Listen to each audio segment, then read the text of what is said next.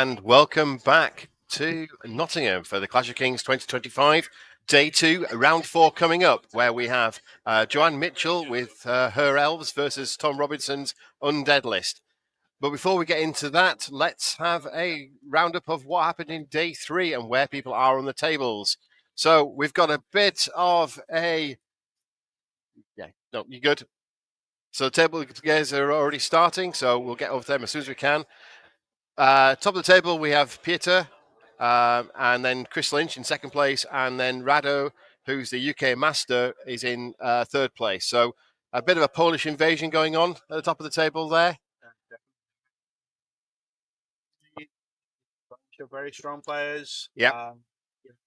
They've obviously brought their A game this year. But you know, Chris is up there as well, and one of our featured tables today is in number 5 with Joanna Mitchell, who had a very strong game last game against Antonio. Very, very tight. I mean, I was watching that one, and yeah, very good game. Yep. Okay, so next, let's have a look at the lists that have been played here. So if I stop sharing that screen, and this is where we all go.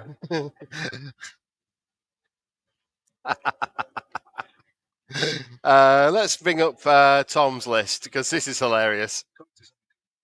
This is absolutely hilarious. This is Tom Robinson, Zombie Railgun Mark III, Yeet, Meet and Delete. Can I just say that Zombie aficionado, I have to give my Andy Hawley seal of approval on this.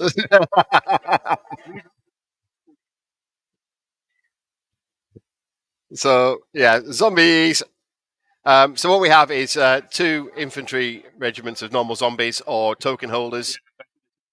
Yep. We have 4 hordes of zombie trolls. Nothing on them. 2 whites, Blood of the Old King and Brew of Sharpness, getting a nice 2 up. 18 attacks on 2s. That's ridiculous. Yeah. Revenant King with Surge 5. Another Revenant King with Surge 5. A Lich King with Surge 10. A Necromancer, 2 Necromancers with Surge 8 and Surge 8. Keyword for zombies, but you've got to have them. You got to have that, absolutely. And Morgoth the Mandatory. Yeah. Okay. So we count that as 42 Surge. So those zombies are going to go across that board like a bat out of hell. And let's just bring in Matt Carmack. Matt, thank you for joining us at some ungodly hour in Texas. Have you actually gone to sleep at all today? Oh, no. It's easier to stay up when it's only 3:30. Mad. Have you met Andy? When I was over there, I was drinking in the bars until like 2 a.m. or whenever they kicked us out, basically. So. Yeah, we've got... there's some late night shenanigans been happening here. There's one player who was last seen in central Nottingham at 4:30 in the morning. So yeah. Maybe doing the walk of shame back to the hotel by now. Anyway, so yes, Tom Robinson's got his zombie horde thing. Let's have also a look at, if I close that one, remove that, add that, and stop screwing, add that, share screen, and bring up Joanne's there, share that. So it's a bunch of bow-twanging bastards. Filthy elves. Nobody likes elves. So we've got a horde of kindred Tallspears to hold the middle. Glade Stalkers, nice bit of bow-twanging, and also the Seaguard war bow-twanging with spears. Silverbreeze Cavalry, nice bit of fast-moving outside unit. Stormwind Cavalry, 2 hordes of Dracon Riders, Elven Archmage, Madriga the Elf, and the King's Champion. Oh, and there's more. 2 Noble War Chariots and Argus Rodinar. So, very much a mixed arms list. Lots of different tools there, I would think.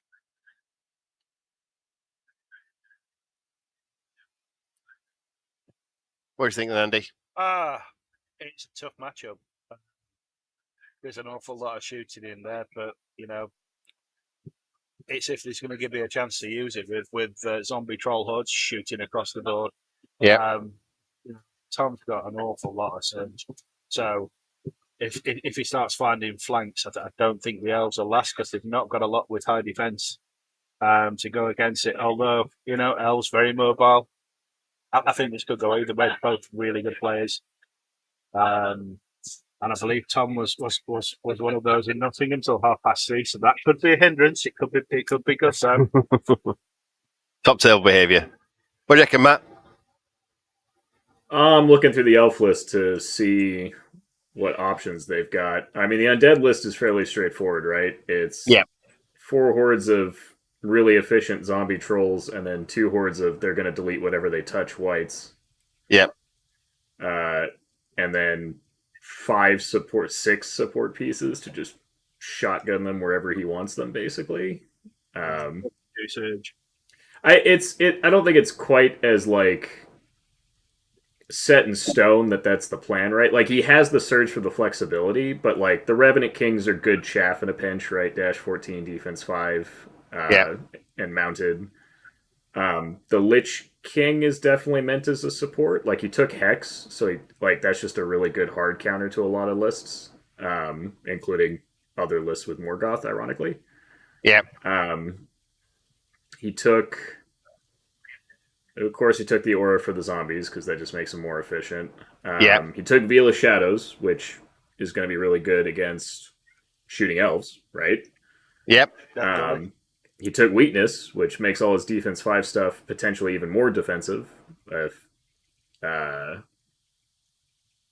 then he's got enough Drain Life mixed in there. Like, it's a surprisingly flexible support plan. Like, He's Drain Life 13. Yeah. Yeah. I do think that, like, it's unfortunately really well catered to fight this elf list, looking at the elf list, because like the elves have a caster, so that's what's getting hexed. They have enough shooting to justify casting Veil. And it's not a lot of piercing shooting, and the scariest thing is the Drakon Riders, so there's your target for weakness. Right? Like, I'm trying to. I'm back to where I was when you first asked me the question, which is I'm looking at the elf list and looking at what options the elf list actually. What's the scenario? It is compass points. I have to look that one up. I don't know what that one is. That one is let's bring in all the cameras because I know they are running. Bring the top down over top of me. There we go, and the beast in front of Matt. There we go. So compass points is they are start with center line tokens. 12 inches in there is a marker, and then from the middle towards each side, they're 9 inches away is tokens, and you get points. 1 point for holding the ones on the center line, 2 points for holding yours, and 3 points for holding your opponent's. Right. Yeah. It's dominate with extra steps. Yes. Yeah. It's a more complex dominate. And we're at the top of 1. Let's just pull that in there. Yeah. So Joanne's playing the elves at the top of the table, and she's obviously got first turn. So she's measuring out where things should go.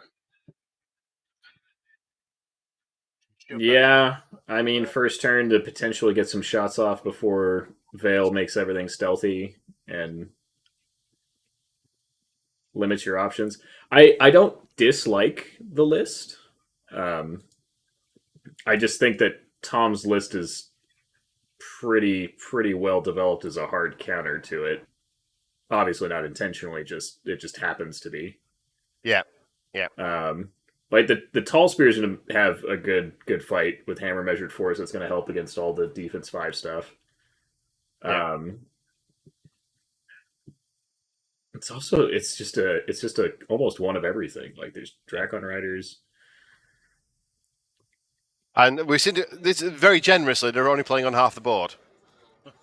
Yeah, I mean they're both fairly low drop lists, right? Like, yeah, the elves are rocking 13 drops, and Tom's rocking 14, and of the 14 drops Tom has, 7 of those are characters. No, 6. So he only has 8 units that score. So actually, Yes. that might be the plan here for the elves, right? Because I think by comparison, oh no, they're also rocking a lot of individuals. God, they're both so light on actual units. Yeah, the elves only got 7 units.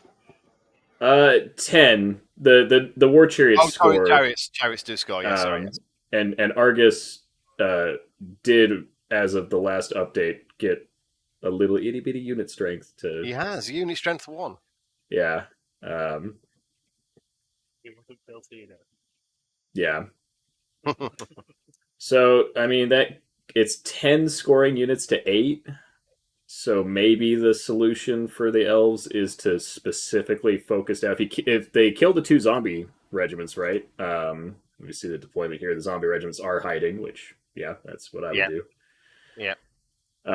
Because that's actually one of the weaker parts, I think, of Tom's list is he only has 8 scoring units, which means if he loses almost any of them, he just gets locked out of actually being able to play the objective. If he loses 4 units, he would have to have 1 of each of his units on all the objectives to actually get max points for objectives, right? Like, yeah. Clearly, if this is table 1 and this is day 2, I assume he's been doing just fine. I think I checked the scores last night, sometime after taking a very these long guys, nap. these are 5th and 6th overall. Yeah. So it doesn't surprise me. I know Tom's a good player. I'm not as familiar with Joanna.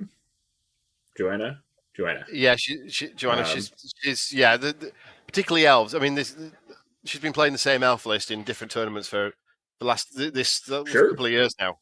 Yeah, I haven't changed my list for 6 years. Pretty much. John, frankly, the last time I played you, I was basically playing the same list. Like, it's changed a little bit, but like it's functionally the same thing. Play the thing, you get good at it, right? You know. Yeah. I just think to say very quickly, hello to my daughter Ellie, who is watching. Because this is the first time I've ever commentated on a game, so there you go. Yeah, at least your daughter's paying attention. As I said to mine, I'm going to be live streaming. I just got the roll of the eyes. So I can't see her tuning in for long. No. Scene, but no. Whatever she's here. Hi. Yeah, it looks like Tom's measuring up. I mean, it looks like he's got the vast majority, in fact, all of those zombie trolls right in the middle. Yeah, to rock. So we think we're on bottom of 1, aren't we? Tom's now moving, yeah. I mean, I have to side with Tom just because it's zombies. Yeah, because you're quite infamous with your several hundred zombies.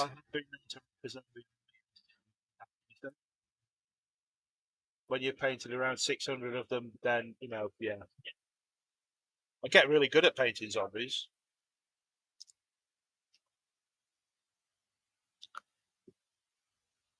But I do like zombie trolls anyway. They're very efficient for the point.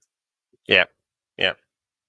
So the zombies obviously have taken a bit of damage from the shooting, but the problem with them is they're a bit hard to shift. Yeah.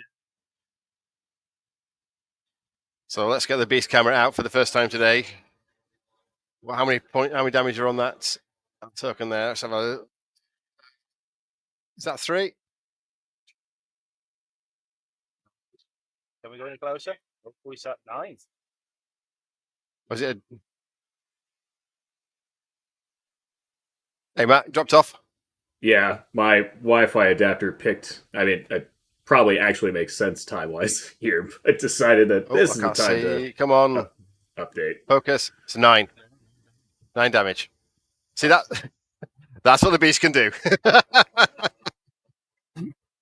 We're just saying that zombie horde took 9 damage from shooting.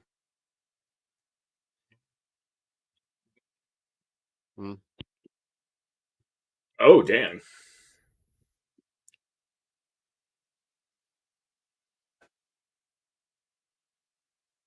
I don't think he had heal in the list, right? Like it was just drain life.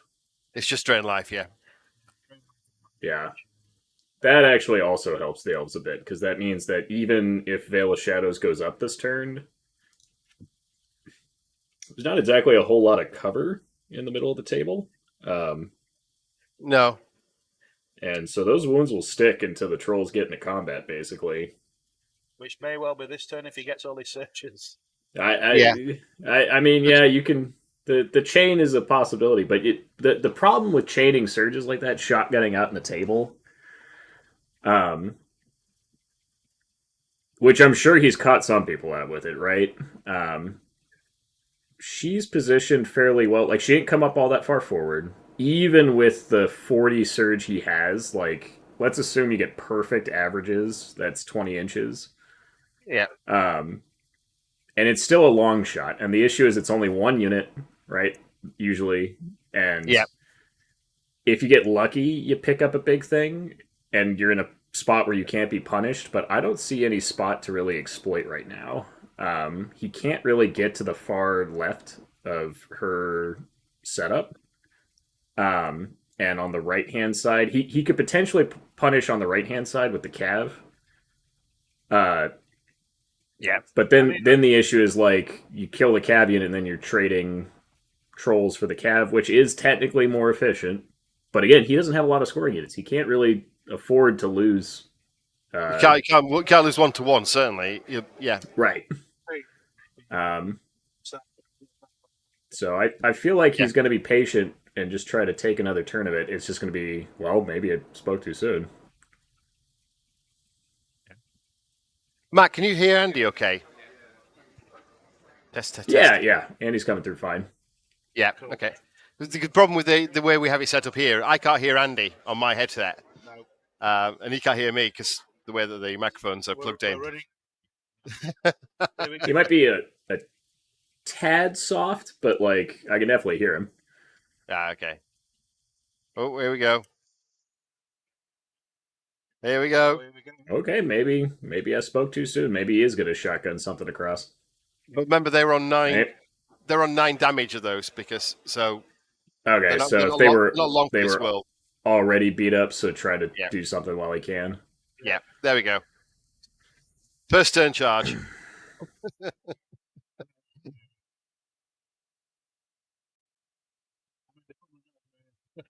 They're probably not going to route that, Gav, but they're going to get some brains. Yeah. I mean, the elves don't exactly have healing either from the quick scan through. Still waiting for the caffeine to kick in for this second round. Ancient Lightning Bolt. No, they don't. Does have Fury, which I think the Knights have Kindred. No, they don't. Ooh.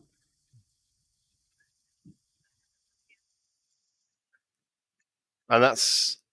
King's Champion is such a wonky character. Though Speed 7 Duelist could potentially... That could make a mess of all those individuals. Yeah. I mean, Tom... I know from experience should be... Yeah, like you can see that he's got most of them... I don't think he's going to ever give it a charge if he's playing right, basically. Like, he'll hide them behind units, make sure they're out of line of sight. In the rare event that... Oh. Still just 4s, right? He didn't take any items on these. So no, these are plain. Yeah, 4s and 3s, he'll get a life leech. Was that drain life? No, he life leached. Yeah.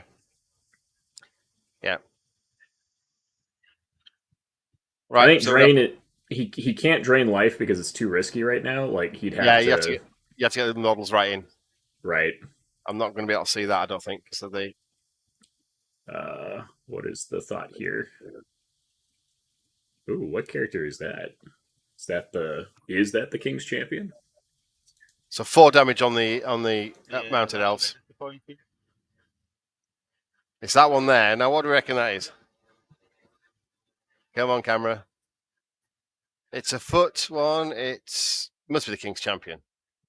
Yeah, I don't see anything else that's on foot. I don't think you charge Madriga, right? Like Madriga's on foot, but she's better at shooting anyway. So Yeah. It could be the Elven Archmage. yeah, No, you wouldn't charge that into the centre flank. Is that what he's got? Yeah, it's gone to the zombies. So King's Champion plus the Cav and a counter charge should probably be enough to pick it up. Because they have Brew of Strength. I missed that. They're also the nimble Cav, so he could potentially, even without withdraw, 9 inches of movement, 4.5 backwards with a nimble pivot could probably make space for the Dracons. But that I think is too risky. That is inviting Tom to shot. To swamp. Yeah, to swamp the. Yeah, he'll be able to get 2 of his. Well, possibly 2 hordes in then. Which units are the whites? The ones on the right hand side. Both of those are the whites. I believe so. Yeah, it's just. It might be. I'm kind of looking at the color scheme, and I'm assuming it's the thing that's in the forest, the traditional removing of the trees. Yeah, that's white. And then I think the other one's actually below the hill in the center. Oh. Not that one there. Yeah, No, I think those are. I think those are just more trolls. Yeah. Because those are really the 2 killer units, right? And ironically, the spears are really good in this matchup. Because that'll help against the whites too, since they fly. Yeah, you're absolutely right. It's the whites are behind the hill. There they are. Yeah. Just sticking out from from our viewpoint, the impassable terrain. Yeah. Oh, I'm so loving this camera. It makes it so much easier to. As Brinton said yesterday, we've replaced yet more humans with technology. Yeah. No more gopher needed to look at the table. Yep. It normally is, yes. It was funny. I saw the Fanatics post. I think it was like 4 or 5 days. It was right before Clash was about to kick off. I was asking if there's going to be a live stream and talking about just how advantageous live streams are. I was like, yeah, like we just do that now. That's the expectation for big events like Adepticon, Clash, US Masters. Like they're all going to have live streams. Yeah, and it's getting more. Yeah, I mean, this is our 3rd year that Steve's been running it we're running it as a collective event. So where the different TOs supply different kit. It was the 3rd one we've been running it, and the 3rd time we're doing live streaming, and this is the best one yet. We've added better cameras, we've had more lights. So it's and we've already got thoughts what we're going to do next year. You know, I want a second beast cam from the opposite side so that we can cover the entire table. Right. But we see, and we think we need more lighting over the center. Although having said that, because the beast camera's got such a honking great big lens and sensor, if you look at the how light it looks on the beast versus the top down, that just picks up so much more light. It was also a good choice of table, like the table mat specifically. It's a subtle difference, but like if you pick the grass ones, a lot of people base their units with grass, and it can get a lot harder to tell what units are and what's terrain, what's a unit's base. So picking the not quite desert, but call it like shrubbery mat, whatever this is. That was a good pick. And the trees in this one are actually cacti. You can probably see them on the. Oh, I didn't realize those were cacti. I assumed they were just giant green rocks. I thought that the call out was correct there, but yeah, cacti, that makes sense. Yeah, it's like Texas, or what everyone thinks Texas looks like. Yeah, it's not. That's it's Arizona that's got the cacti. You hit West Texas. There's definitely some desert. Yeah. But frankly, nobody lives in West Texas. Right, but no one lives in West Texas. Right, exactly. There you go. That's a cacti.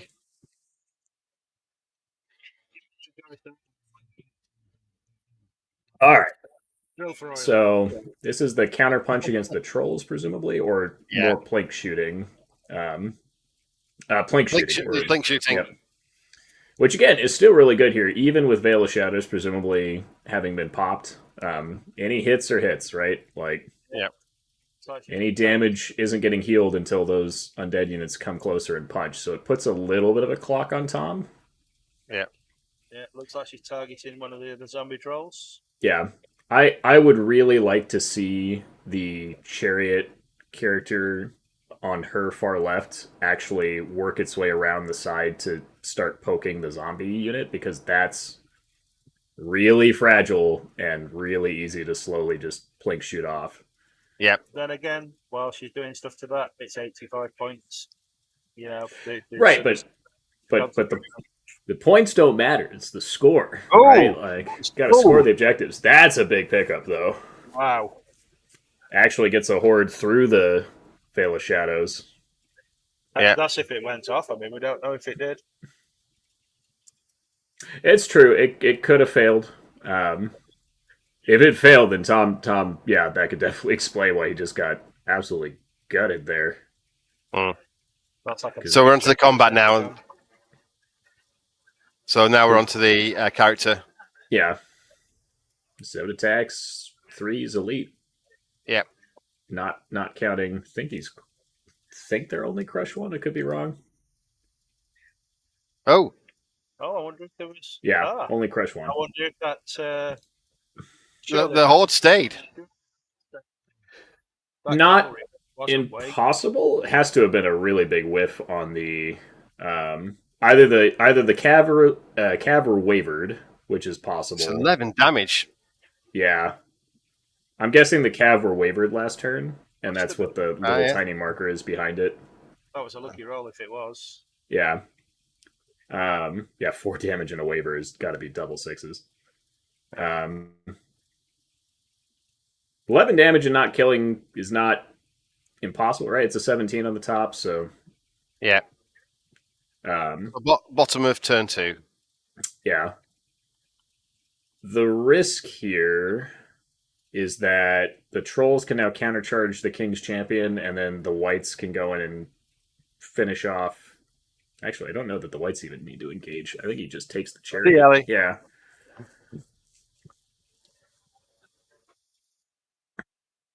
Okay, so now he's looking at where he can put his nice whites. Actually, wait a minute. What? Which unit is which here? There's 2 different elf cav units. Hold on. Did I misread this? There are 2 elf cavalry units. It's a Silver Breeze cavalry regiment. I don't think I've ever seen them taken in regiments. I've only ever seen them taken in troops. So yeah, that just threw me off. So I guess the Silver Breeze is the one up front. Yeah, looks like it. Which would make the dark the sort of old GW. Yeah, the Cold One Knights. That's it, Cold One Knights. Yeah. Yeah, I think those are the later ones that are actually Actually, I can't tell from this angle. They could be the really classic ones. They could also be the later plastics.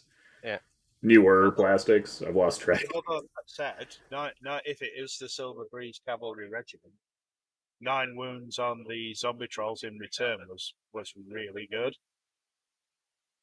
They would have had 8 to start, so I think they were wavered. I think that's what happened. That's the new plastics. Yeah. It makes a little bit more sense that the Silver Breeze were wavered as opposed to the regular Quicksilver Lancers, because those are 15, 17, defense 5, whereas the Silver Breeze were defense 4. Defense 4. It's all right. But that also means that if the Lancers are the things hanging out in the back, that's a punchy unit. That's Thunder 2, Crush 1, and 3's an elite. Yeah. That'll hurt something. So yeah, this chariot I definitely think is bait, which is why Tom hasn't jumped on it yet. He's just seeing what his options are. But I do think he's feeling the pressure of like that shooting has him on a clock. He can't just sit still. He's got to push up. He's going to lose too many units too quickly and not be able to actually take objectives. He's already Okay, down so a unit. yeah, he's lost a unit. One unit's very heavily damaged and in the middle of the. Yeah. He's already down to 6 units, right? Like, functionally. Like, if he doesn't lose those trolls by the end of the game, I'd be shocked. So, that puts him at a place where, like, he had 8 scoring units. He's already, if he loses 2 more scoring units, that's the max he can lose and still score all the objectives. Yeah. So he's got the zombie trolls into the side. Yeah, that chariot should die. You'd hope so. Yeah, they're durable enough that he, with a very bad roll from the trolls, but I think his character's going to come in. I assume he either that has to be a Rev champion On the mounted or Rev King. Sorry, Okay, yeah. Used to play the EOD one's the same functional unit. Yeah. Um, We could do with Lich King getting over there, something with some drain life to try and heal up that. yeah. That troll horde. Keep Double it drain around life. longer. Here's the thing, though. I'm a little bit scared for that Rev champion. I guess it's just out of line of sight of the King's champion. Yes. Because the trolls are going to be high. Yeah. Trolls are higher. You can't see them.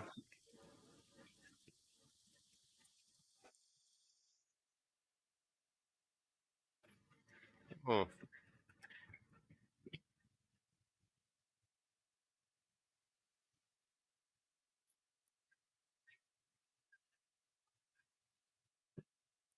Dragons can see over all of that mess, theoretically. Man, that's also tempting, though. I don't. Ooh. I don't like that now that I see that.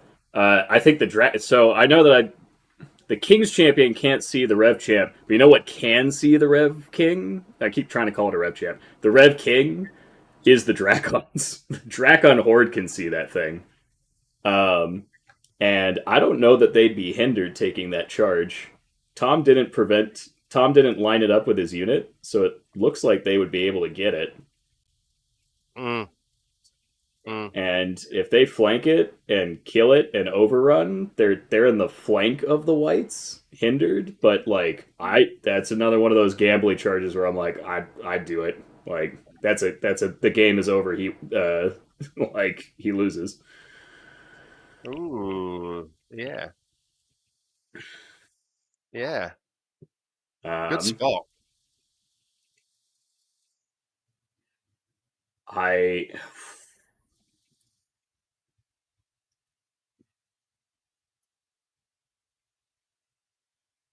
Plus, the follow-up from that is that the King's champion, if the Silver Breeze back up and get out of the way, the Lancers can finish off the trolls, and the King's champion can go beat up, or actually, assuming he doesn't drain life, the King's champion should finish off the trolls. They're still pretty beat up. They're on 11 wounds. Yeah. More shenanigans. Yeah.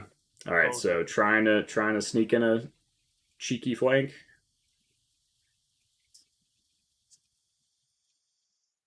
Where are we going? You can't get to the Horde's flank unless he's about to try to pull the corner stuff that I had to adjudicate. No. Can't hit the flank on that. It's not even possible. He can't fit. There's no room. Yeah. Okay. Like, can he get to it? Absolutely. Can he surge his whole army forward and do a lot of charging this turn? Yes. Yep. But he can't overrun the chariot, so... No, I think he might have been looking to see whether when he killed the chariot, how it looks. Yeah. How it would look. Would he expose himself massively to that horde of Dracons just waiting there to go. Mm-hmm. Yeah, I do feel like the Dracons could be slightly further back so that the Horde had options to pivot freely. Potentially, well... Reform freely.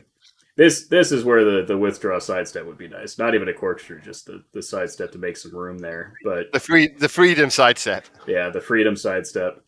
As it stands, though, if he whiffs these surges, hey Slick, Dracons are right there.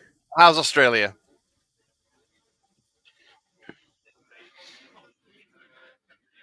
I think there's a big event on Australia actually. I think it's something on ACT. I think saw something.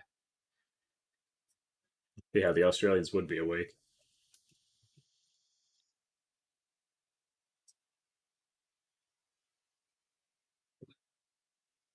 Where's he going here?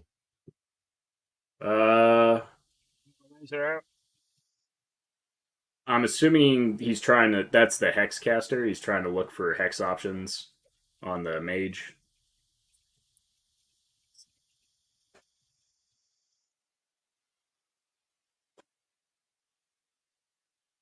Which may not even be that big of a deal. Yeah. This turn, like, just take the 2 hits and Bane Chant, and I don't think they're blocking anything movement wise.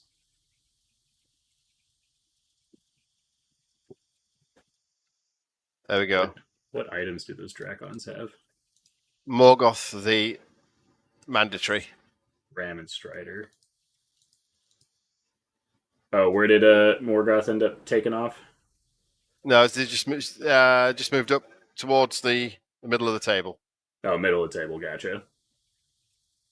All right, well, don't think he's in range of Dread, but I don't think Tom's relying on popping the Horde this turn. And he's just trying to stall it up.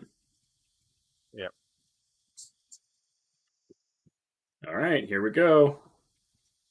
Get out and push. No hill bonus for you. Not that you get it anyway, because you're coming off it. You're flying in it, so. Okay, 2 inches. Sorry, it's a bit bizarre that Joanne's doing the movement of Tom's units. I was about to say, it's a little funny, but I mean, hey, teamwork. Make the dream work. Usually I just roll all the surge one at a time, and then if I actually, I measure ahead of time how far the surge has to go, and then roll the first one, see how far it would go. Don't even move the unit until, I either confirm that I'm in combat or, have missed it and, oh no. Oh, but I guess we're going to see the suspense. So it looks like 2 inches from where they're standing. Which, that definitely gets in. Yeah. Okay, but now he's got to get the whites in as well. It's pretty cool. I see 3 success. I wasn't looking at the dice key. I was looking at the. Oh, he definitely got it. Tell you what, let's put the beast camera up to. Oh no! That one there. There we go. What is this nonsense? More surge? No. No, it's damage to some description. Onto the regiment. 6 inches, that regiment? Dang. I didn't think that was close. I don't think he had any other ranged damage.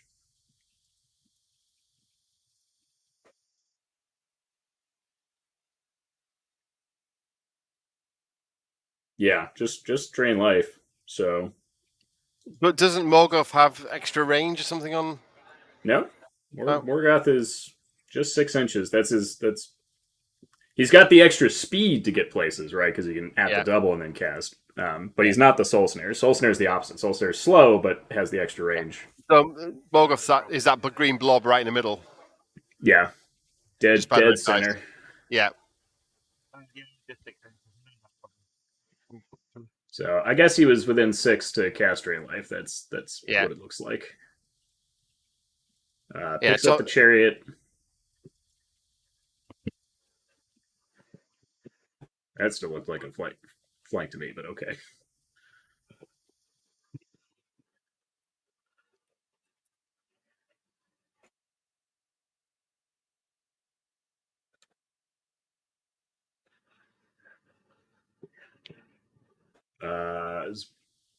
More damage on the Silver Breeze, but a low nerve, so they're probably wavered but stuck.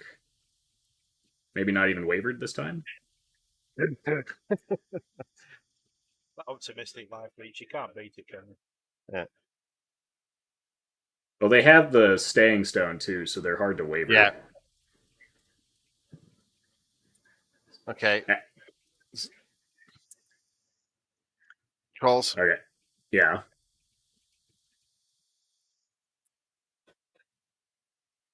All right. Looks like statistical averages so far. Yep. Yeah. 6 wounds. Pretty good start. Yeah. Not going to trouble run there. And then this is the interesting one. Can they? Ooh.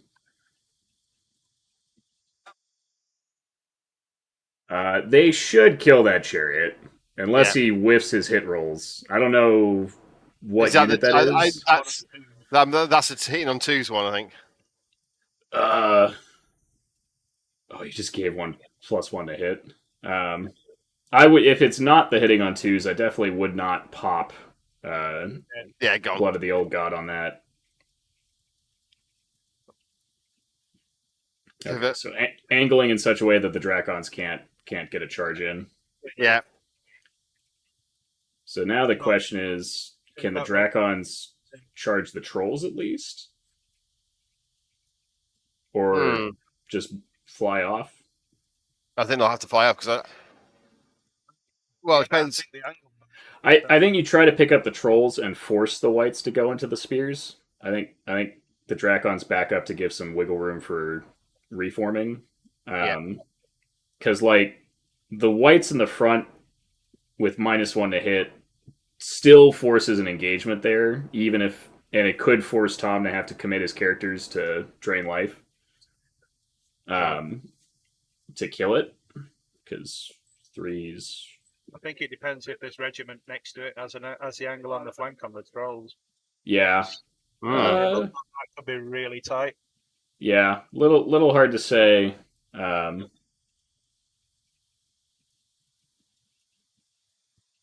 trolls should probably be slightly over to the right.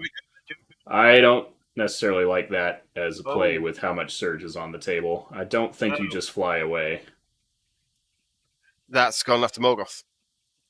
Oh, is he going? Oh, he just charged Morgoth. Okay, I still don't know if I like that play. I feel like Morgoth is tanky as all hell. And yeah, you stop him casting for a turn, and then he just gets out of the way, and now your whites die, or your Dracons die because the whites, they might still be in the flank. They might just be able to charge the flank because they fly. So they're unhindered. Yeah, if that's the, she gave one of them Helm of the Drunken Ram. Yeah, that's the Drunken Ram one, which I would suspect it is because the other ones had trees in front of them. Yeah. Then it could kill him. You're killing on 2's, aren't you? Yeah. I'm just waiting to see if they take the Rev Champ or Rev Dracons into the Rev King. That's what I want to see here. Go big or go home. Yeah. We already went big on Morgoth, right? Will they remove more surge from the table, remove the inspiring, and delete the whites.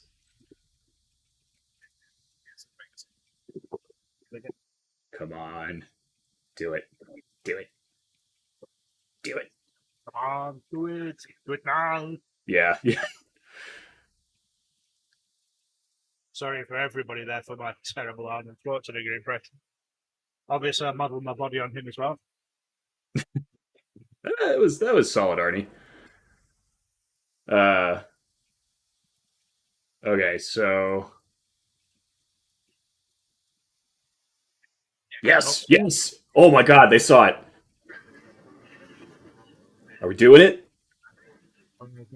I'm so hyped. Yeah. Oh, does it fit? So is it? It looks like it might be a fronting that doesn't fit. It should be a flank. What's going on? Yes, you.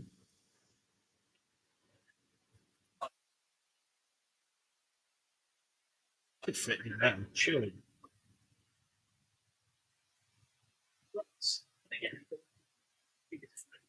Ah, okay.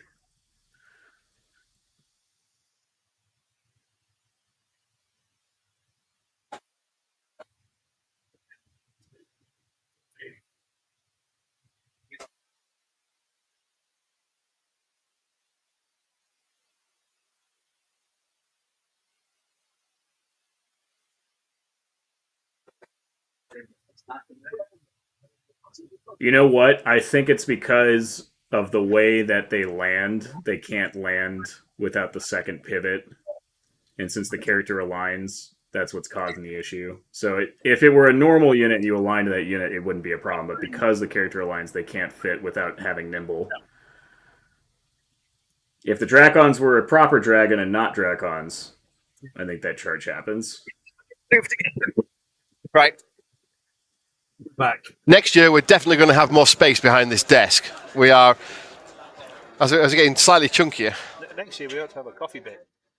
We get us coffee every, as required. Yeah. Because we all know that these tournaments run on coffee and anxiety. Kim, just out of curiosity, do these two players know each other beforehand? They do. They will have played each other. Yes. Yeah. Possibly not with this armies. Or Joanne's army, she's played quite a few times. Tom, this is a new variant on an army he's played before. So, yeah. Yeah. Tom plays a whole variety of different armies.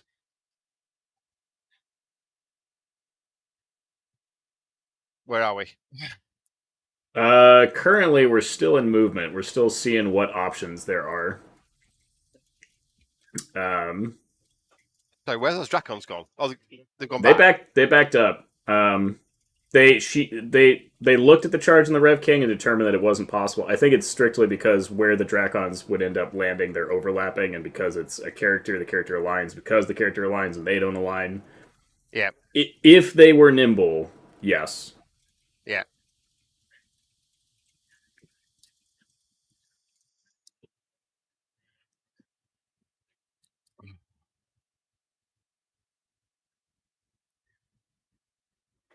Okay, so we're now on the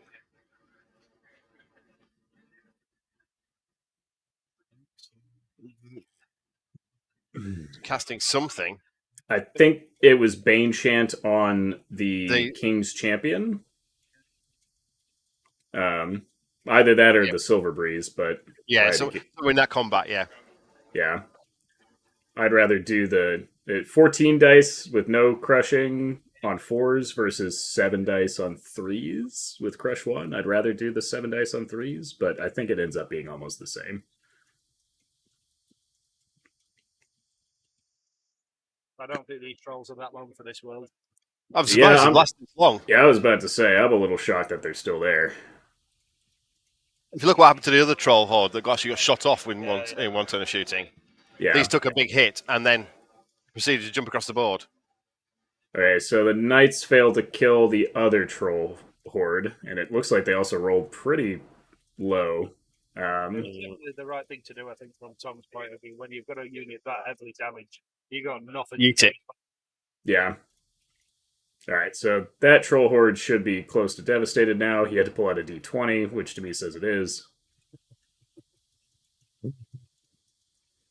You know you're in trouble when your d20s have to be used for damage. Oh, I love my spin down d20s. They're the best. I had a friend finally. I had been talking about it for so long because one of my biggest issues with them is that they're very easy to bump by accident. Yeah. They're gone. Yeah, as expected. I'm a little curious. The Silver Breeze, I suspect. The issue here is that the King's Champion's at risk of just getting deleted by the Whites and getting overran. So I don't. Yeah. I think there is a very nice flank there for Whites to go into. Yeah, I think the hope here is that Tom chases the Knights rather than the King's Champion. I mean, for me, the smart. So this is the heavy hitting knight unit into the trolls on top of the hill. No, the trolls on top of the hill, they're fine. Oh, they're fine. Yeah, I think this is either the Dracons or the. It has to either be the Dracons or the Spear Horde. It's just which one's going where. Yeah. All right, is that dead Morgoth No, or looks like dead trolls? You go. It's Morgoth taking damage. Yeah, yeah, that Oh, looks damn like it! not dead Morgoth. That's a problem. Yeah, that's what I'm saying. You don't go after Morgoth. You just ignore him. Come on. Looks like 11 damage. if those trolls survive the spear, VAR Tom put it in like right out of the damage. Oh, Yep. 12. Okay, so it was close. I think he rolled a Must have 3 been a low nerve then. There was a 3 rolled on the nerve by Joanna there. What's going on here? Ooh. Okay, so he's wavered. I mean, that's cool. He's still going to moonwalk 3.5 inches to get away from the incoming white flank. Yeah. Desperately trying to heal himself. Can you heal yourself? He's wavered. He's not fearless. Yeah. Ironically, the top dog, best necromancer in the world type of thing is not actually fearless. Well, he's necromancer, isn't he? Rather than a white. Yeah. A race, sorry. Yeah. So yeah. Here comes the punishment. Nothing stopping those trolls spinning around and getting That looks like a flank to me. Yeah, it will be. My apologies. I don't think you can pivot quite that far, Tom. Yeah, I think you just take the given flank. But this is where this is where we start getting the steps out. There we go. Yeah. No matter how you try to make the hills like gamer friendly, there's always just enough of a lip to nose diving off. Right. There we go. Moonwalking. There we go. Where you going, Tom? He can't go that far, I don't think. He's only 7 inches. He just spins on the spot and move and works. Right, but he can only back up 3.5. No, but he's individual, so he does a pivot before he starts. Right, but he has to moonwalk, so he's going backwards while he's moving, so he can only go half speed. No, it wouldn't be. But if he does a turn as an individual free turn, he'll be going straight. Right. He's wavered. He has to back up. He can't go his normal speed. If he's wavered. Right. Which he definitely is. If he had 12 wounds and rolled a 3, like, it was snakes or wavered. Like, I'm really surprised at that. There's no marker on there though. There's no wave marker. Yeah, if it was snakes, then that's even worse. But looks like apparently he's not going after the Dracon horde. He's going to try to surge into it to do it with trolls. The other whites. Yeah, the whites. I don't think that'll end up being a flank. I also don't know that they could pivot that far to get past the difficult terrain, but it's quite sometimes a little difficult to see on camera. Yeah. It's the God. What was the word we kept using at Masters? Yeah, I reckon the majority must be in the front. Yeah, the occlusion. The occlusion of the camera. Yes.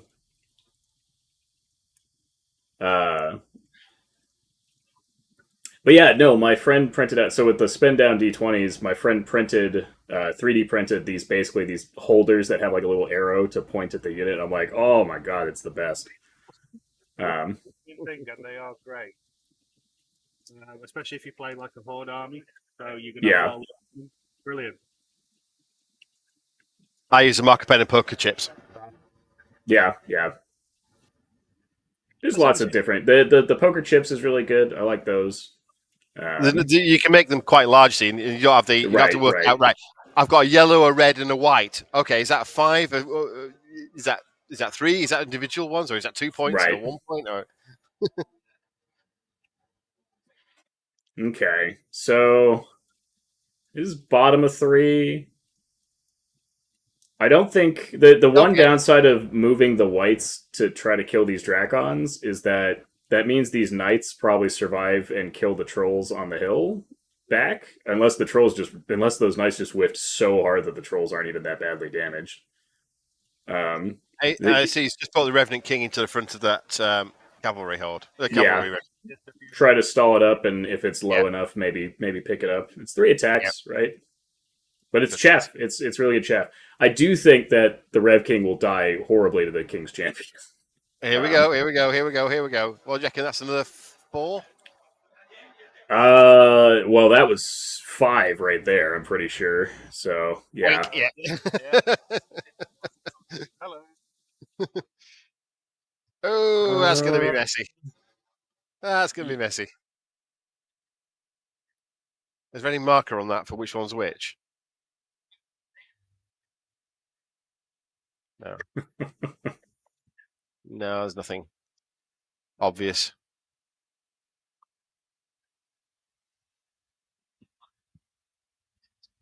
And all this while, the zombie regiments are just meandering around the board.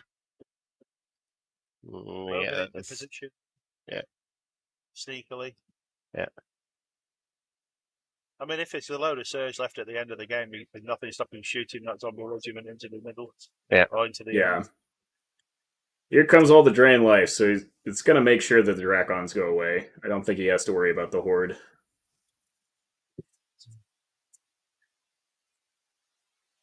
I think we're all in combat there. I'm not sure the Revenant champion did anything. 3 attacks. That's the downside, right? They only have 3 attacks, but Yeah. it's enough to like knock a flyer out of the air, basically. Is that really? Just It looks like this. That looks Yeah, like the knights- cavalry staying. Yeah. nice to staying. Draco, right, he's starting over on the far side with the whites into the flank of the horde. Yep. So the issue here is that, well, it's really to come down to if that Dracon horde survives. I think the spear horde dies here horribly. I don't think that's even a question. Not with the high quality attacks coming in the flank. Yeah, I mean, whites kill a lot of things to the front. They usually don't even need a flank. Oh, we're now up to 3 dice to counting the damage. Yeah, they're going to be devastated. I mean, snakes here would be not even bad for Tom, frankly. Like, there's no punishment, right? Like, Yeah, it's fine. They're gone. Yeah, They're exited.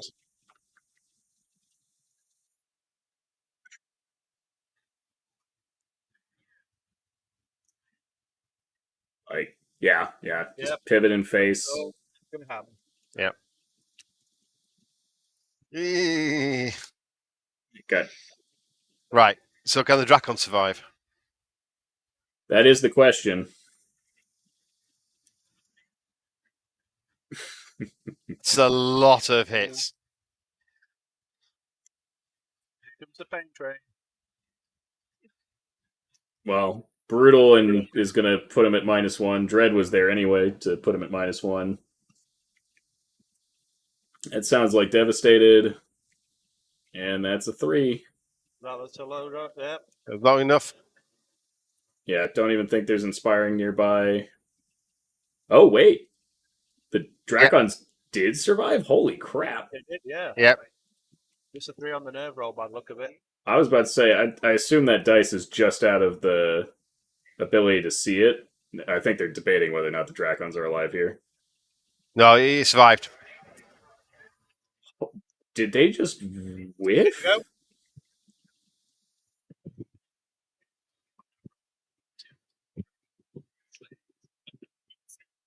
Okay. So that was actually a call, whether the dice were a 3 or a 4. So you were right. They were debating whether it was alive or not. Oh, it was a 3 as far as the nerve roll, I'm pretty sure. Yeah, Yeah. that's what I saw. Hold on. Let's see what the VAR comments. Oh.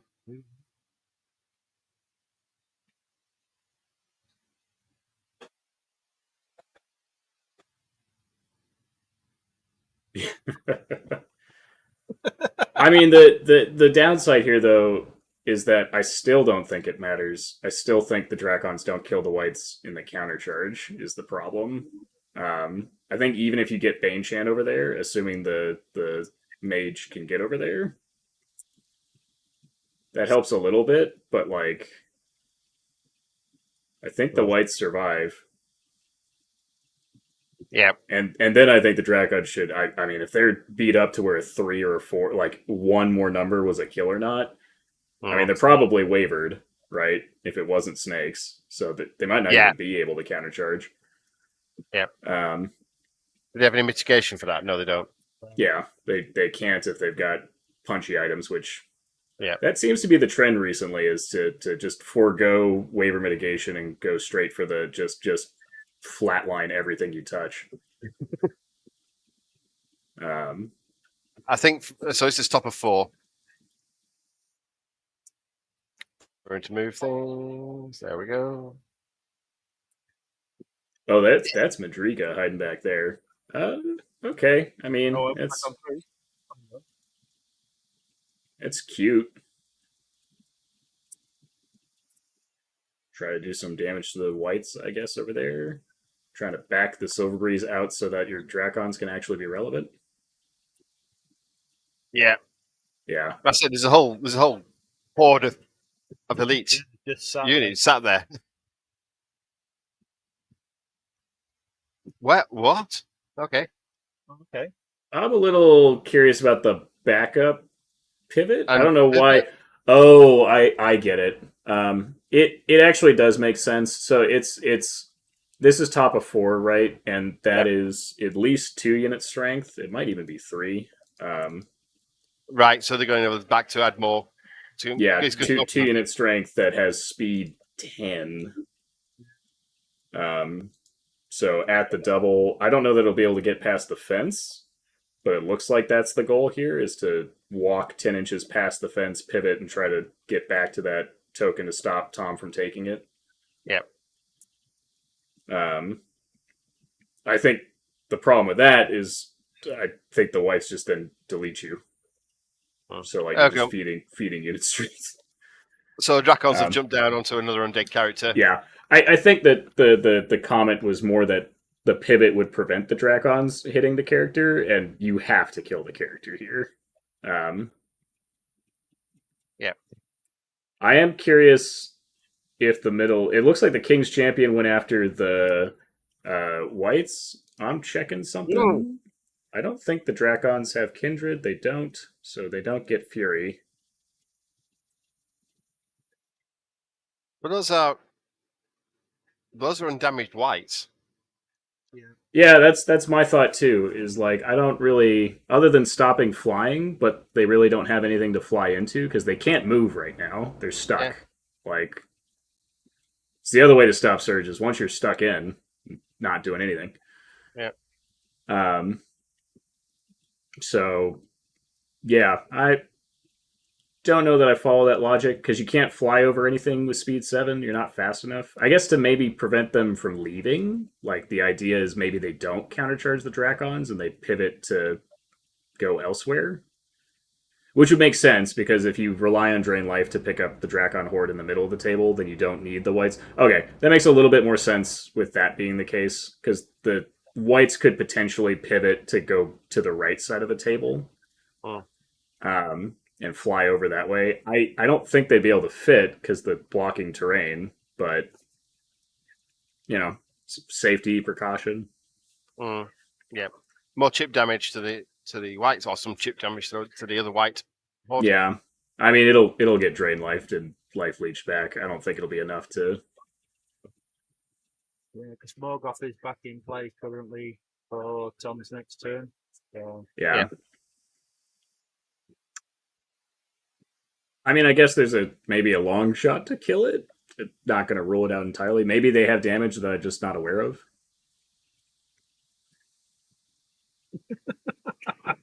Thank you, Matt. Oh, Johnny. Yes. Well, that just means you're going too fast.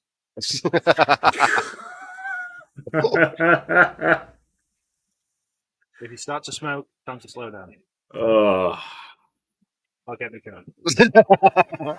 This is why you. This is why you. This is why I don't get asked to commentate, mate. Yes. I'll be honest. That was preem commentary right there. This is why you've been banned by the BBC, Andy. So, with the BBC's record, you know. Actually, BBC record. You never know. It's going to be. Yeah. You never be.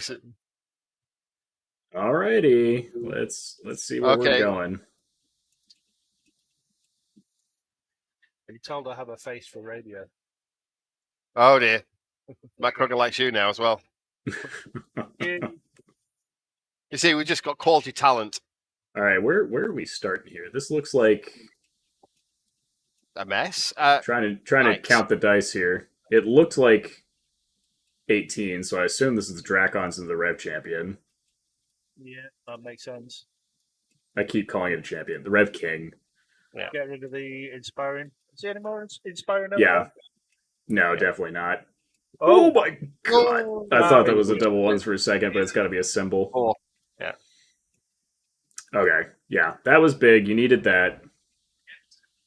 Yeah. Yeah. The other thing is it traps the whites there, so these Dracons could potentially pick up the whites in the following turn. Maybe. And it's the other thing. On top of being a unit that just has brutal 18 attacks on 3s with Crush 2, it's also Dash 17. It's also tanky. Like, I know Dash 17 isn't quite what it used to be, but it's still pretty good. I mean, you do pay the points for it, though, so... Yeah. That's a lot of damage on something. I think it's the trolls. Yeah.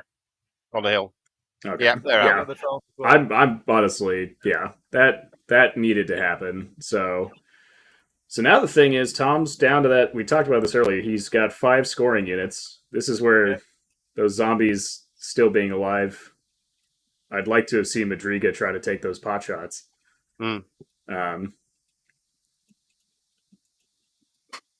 Because the side objective's only worth 1. Damage to the whites. Yeah. Some damage is damage. And I think this is Blade Stalkers. Right in the middle. Into the Horde, which looks like 1 damage. Yep. That was a big nerve roll, though. That was not a big nerve roll in the second one, though. So they stick. Flicking over. Okay. We're going quite some pace. We've still got an hour left of the round. Yeah. Oh yeah, no, they're. I mean, once the combat started and the units started disappearing, like a lot of the decisions got made fast. Okay, so double charging the regiment. Yeah, I don't think he had the ability to do any sneaky surge to get to Argus, and he wants to at this point drain life versus actually do anything else. He's going to throw the other Rev King champion again using his chaff. Yeah. Chaff that up. 3 attacks, crush 1, like 50-50 chance basically to knock him out of the air.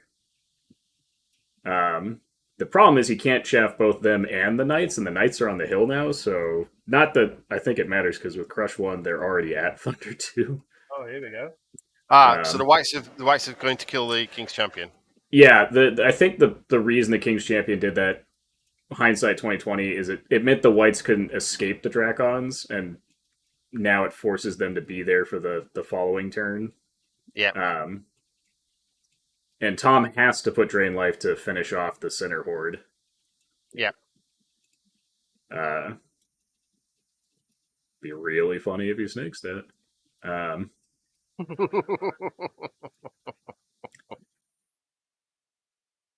would be they're speed 9. They're fast. Fast and nimble. I've got a bag, but I don't have a bottle.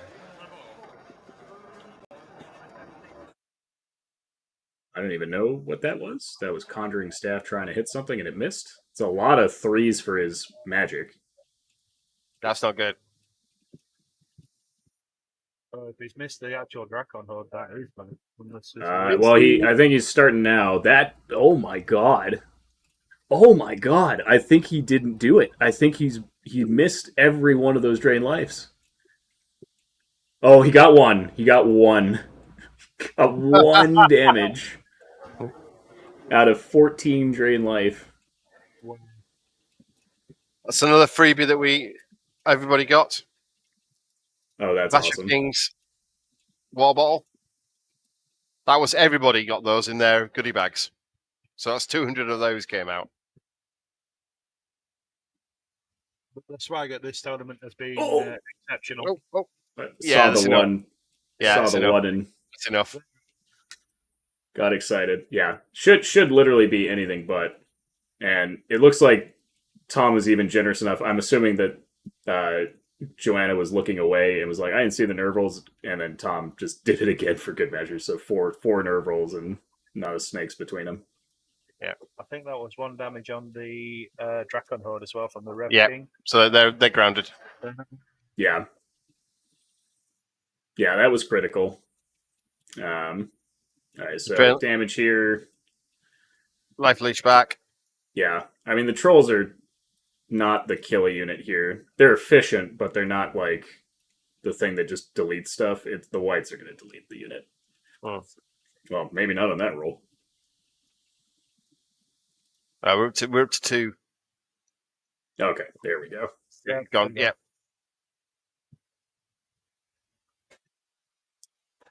Alrighty. So there's 4 scoring units left for the elves and 5 for the undead. Well, I guess Argus is still technically there. So there are technically 5 units. It's just I don't think Argus is long for this world. Is Argus the one right in the middle there? He's the thing the whites are literally touching right now. Yeah. Like he is not getting away. Some personal. Yeah.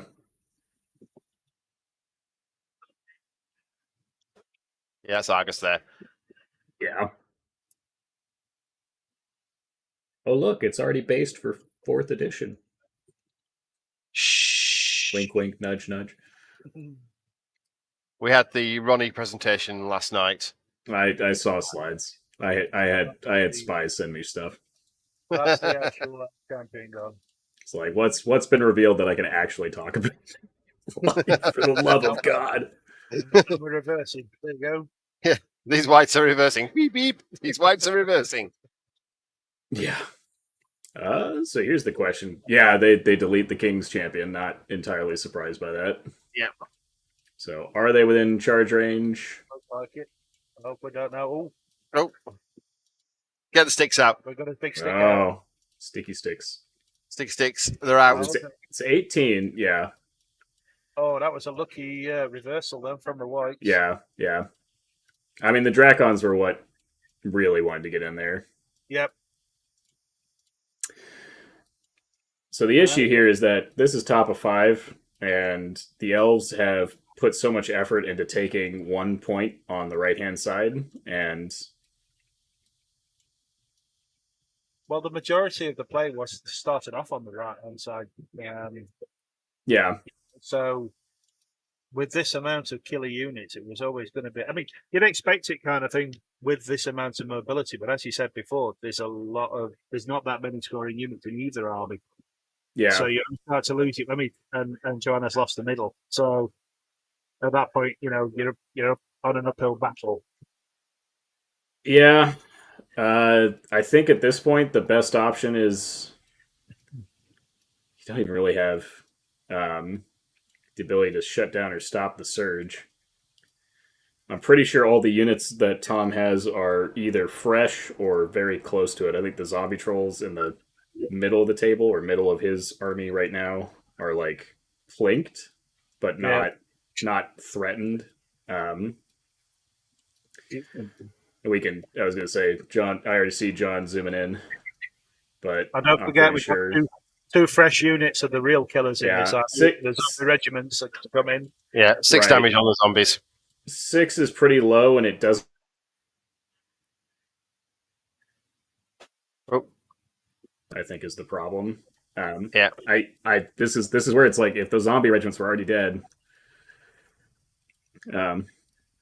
I think with the nimble lancers, but you can't do it without the surge because there's still a lot of surge left on the table.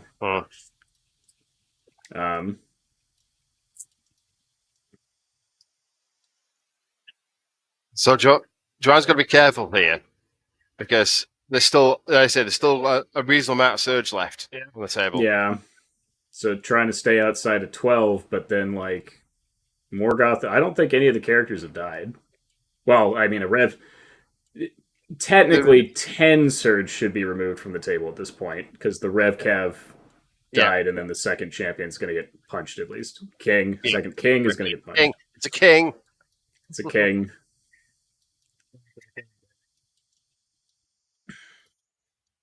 Hey, if you're zooming really hard here, we can get all these credit card details.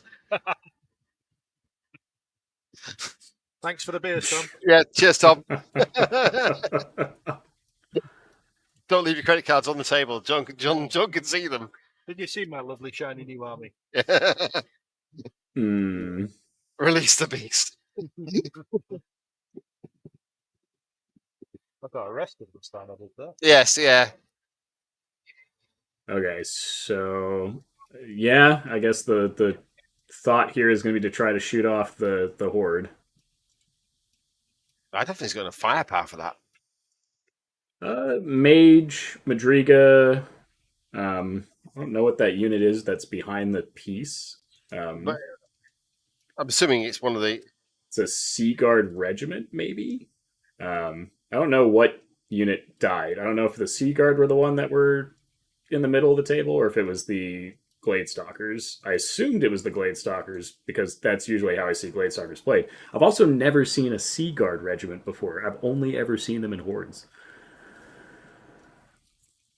So look, see what they are. They're the old. I mean, they could potentially be both. They're just dudes with crossbows. Yep. Well. If I had to guess, those are the Gladestalkers. I'd have to have seen the other unit and what the other unit looked like to take a guess.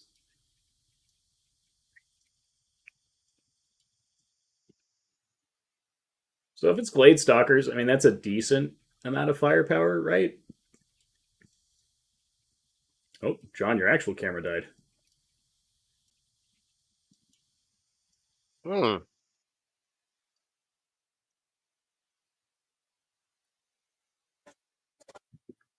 Oh, and he would also still have the Silver Breeze. Yeah, they're still in it. Interesting. Is Argus height 3? I guess that's another good question right now. Height 2. So that's slightly problematic because the whites could just fly over.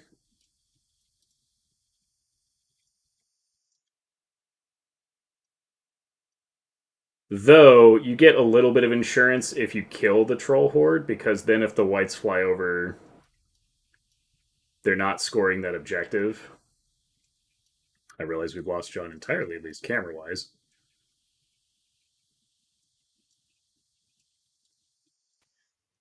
Yeah, we're still sorting out the camera.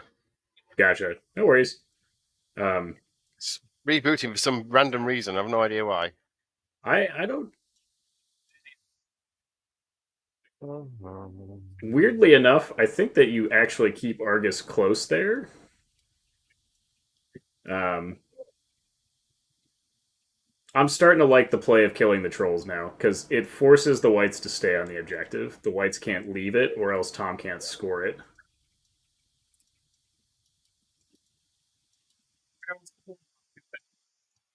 And I don't think that they can block the gap for Madriga to get through. It is the most random fence placement. Right, so we appear to have absolutely totally lost the camera. I have no idea why, because the camera light is on. You can't see our beautiful faces. Try. I've even tried turning it on and off. No, I was about to say, start now unplug it and plug it back in. And weirdly, I've got control of the camera. So there's a USB connection to it. Millions of women across the country are playing. Man, if you're getting millions of viewers for this stream, I need you to. All right, 10. All right, 1 or 2.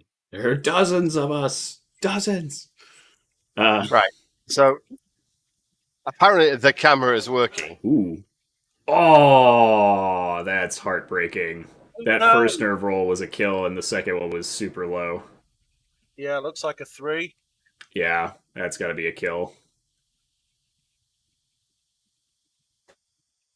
Wanted to say this on camera for a long time as a commentator, but that's a bad miss. Yeah. All right, well, the Drakon Horde, though, is going to delete this Rev Champion. That was 17 hits. Oh, That's going to cause some problems. that's making Yeah. Cool. So that's a devastated Revenant King. Right. Once, twice, and then you back up to make sure the whites don't get a free charge. Right, Matt, it could go horribly wrong in a second or so. I'm about to reload the page. Oh. If I don't see you again, see you on the flip side. Oh, no. Oh, we're still live, so at least it says we're still live. Okay, well, the backup means that the whites can't just get in for free. They'll have to surge, which I think Tom has options for. Yes! Hey, it worked. Although we've appeared to have lost the beast camera now is now booting up. I at least still see it. Yeah, it's still there. It's my screen that's just my connection is doing it. Right, okay. So we're all back on. Let's get Andy back on the camera because his audience need him.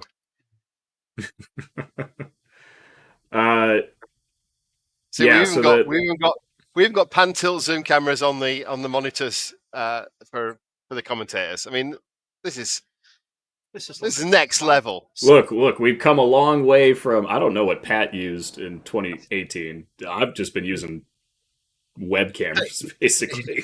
1080p webcams from the Logitech. Yeah, they're great. I mean, I stand by it. I might look at trying to do a 4K one now that that's started to pick up a little bit, but one step at a time. Okay, so something there. If I had to guess, it's Drain Life on Madriga. He might be looking to keep the whites close to the objective. Yeah. So sorry, are we bottom of 5? It should be bottom of 5. I'm not quite sure what's going on with their turn dice. I think they might have just forgotten, but it should be bottom of 5. Yeah, Joanne started and Tom's now. Yeah, so I think if the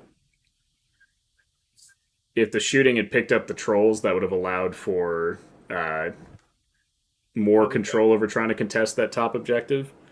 Are we going for long surge? Really? I think he's trying to see if he can get out. I almost would just turn them around and surge the opposite direction. Like, he could just get away. He has enough surge left to do that. Or create a physical... I mean, he's already blocking the... Looks like he's blocking the unit that's holding the objective in Joanne's territory. I don't think anything... Oh, yes, we get... 3.5 inches of backup, too. They're so good. Such a good unit. Such a insane unit. Yeah, I think he's just out of the Drakons. Which, I don't think kill it. The issue is, I don't think that actually solves the Elves' problem here, which is not just killing the units, but also getting to an objective that's worth something, which... Yeah. I mean, it's do you abandon that one objective that the cavalry sat on, or do you just go all out? Well, if it was me, yes, I would, because I'd then bring the Silver Breeze down. Yeah. So Silver Breeze are still there to cap on the one. Yeah, to backfill the one. The one downside for them is that I don't know how beat up they are at this point. I know that they had to grind against a troll horde for at least 2 turns, right? And then a revenant champion for another turn, so they might be pretty flimsy at this point. Mm. And Morgoth could just fly over and drain life to kill them to deny an objective at the end of the game. How would it for time? Probably fine, I would imagine. They were sitting at like comfortably 20 minutes. I see at least 18 minutes on one of their clocks, and the other 18 clock. and, no, 17:54 and 18. Yeah, they've got so much time compared to the games yesterday where it was getting down to seconds at the end. Oh, really? Yeah. I mean, it helps when you only have 8 combat units, right? Like, man, Tom's rolls are doing him no favors. All right, so Argus should die horribly here. I don't even know if they're rolling it. Oh. Yeah. Oh, yeah. There we go. Yeah. I don't know if that's Morgoth that flew over there or just the other one of the other characters. I'm just spotting that. So I think that's Morgoth. Yeah. I would assume it's Morgoth because it would require flying. Yeah, man. That definitely limits options. Oh, maybe not. That's not Morgoth. That's the Lich, isn't it? They don't fly anymore. That's something flying. Unless he bought it.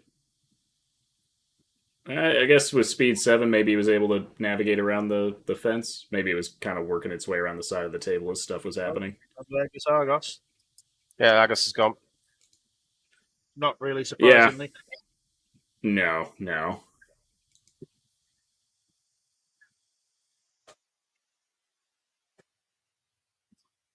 All right. So the Silverberry is getting picked off. I don't think the Dracons can see the whites behind the terrain. No, it doesn't look like it. There's Morgoth. Is that Morgoth? Morgoth Mindfog. Yeah, that's a good shout. Could be Morgoth Mindfog, but there's also a character over there, so like I feel like there was Drain Life before there was Mindfog too. Maybe the character moved over there to potential turn 7 Drain Life and didn't actually Drain Life, and it was just the Mindfog. But that's a good shout, Louise.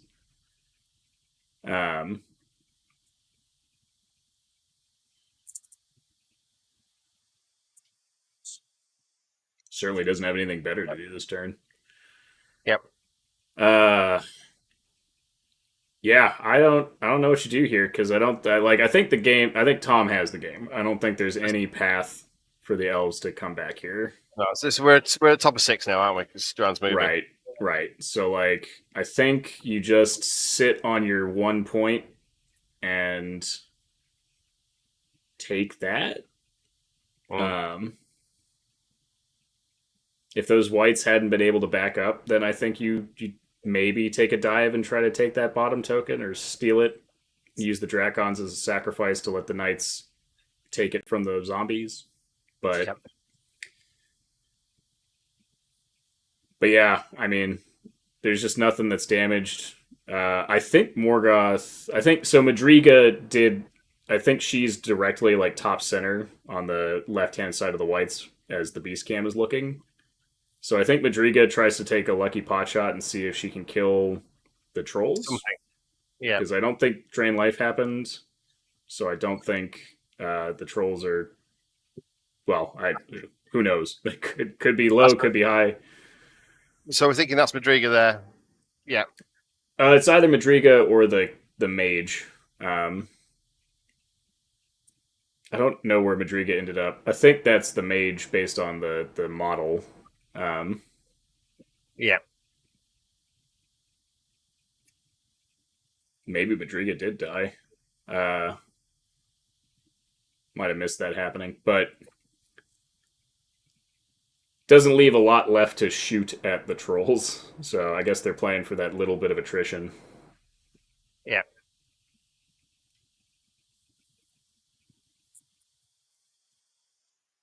They were toward the top of the board. I don't know where they ended up.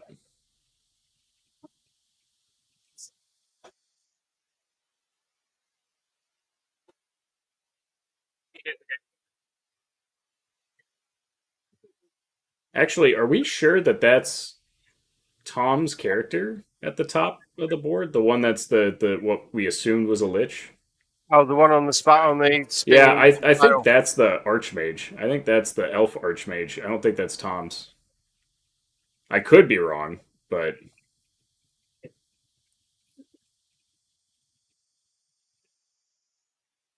yeah, that base is green. That's an elf. It's Yeah. just an elf that's like in Tom's blue color scheme. Yep.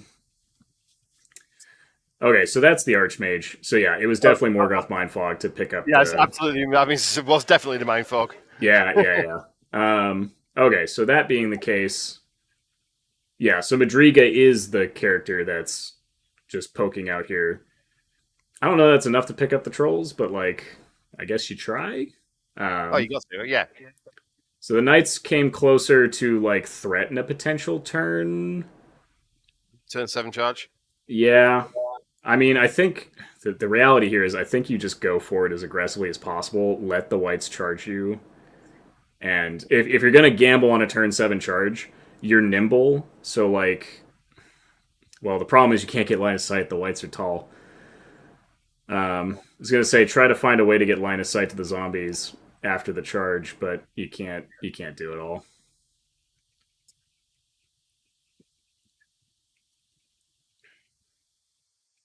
All right, let's see if attrition points.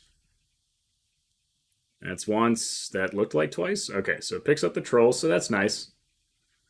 Hail Mary, giant, super amazing spike kills these whites, and oh no, suddenly it's a draw. Yeah, suddenly it's a draw. Yeah. Well, it wouldn't be because Tom will turn the whites and surge into the flank of the Gladestalkers that would have to overrun 6 inches to even contest the objective. And I don't think they did enough wounds to actually achieve that. Turn 7 could be interesting. Well, yeah. So we're on bottom of 6. So yeah, I think the check there is to see can the knights just gallop 18 inches to steal the objective, which with difficult terrain there, I don't think they can. Though Quicksilver might have Pathfinder. They do not. Okay. No. It's just nimble. It's the Sylvankin one. That's what I'm thinking of. Sylvankin can buy Pathfinder in addition to the Silver Breeze. They get both. Yeah. So yeah, these were Sylvankin knights. They could potentially get over there.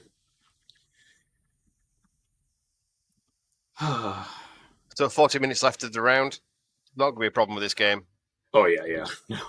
They got all the time in the world to play this turn 7, assuming they get it.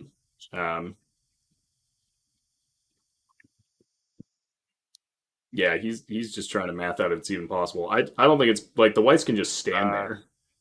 It won't matter. Like yeah, coffee.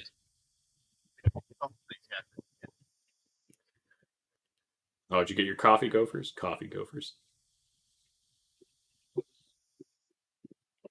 No, Coke. Oh, even better. All right, so the whites, it looks like Tom is trying to figure out if it's better to just walk forward and try to hit the knights, or if he can leave space for a failed surge. Yeah, okay. So the goal here is that if Tom fails the surge, can the knights nimble around conceivably to get to the objective and steal it with unit strength 3? Cheers. But sponsored by Coca-Cola. Yeah. At the end of the day, I think you just surge the don't even bother surging the whites. Just the chase for the ancient generation. Yeah. Are you still sponsored by Monster, Matt? I was about to say yes. In fact, the only conceivable way to be still functioning at 3:30 in the morning, or now 5 after this game, is with the power of Monster Energy.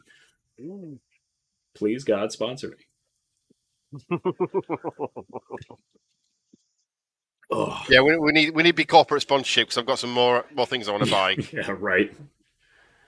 I need more toys. The dream is to get sponsored by a beer company. I don't need it for toys. I would just take it for food.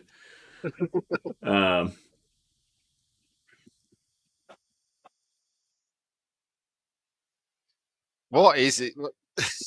He does not know what to do with these wines. I think he's trying to ensure. I mean, he's got all the time in the world to do it, right? Don't have to rush him. He's not exactly like low on clock time. It's just I think he's trying to bring the whites over there to ensure safety of that token because Joanna moved the Dracons to where they can threaten the other white unit.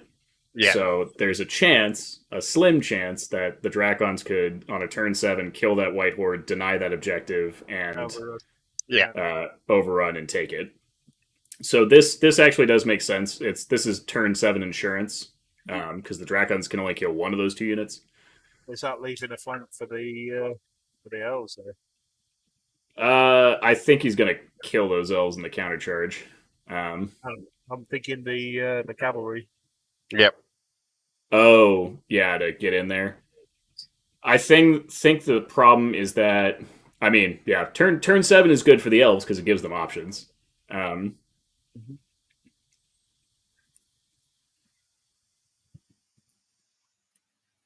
Yeah, turn 7 can only be good for the elves, can't it? Because they're currently losing.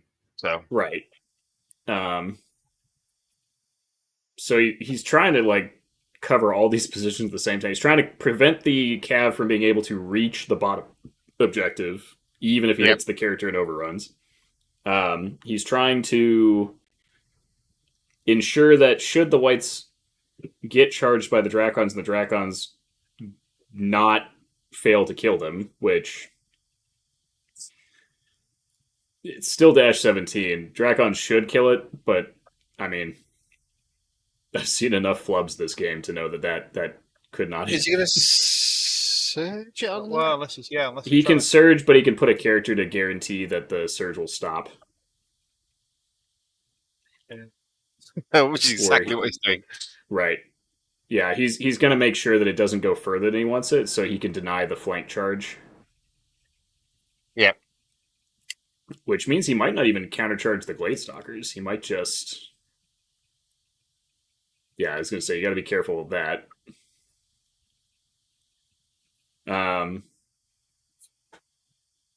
This is absolute top table tactics, isn't it? This is.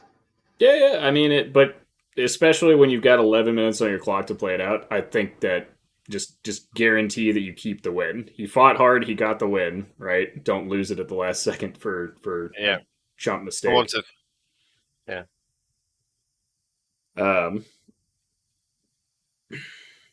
Because the elves are definitely still a threat. A turn 7, those Dracons could steal it. And the Knights could steal something, right? Certainly they could, even if they don't shift the game from a loss to a win, they could definitely, like, drastically reduce Tom's score. Yeah.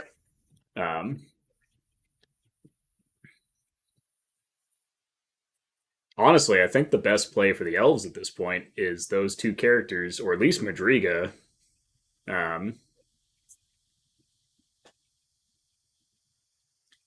I guess there's just no way to get line of sight to those zombies in the back. I was going to say, just find a way to draw a line to that zombie unit in the bottom and shoot it off the table. After all of that effort, we're going back to the original plan of just surge the whites. Which, I'll be honest, I think is a lot safer and a lot easier. Right? And then you take the objective, so you're 1 point even higher up. It takes the threat away, doesn't it? Yeah. White unit strength 3. That heavy cavalry is 3 as well, isn't it? Yeah. So it's fantastic. There's the possibility you kill it on the charge, though. So. Yeah. I mean, it's a possibility, but it's 16 attacks, 3's elite. Crush 1, Thunder 2. It's not impossible. Just depends on how well you roll ones. Hmm. Yeah.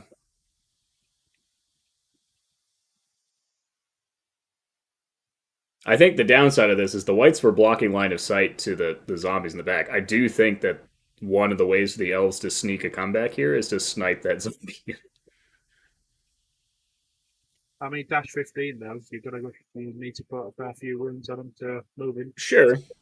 And it doesn't help that the Gladestalker, like he only has 2 units to shoot it with, which are going to be the Mage and Madriga, and that's assuming the Mage can even get to 24 inches in line of sight. Yeah.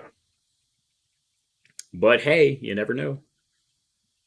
Okay, things are happening. All right, so that looked like Drain Life. Yeah.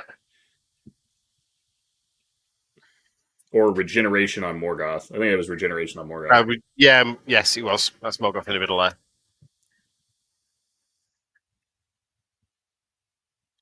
All right, let's see it. There we go. It's like he has now used enough clock time to where I'm like, just in case there is a turn 7, you got to pull some shenanigans. I like to save I like 5 minutes for turn 7. That's usually my goal.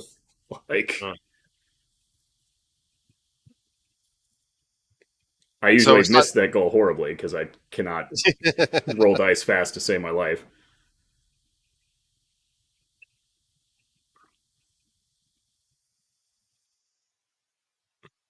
So we're starting to see results coming in from the fourth round, although we've still got half an hour left.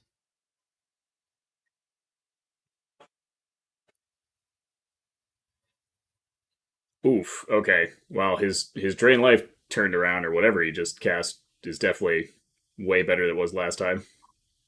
To be fair, Tom's had some bit of a nightmare rolls for his magic. Yeah, absolutely. There they go. They're in. Yeah. Alrighty. Well, he should delete the Cav. The Cav are already damaged, aren't they? Yeah, they're already damaged. They're only 15-17. I don't think there's any inspiring over there. They were in with the trolls for a while, weren't they? At least a round of combat with trolls, yeah. Yeah. But I mean, if they were undamaged, I'd still give good odds for the whites to just grand slam them to the ground, especially if those are the +1 to hit whites. Like,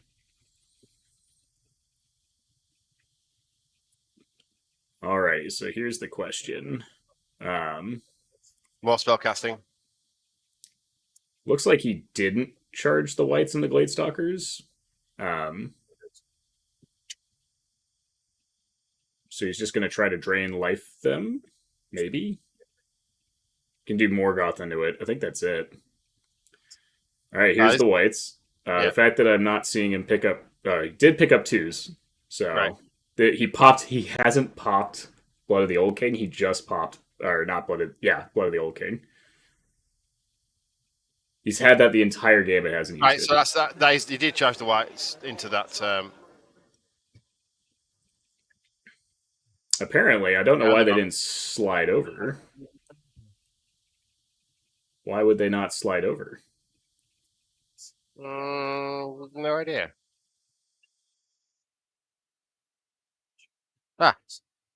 Yeah, weird.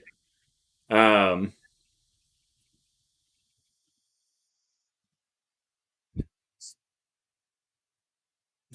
my god.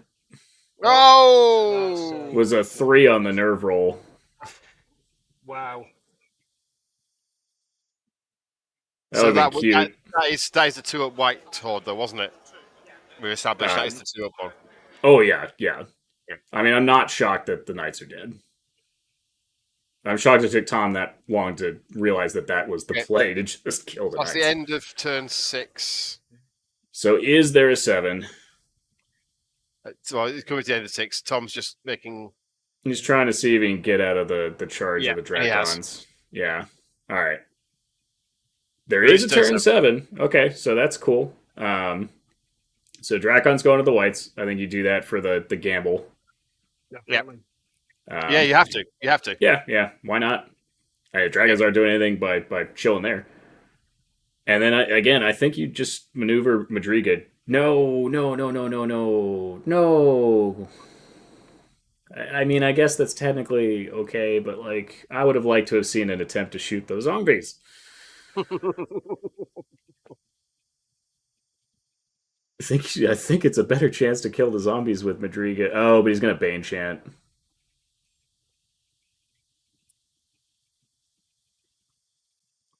Dracons. Yeah, yeah. Well, The obviously mage killing is on. going to Bane Chant the Dracons. Sorry, I should clarify. They're already killing on twos, aren't they? He's hitting a fence. Or they are hitting a fence. So like So they've lost. They've lost thundering. losing track of what you know I'm talking about. Mage, Yeah. Bane Chants Dracons. Dracons hit a fence. Dracons are losing their Thunderous, so Bane Chant brings them back to Crush 2. Yeah. Which, given that if that's hit rolls, though, that's a lot of threes. So threes and threes. No, fours and threes, sorry. Fours and threes. Is that the... I don't think there was... Oh, maybe this is the J-Boots unit and they finally popped J-Boots. Oh, yeah. Yeah. Yes, we did say, actually, that unit over there must have it because they were near the woods. Yeah. All right. And Threes. and they didn't die. Delete. Yeah. Okay, well, it was a good try. So, drain life and then counter charge. Yeah. Well, Dread, too, on top of all that. Not that it matters, because well, it'll matter for the characters. You're going to try to delete the characters with Drain Life for maximum attrition. Yeah. And given how tight the scores are, attrition points is going to decide the event. Simply because of 6 turns and 200 players. Yeah.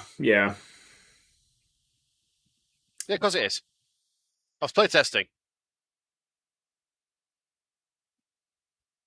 And sorry, we're having discussions about Ronnie's over here and signing some fanboy's book by the looks of it. Steve fanboy Hildrew. Watching Steve go all gooey over.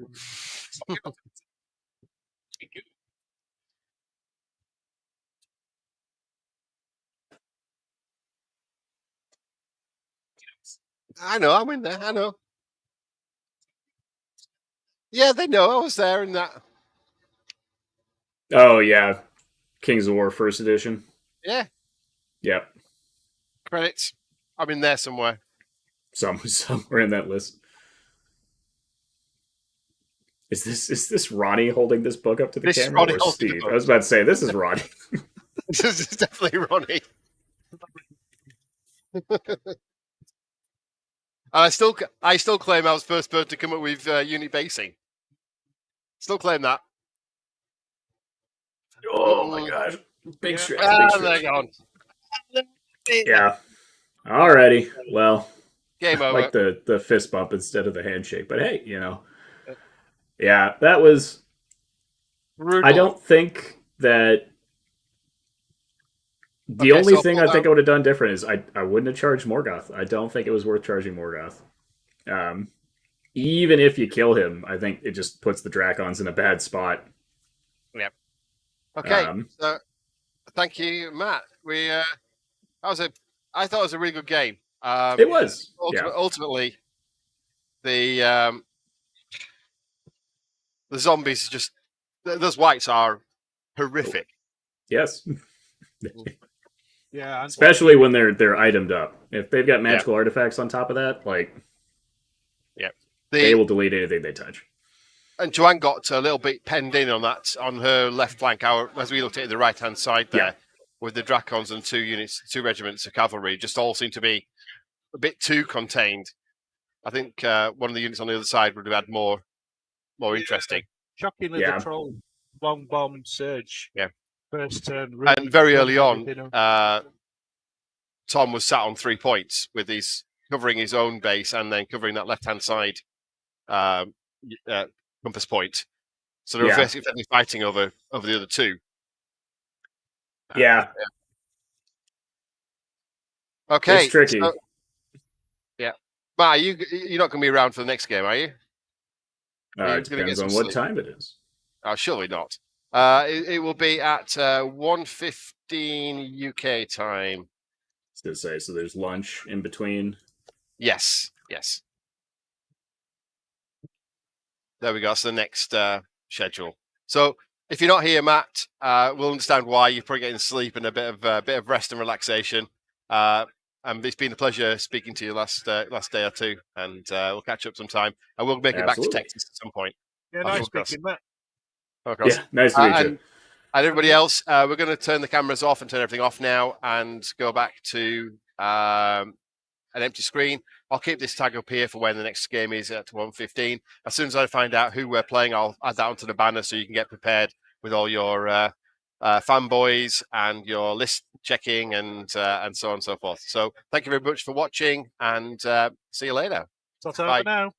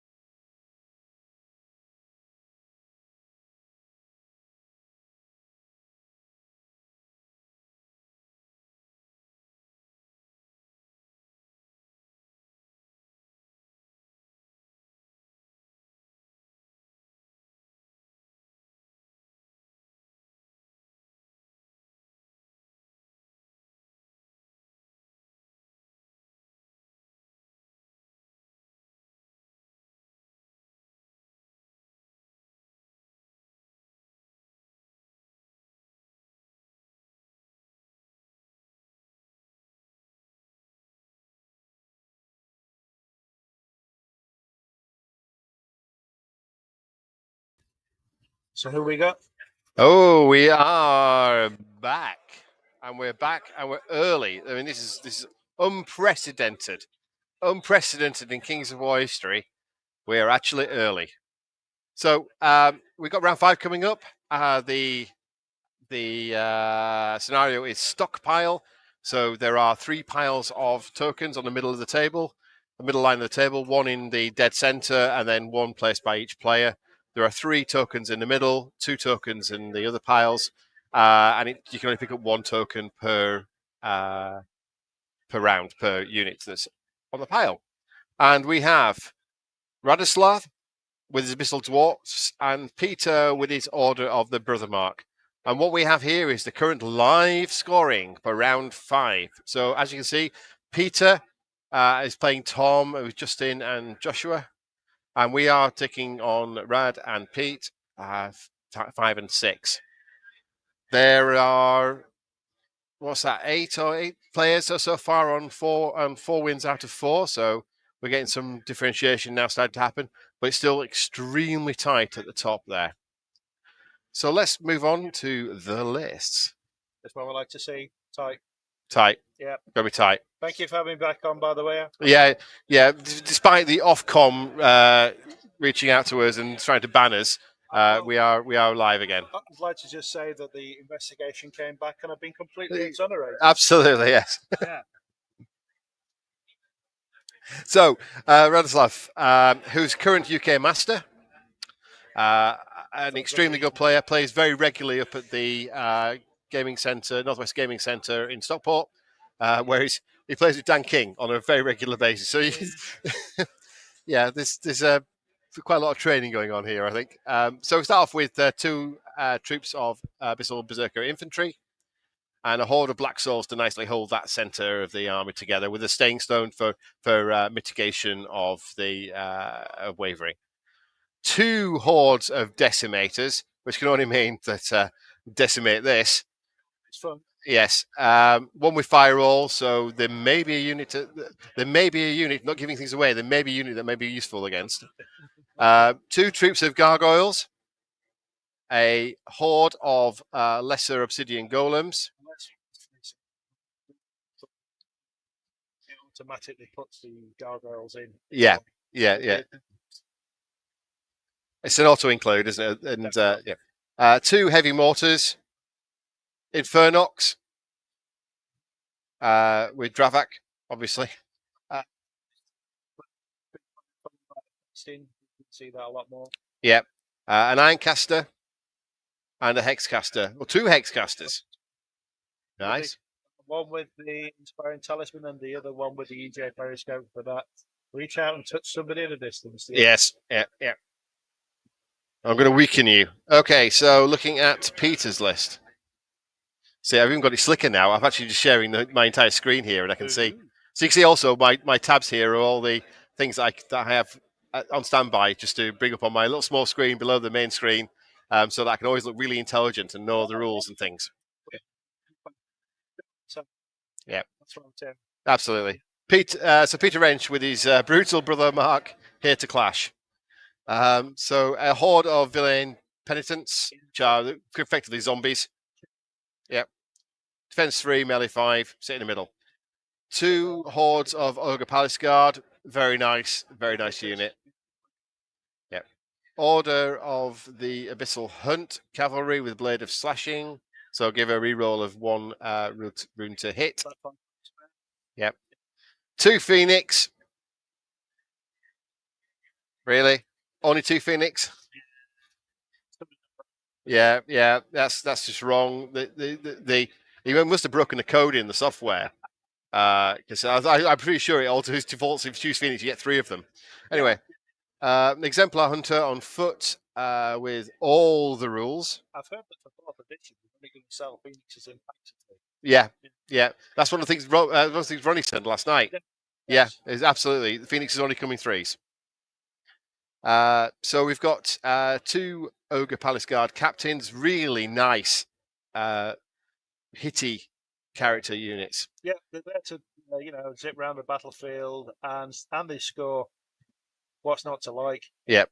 And the Defenders of the Righteousness unit, so Paladin Knight Defenders, 2 regiments, and then a honking great dragon. So we've got 12 units and 27 total unit strength versus Rado's 15 units and 23 unit strength. So quite even mix.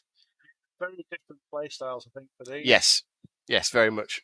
Be interesting to see which one wins out. Yeah. I mean, there's a lot of shooting with the Abyssal. Well, actually, there's a fair amount of shooting with the Abyssal Dwarves. So a lot in its short range. Yeah. This could come. We've got comments.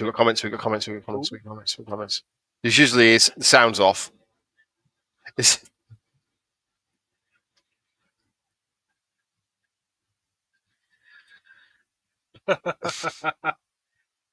Pass. We can't see anything wrong with the audio on this end. Is your mic turned on? Mic's on. So we can't have any bias on the commentary. No, we've got the rules of impartiality. Okay. Generally, yes, yeah. We're very open to bribes. Yeah. Coca-Cola, if you. Okay, so let's stop sharing the screen. Ah! That's not a view anybody needs to see. So let's bring in the cameras here. So cameras. We've got the beast. That one goes into there. It looks like we're already straight into the action. Yeah. We're a bit early because we've weirdly for a Kings of War event, we're actually ahead of time. Yeah. We can now see. I think somebody kicked the overhead camera mount, and so we're now slightly skew with. We need to play around with that at some point. But we've still got most of the tables being neatly covered. Yeah. So let's bring the beast over to see what's missing in that corner.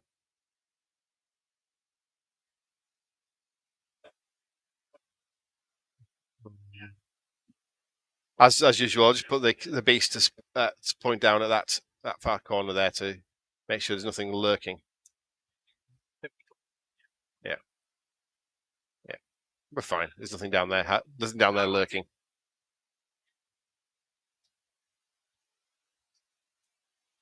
So what we've got is a pair of Phoenix on the right-hand side. So obviously Peter is at the bottom of the screen and Brad's at the top.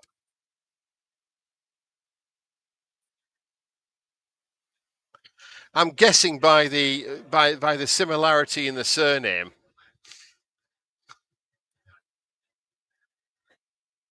There may be a slight biasness there.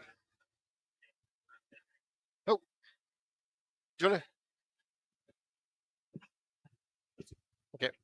Okay, I'm afraid you're gonna have to come out from commentary, and we're gonna put Ronnie on. I know when I'm not wanted. Yeah, we'll get you back as soon as we can. Yeah. Maybe Ronnie's gonna have to negotiate coming round, so he can't come from this way. Well, none of us are running. Yeah. See you later, folks. Yeah, come around.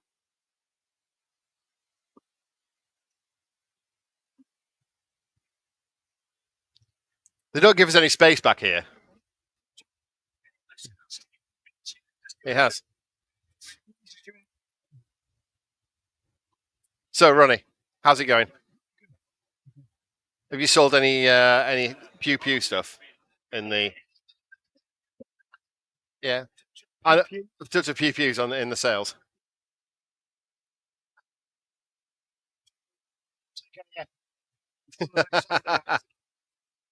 If anybody's not seen any sprues images, the rats are, I think, the best detail I've ever seen in any sprue. Because they're in the size, they're 10mm scale, and the astonishing. Ronnie's sound isn't working.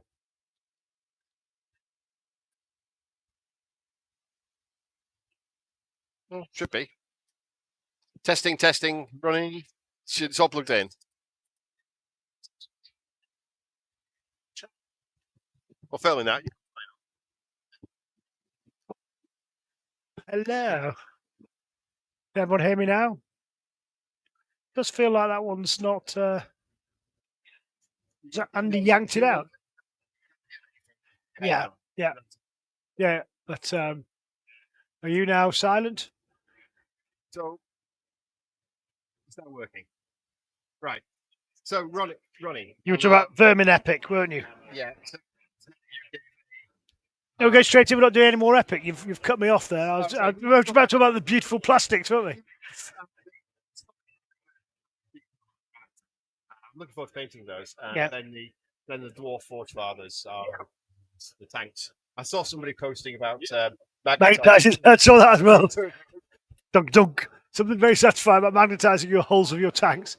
So I think it's been a big old beast. I mean, it's been a hell of a project. It was big when it blew up at Kickstarter. You know, when we put the extra 4 armies in, we assumed cutting smaller would be easier. We were very wrong. Yeah, very, very wrong. Actually, bigger pieces and less of them is a lot easier than lots and lots of small ones. But the engineering, sculpting, design, stunning team. Rules are beautiful. I went and played it on tabletop the other week. Word of advice: don't let your opponent take 2 super heavies for free. Don't say, yeah, you know what, it'll be fun. You have another one. There's 2 in the box. Because they're an absolute bugger to put down. So I was shooting everything at it. Finally got one of them over. The other one just drove over the top of me. So, yes. Be careful who you let have a free super heavy. Shipping notice to be wait for me home. Yeah, I saw your army because it came through the system. We've got a few UK orders to do. Some of which, if they're big, and they're just waiting on the last thing we're waiting on now is the dice. Some of the faction dice. We had 2 factions, some in black, some in colour. Yeah. If someone have got more than 2 sets, we're giving them the different coloured ones. So, but if it's the UK and it's a big order, we've shipped you 90% of it, and a little envelope will arrive later with some dice in it. Lots of the Americans have got theirs. We're going to start shipping the US orders again, complete from next week, and then probably the week after, completing those out. And then when we've got those final dice, and we're not going to ship anything now. You know, second shipment is final shipment, and the Europeans and rest of the world will get theirs all complete. Probably not next week, the week after. So, and if you've got any questions on Epic, we've got a whole series of blogs next week. We've got an Ask Me Anything coming up.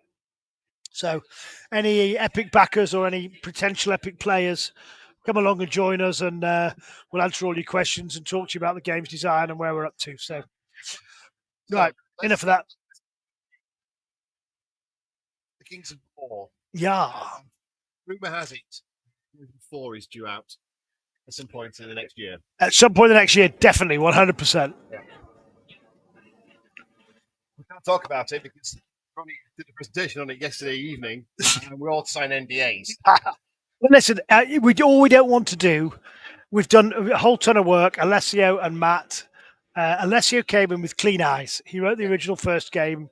He's the most experienced war games rules writer, I think, in the world at the moment. I think for mass battles, no one better. He obviously loves it because he designed it to write in the first place.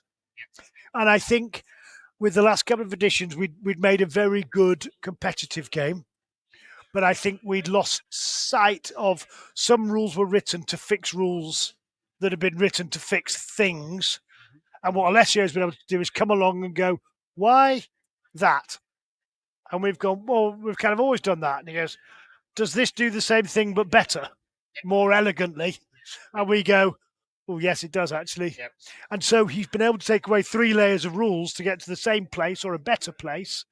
Just things like line of sight. You know, measure it. Just nice, simple, elegant things that will refine and develop the game, as you'd want from edition change.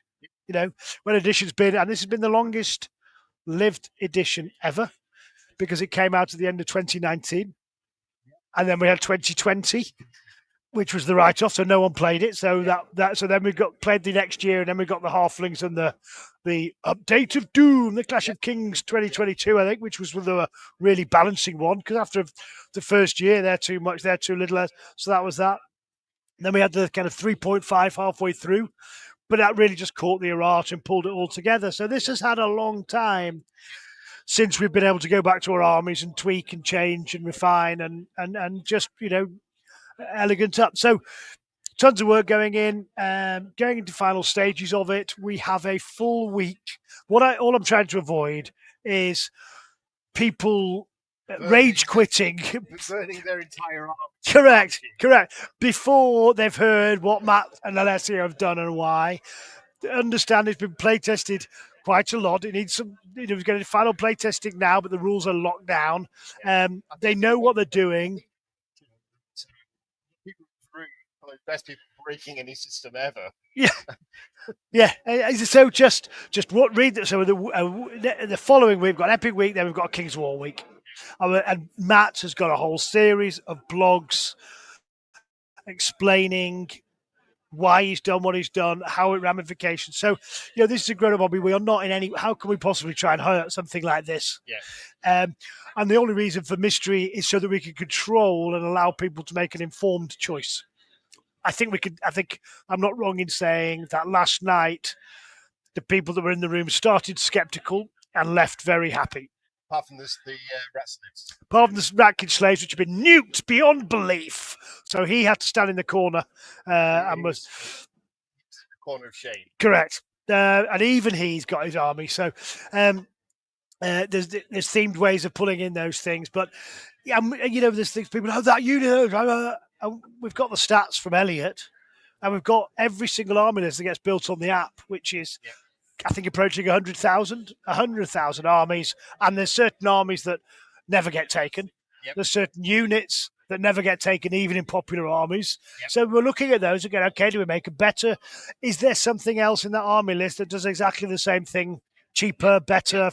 So all of that stuff goes in, but most of it is not. It's not that kind of scientific. It's more about elegance and feel and refining and just slickening up the process, getting us to re-fall in love with it again, and go from there.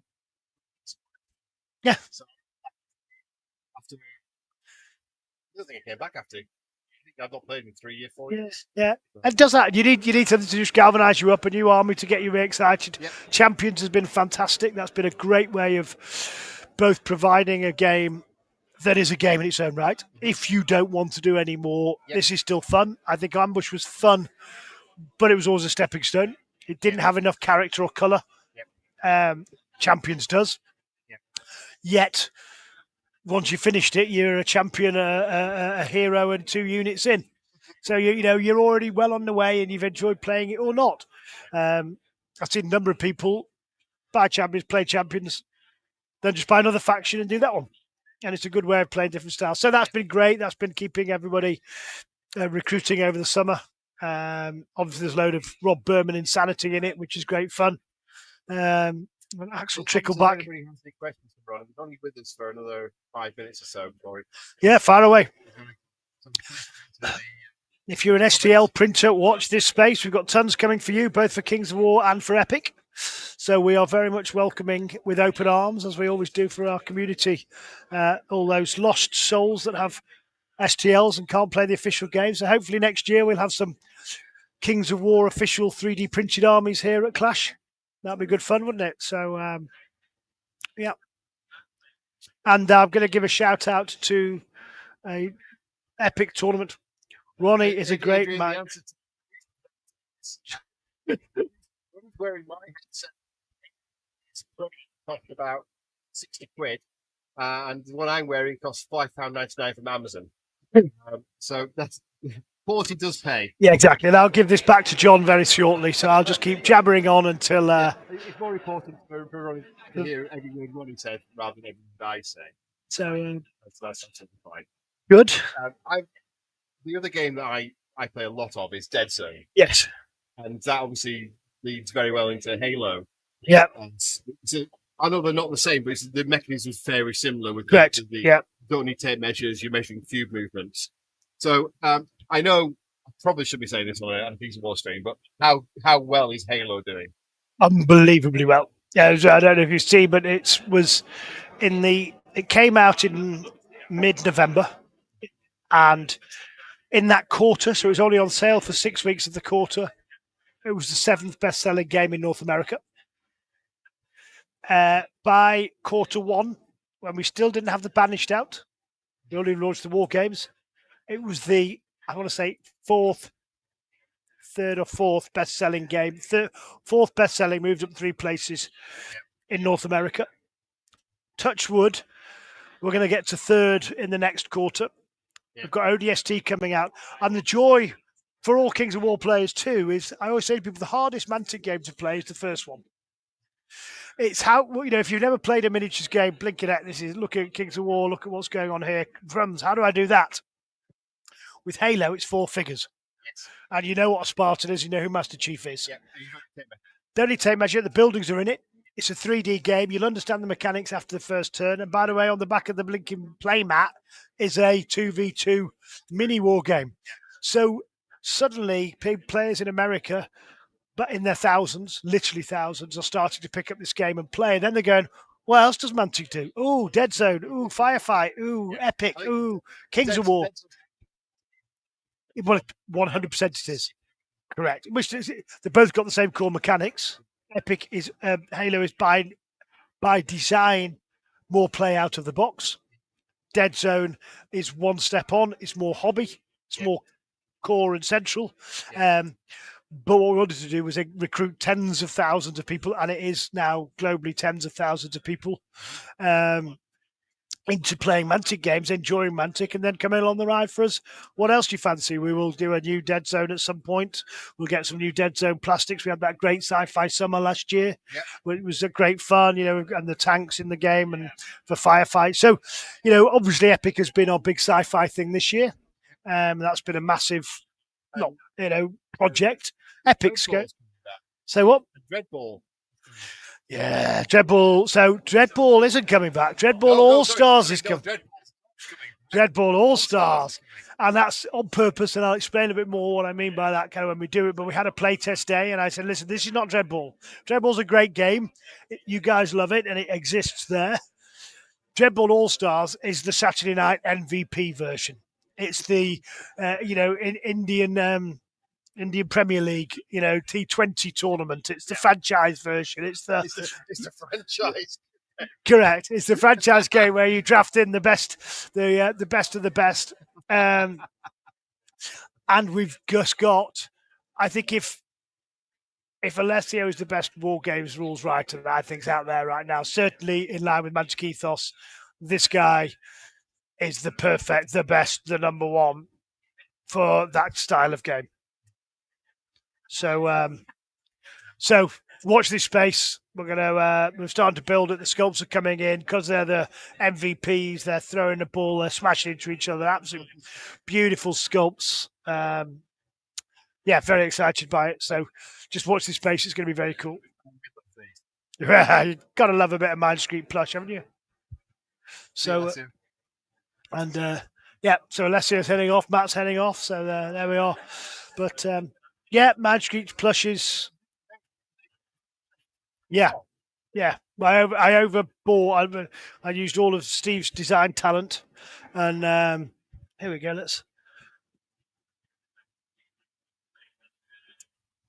These are the rats.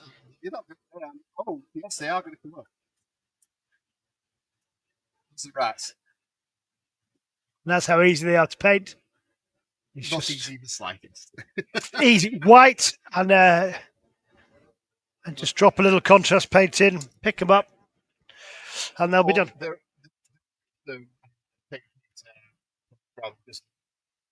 Yeah, well, whichever one you want. Speed paint, that's what I meant. Speed paint is what I meant. Yeah.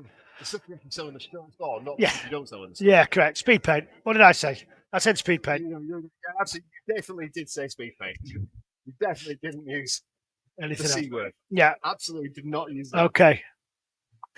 Is that different? Okay. I don't sell paints. No, we don't. Go through a lack of painting. Have you actually finished that dwarf army that you started?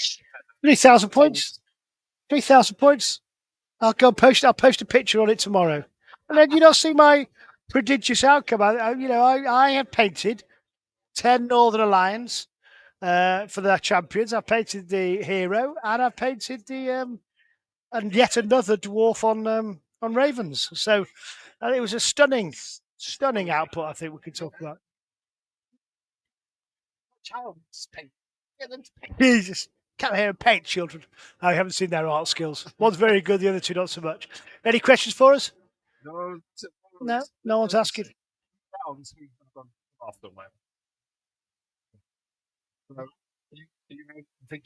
That's going to be heading off soon. So listen, everybody, thank you very much. Tune in for the next couple of weeks. If you're into Epic, tune in next week. We've got a whole ton of content. And then the week after that, we start the Kings of War Road to Fourth. It's just going to break it all down. I think you're going to be delighted with what it is. I think everything about it is had love and care and attention paid on it. We've taken lots of that Halo money and spent it on Kings of War. So keep watching, please. Give Alessio and Matt your time before judging. But I think you're gonna fall in love with the game all over again, and it's going to be much, much better. Tons of work on the IP on the background. There's story arcs and narratives through each book that comes out. The storyline moves on. Third edition covered about 15 years in the life of Panithor. The Abyss got a hell of a lot bigger. The Brotherhood collapsed. The rift from Halpi's Rift ripped open. And that, with the true bombshell, is the start of why we're getting an invasion from the east. It was Halpi's Rift that caused it. Uh-huh.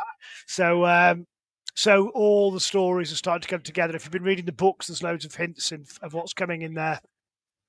And but the name of book one is Invasion. And it's going to be featuring Army A, they who shall not be named, plus Trident Realms. Trident Realm, singular. The realm of the Tridents. That's going to kill you. The realm of the Tridents, the Salamanders, and the Halflings. So they are three of the ones that are getting an absolute lumping.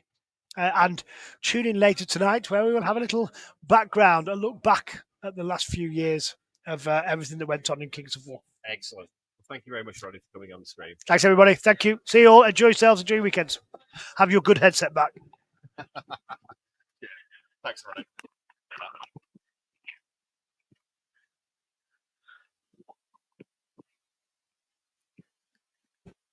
Okay, so you've just got me back now. So let's bring the camera so you can see me rather than the space. That way. There we go. Better. Right, so clearly that headset is completely knackered. Let's see if I can find my spare headset. So that headset is just cutting out every so often, Andy. So it's a good job I brought spare. We have another headset. And if I unplug that one, plug that one. Okay. Unfortunately, we've got nobody else on our stream to be able to see whether we actually can hear everybody. Yay, I'm back. Here's Andy. So, sorry we had to get rid of Andy to put Ronnie on. But hopefully you've all got plenty of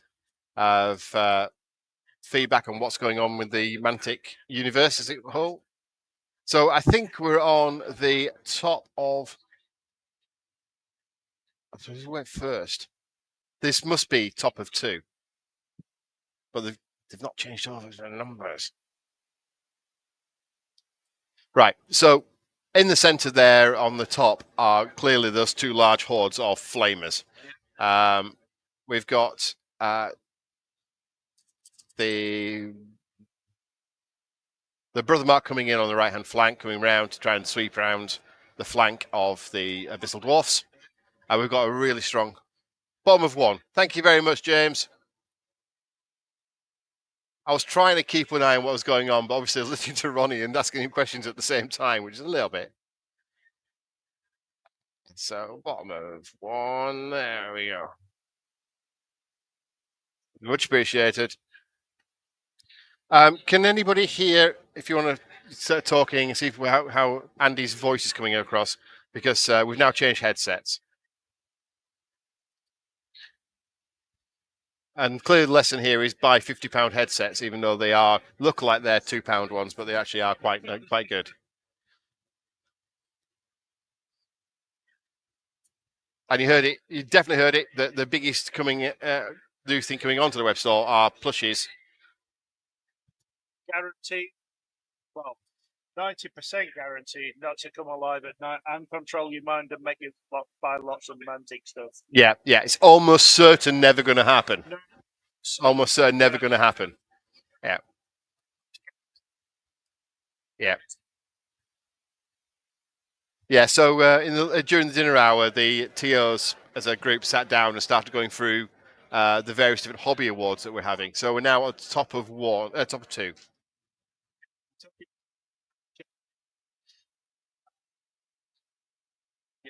Who was nice to us this year? Yeah. Who's picked up the bar tab on Friday evening? Yeah.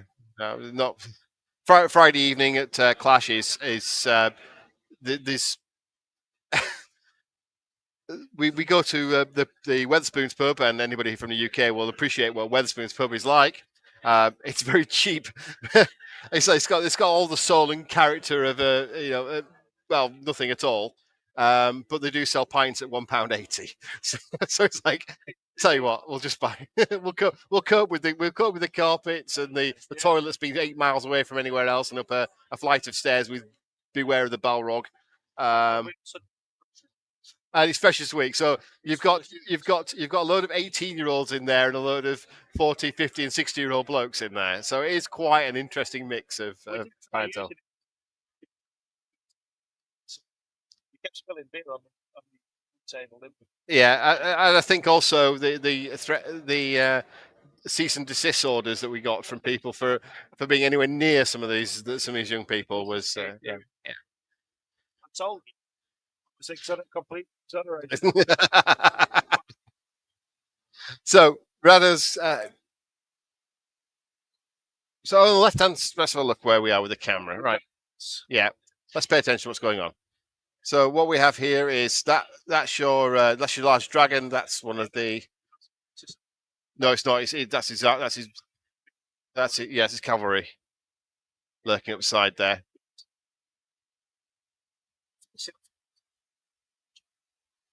Yeah, that'll be the Black Souls.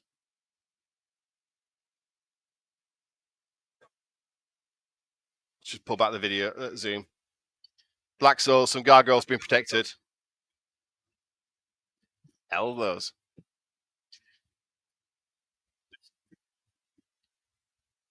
Oh yeah, I think you're right.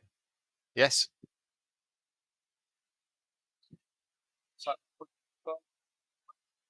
Yeah, well, he'll keep walking those decimators forward because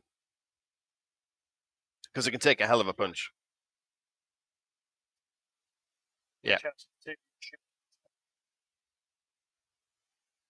Thank you, James. This is where I miss not having the microphones on, because last year we mic'd Radoslav up, and it was absolutely hilarious because he's so passionate about the game and like all, full of enthusiasm, and there's no emotion kept back. It's just all passion comes out. It's brilliant fun. But this year we had a slight problem with the mics. We couldn't get them to function properly with the new BPCs. So that's something else we have to buy again next year. Also, I want to get another beast. I want a beast from the other side. I'm not completely convinced we need it, but I want another new toy.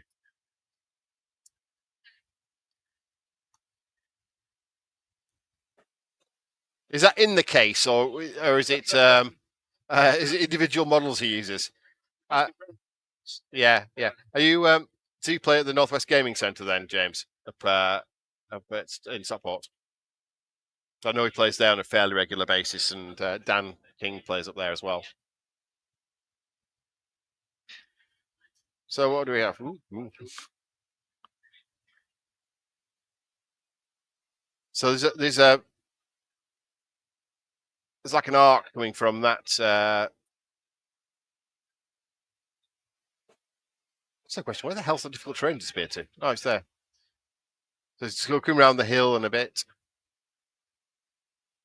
There's something slap. What's that one right in the middle there? Oh yes, I recognise those.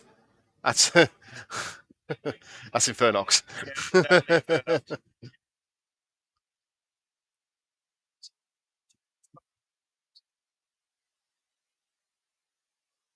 Oh, the hell's that got there?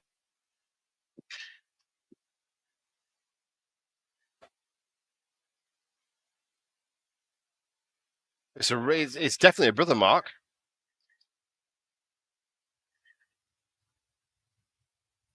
Must be that. Scout, yeah, we could get across there.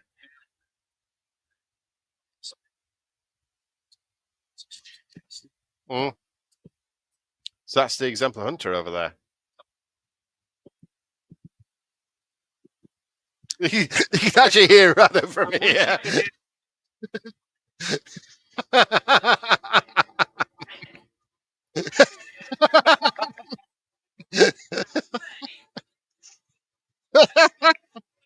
Yeah, we don't need to back him up. I'll just point the mic in his direction. Yeah. Yeah, it's scout move and turn one charge, yeah.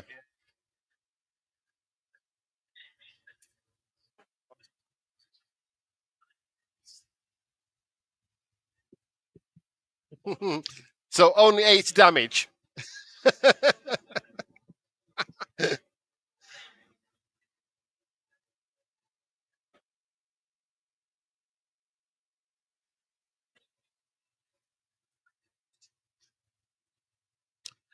25 shots, 5s and 4s. I do like it when he shouts out what he's doing.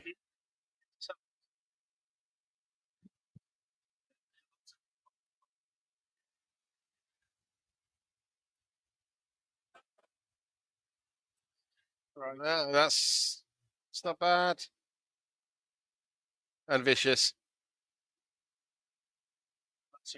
4 more.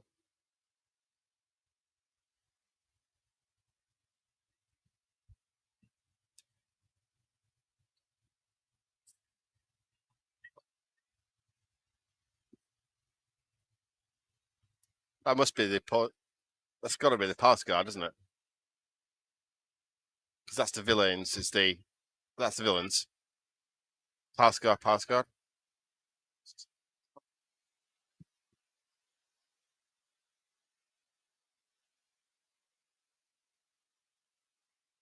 Plenty of finger pointing going on.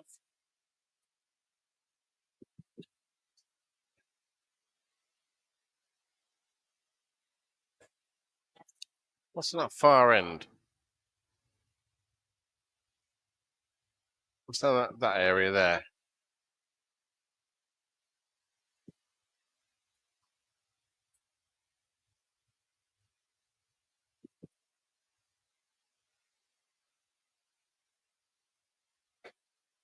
More horses. That's a pass guard. And on the stick, there we go. That's a phoenix. And more horses behind.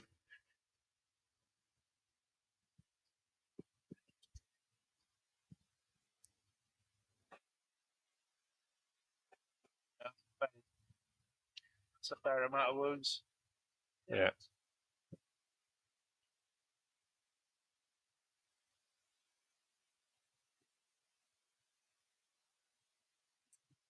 The Logan Pass guard there again, a bit of a pounding.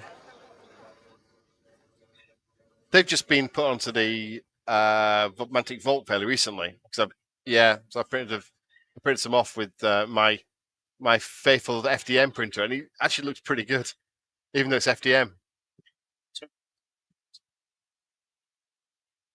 Oh, Yeah, that's more.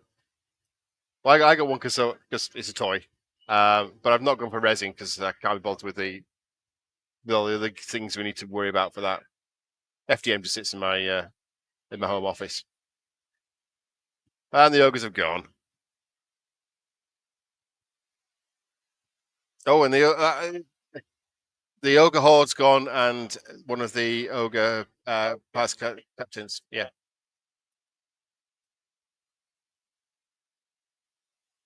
I think it's Infernox with 4s. Yeah, 4s and 2s. Vicious. Oh!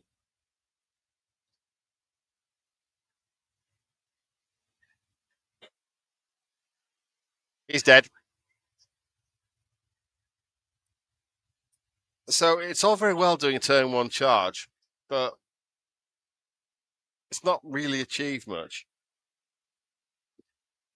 Because, fine, yeah, you can't spellcast for a turn, but yeah, It's okay putting him into a normal mage. yeah, but not a fuck off great big goal.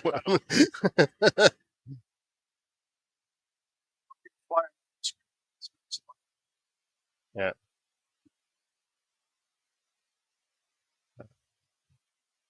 There we go. I'll put them both up now so we see both at the same time.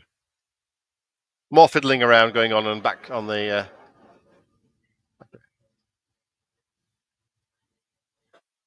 So, bottom of the 2.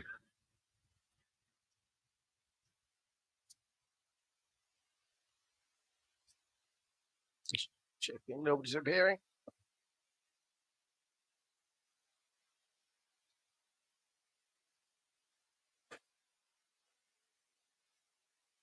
Hmm.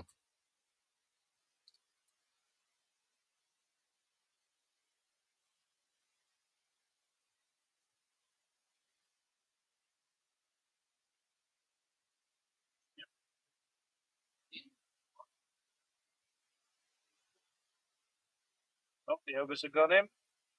Yep. And well, you got to stop because they yeah, and they're going to be flanked if they don't kill them. And the Palace Guard are good, but they're not that good. It is if they're on their own. Yeah. I mean, Ogre Palace Guard hitting on 3s, 18 attacks. That's 12 hits. They are crushing strength 2, so 2's 2 wounds. So 12, 10 damage. 11 damage, and you're going to need. You need double 6 to take them off.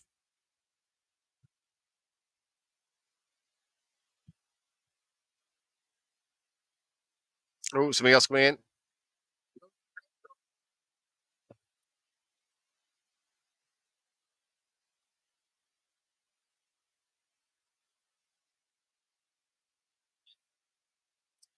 That's a Phoenix. Pivoting. Blub, blub, blub, blub.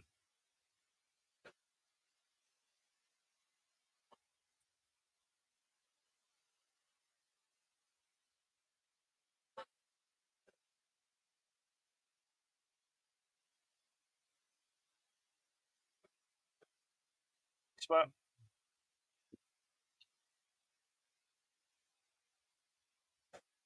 Yes, they are. Oh, sorry. You want to know where they are? Tell you what, we can always throw up the result. The best place to look for them is on the Kings of War Fanatics on Facebook page, or going on to Mantic Companion events and live, and you'll be able to see the results from there. Although I found that to be quite an awkward way of trying to find them. But Kings of War Fanatics has the latest links. Currently, we've got, if anybody particularly interested, William, in finding, post them in comments, and I shall hunt their name down on the sheet I've got in front of me. One of the advantages that we've had, and can we say there's been a little criticism historically about the companion? That's fair, but this year it's now astonishingly worked. Touching lots of wood. It is being faultless, quick entry. Even allowing for people who were unable to join us for day 2, we're sorted out. Yeah. People who overconsumed, perhaps, might be the best description, and missed the first game in the afternoon, first game this morning. I would never do it.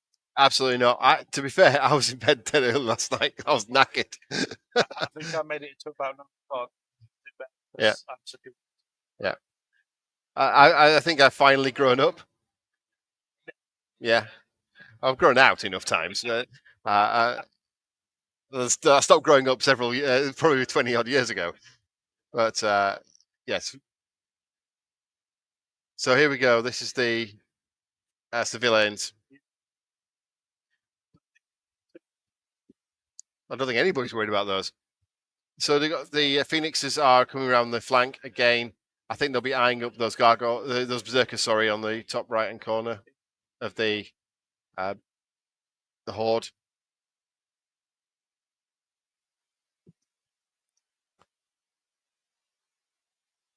So if we bring the camera over.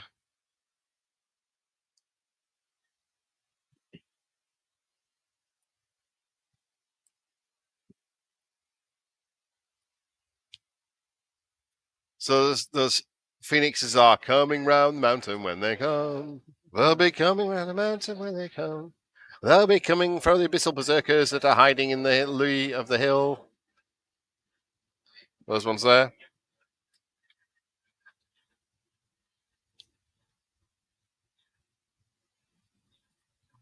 Big check there.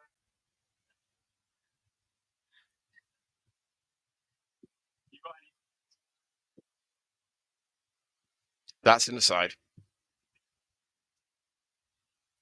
That's not good. Good job. There you go. A bit further. They certainly weren't level. They were slightly off level.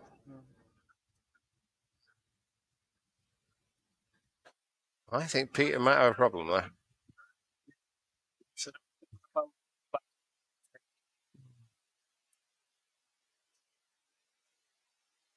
You've got to deal with that shooting because you just can't hang about. But in doing so, gives him a lot of agency with his other pieces. Yeah.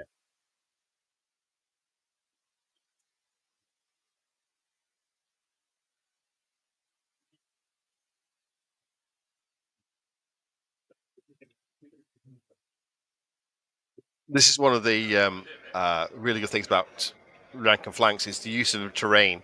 So obviously, Rad's anchored himself very nicely against that the impassable terrain rock formation there, which makes it very difficult to get. There's literally, I don't think anything can get in there into that space and that gap. So not Phoenix, because they're Titans. That's not 75 mils. Yeah, the Ogre Power card captain could again, but one of them's already dead.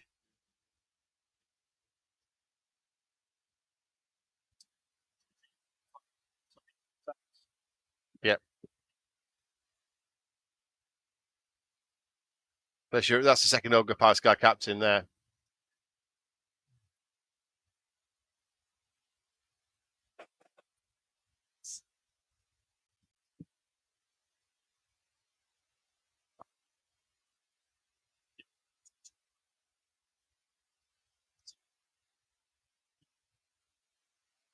You okay, William?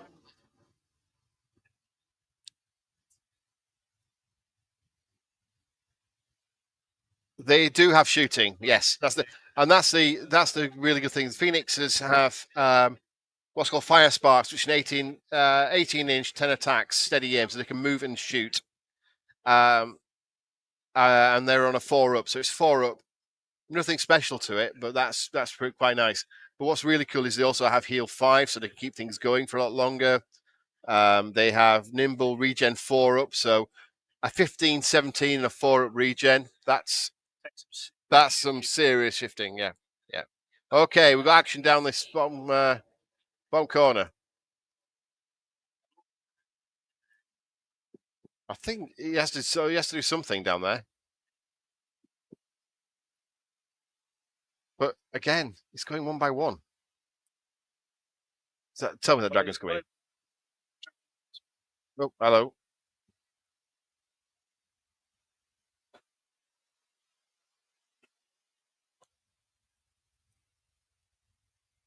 So the Black Soul unit that's in that you can see in the beast cam.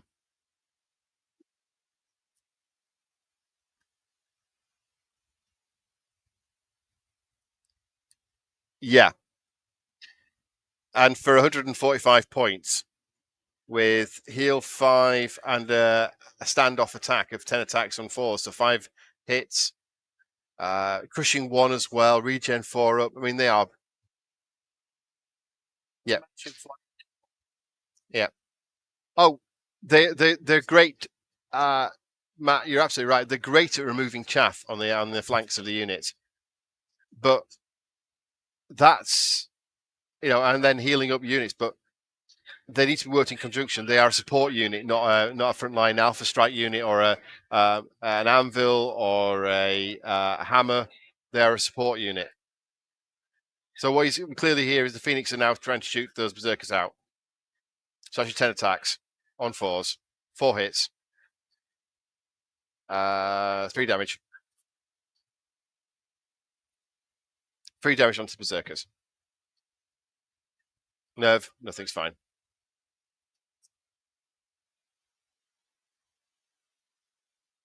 Have we got combat in the middle there now? Is that 18 attacks on 3s?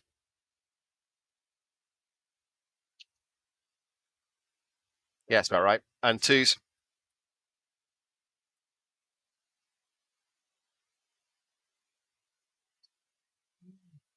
Pretty good. 9 slightly, yeah, it's about right. Not expected. But they ain't moving anywhere. So here we go. Oh, he's not.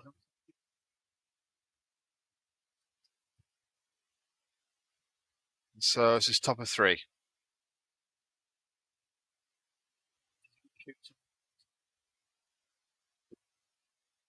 Yeah. He's going to clear out that big unit. Oh, they've agreed it's in the front. Okay. Oh, I thought it might be inside, but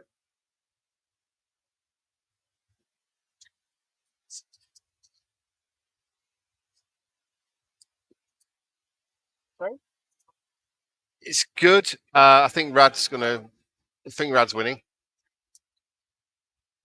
Yeah. Yeah. By the way, we assume we're okay with microphones again now, are now functioning properly. Please tell us if they're not, and I will park these and use them somewhere else, like on my business calls later on.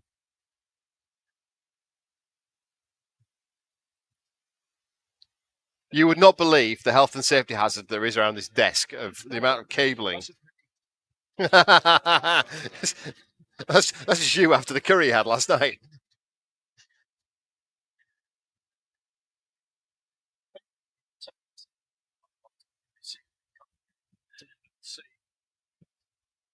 Okay, so the cavalry did decide not to charge, but the berserkers, the gargoyles are going flying across over the top, and have now chaffed up that unit.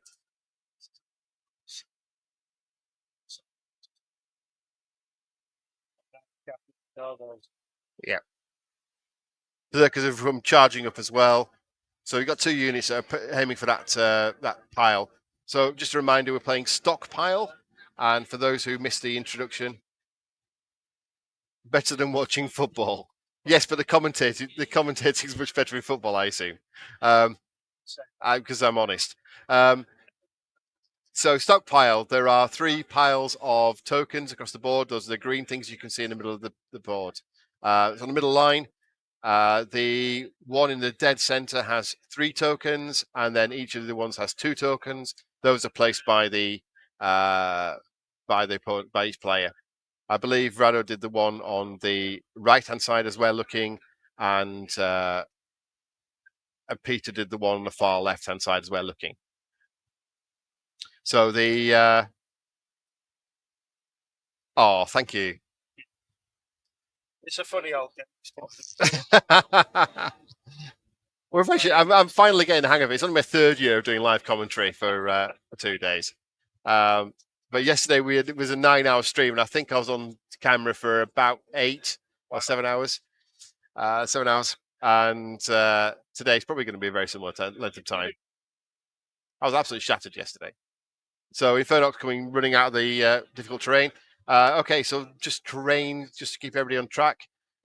We've got 2 hills, which are very obvious on this map. Try to look at the speckledy coloured green blobs are difficult terrain. That's height 1. And the ones that did have trees on there and don't have trees anymore are the forests. So by zoom the camera in, the beast in, that unit there. Interesting statistic. Biggest cause of deforestation is in fact wargaming. Yes, absolutely. The amount of trees that have just ripped apart. The trees going to get thrown away. So the golems are sat on trees, or in this case, cacti. This is let's look at some of these gorgeous cacti we have. Yeah, where's a good place that I can actually get a really good zoom in? Oh, he's pointing at it. He's going to get killed. It isn't it? So, Clash of Kings, because we've got we prepared for 110 tables at the event, and no single person really has that much. Because remember, we don't do this professionally. We're all no shit, guys. We all do this in our free and spare time. So each of the UK TOs or regular TOs donates tables. So that's the mats and the terrain that they've prepared, lovingly used in their own events for this big event. So I know, Andrew, you've got some tables. No. This is Steve Hildrose. I brought 5. I did 5, and much piss taking because I've now gone from 3 last year, 5 this year. We've got people with 20, 15s. The big advantage we have for this is that each table's got really good terrain, rather than really hastily thrown together cardboard or polystyrene blocks. We do have. Hey, Saul. I think I spoke to you last year. I think it was the last time we spoke. So each table's got its own themes usually, so it's all been set out for. So ice ones have got nice and icy setups. This desert one has got cacti. So it's all about really good quality, high quality, decent terrain. And unless you've been here, you will not see really appreciate how many good armies. And one of the things that Andrew, Steve, Jan, Bob, and everybody else involved in the tournament have been doing is trying to identify the best 30 to get tokens. We have a best overall paint, second and third best overall paint, and then we have 30 what we call hobby tokens. So that's where we see an outstanding bit of hobby.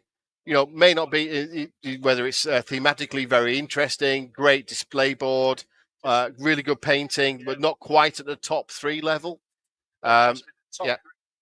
There are no points available. It's all about encouraging people to be new armies, occasionally adding units to the army, mailing new armies, and you have to have a high percentage of Mantic to get these hobby points.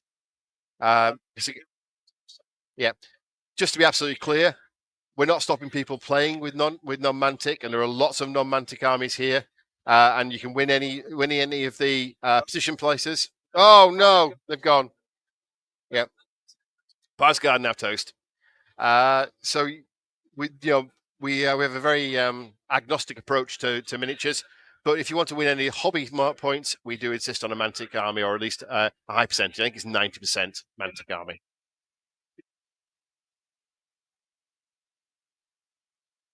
We do like to encourage fully Mantic armies, which is why we do the painting scores like that.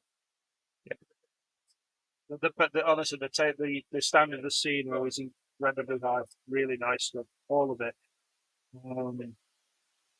I've been upgrading my seeing it for the TT tournament, and it's giving me some good ideas. Yeah. Yeah, it's all good stuff. I think we're down the bottom here with the gargoyles. They've not actually damaged something, have they?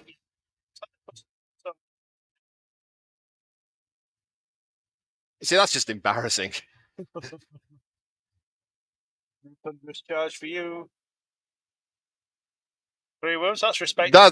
That's a decent hit from gargoyles. So we're at the bottom of 3, I think. That's good position, so there's no flank. Yeah. To save this flank.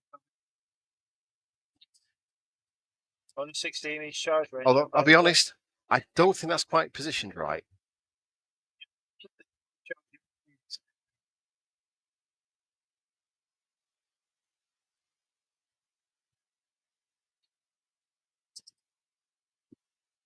Do you think that can get in?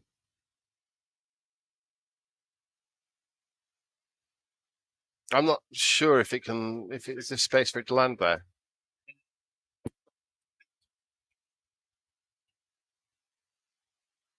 I put finishes to be behind it and just keep shooting in. Yeah. Spirit Spark. Get the flamethrowers out.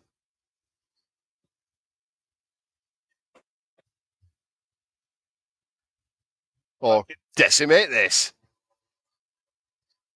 Sorry, who backed off? Oh, yeah.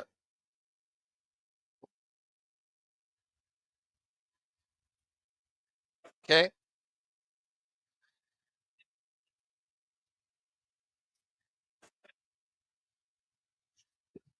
Those I got.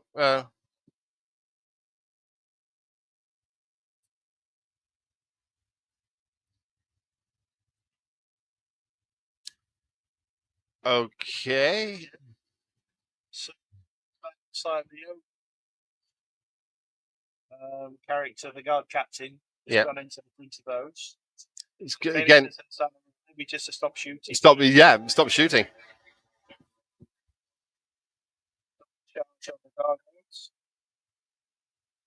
Was that are they gargoyles over there, or are they the the gargoyles? Yeah, clearly, yeah. So there we go. This is the advantage of having this an oblique camera on the stop down is it gives you that you can pick it out much easier what they actually are. Okay, so this is Pete's really Hail Mary turn here. I think he needs to have some good luck. Yeah.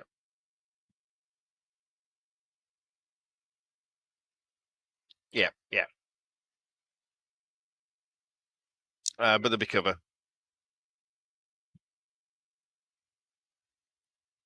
Yes. Yes.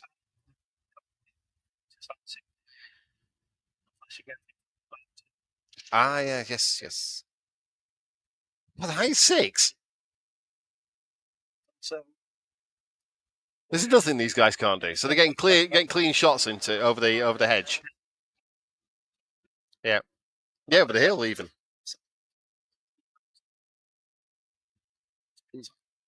No, you can see from that edge there. You'll be able to see that one unclustered.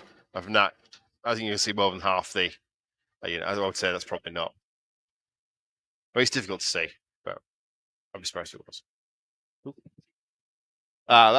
That's a big hand on the table where the beast cam is. That's why the beast cam's wobbling around like a thing.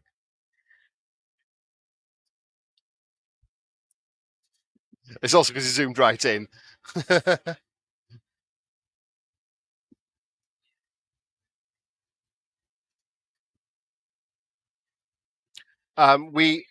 We did choose this particular table scheme for the cameras. We wanted a nice light background because most people use grassy style for their basing. So a nice sort of mottled makes brown makes units easier to spot. Okay.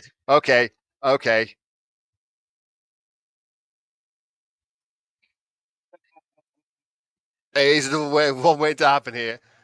You. Oh no! He's gone back again. Ooh. Yeah.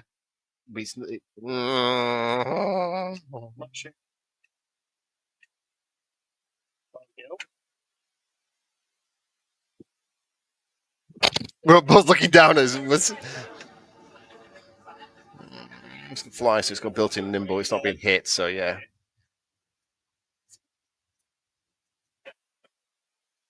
Has that really got 20 inches? Mind you, who are we to know? We don't have the tape measures. Well, that's a killer move. That's interesting. Nope. Mind you, it's reminding you that those gargoyles can be surged. No gargoyles, the golems. Yeah. By the big golem thing next to them.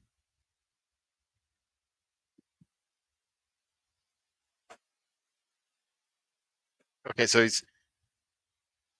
it's kept the right. That's a pretty appalling roll.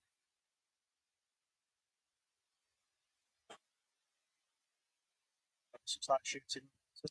Yeah.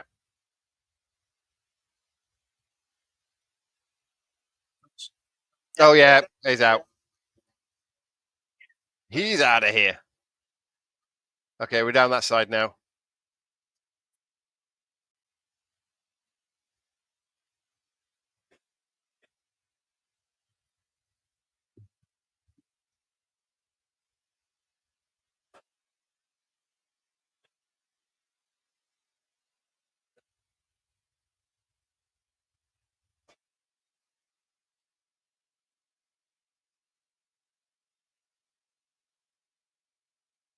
There's number one there.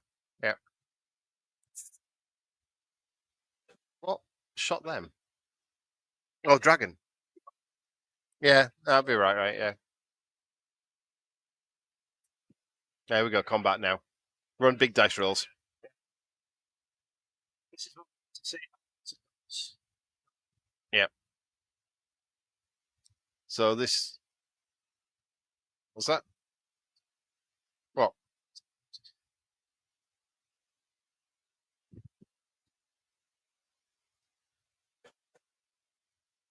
Yeah, those gargoyles surely are.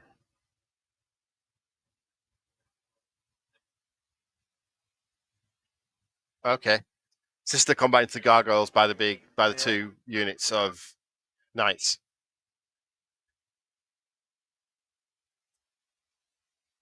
That's a lot of damage being done. Number one twice. Yeah. So what's happening with these knights then?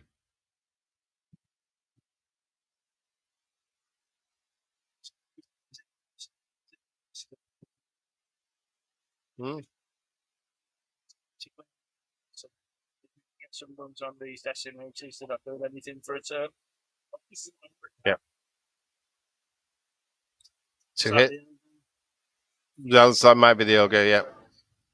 2 wounds. No. It's the ogre.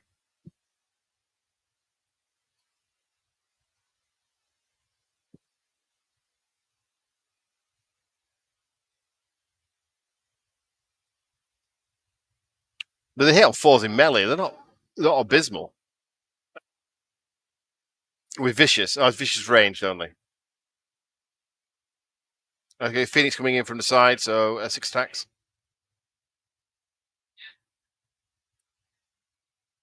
Bit of damage there, and now we're back to the bottom of the table.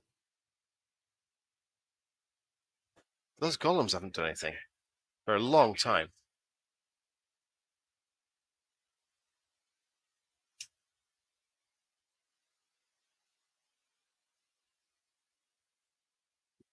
That's a lot of damage.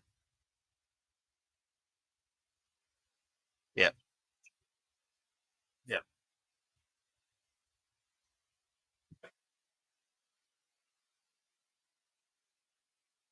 Ow.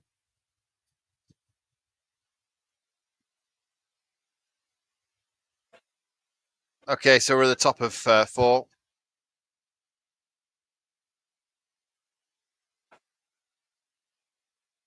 And the Berserkers have gone into the Knights on their own.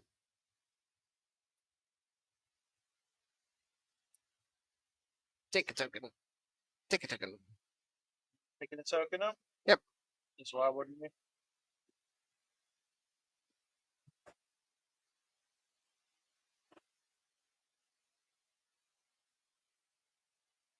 That's Golem's moving.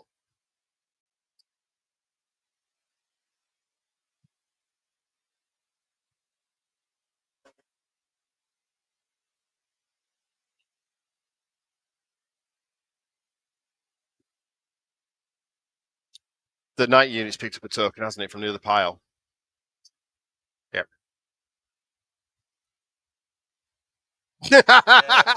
Counter charge! And grab a token.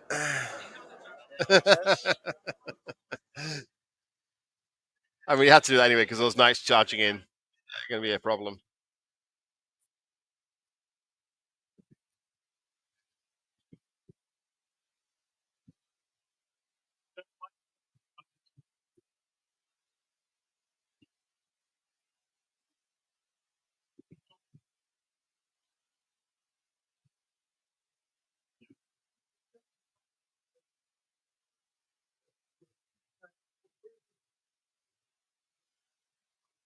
So these are 2 small casters.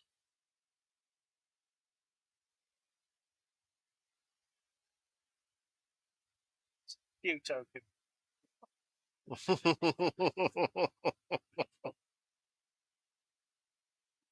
Are they hex casters or is that an iron caster? I don't think I'll be able to tell.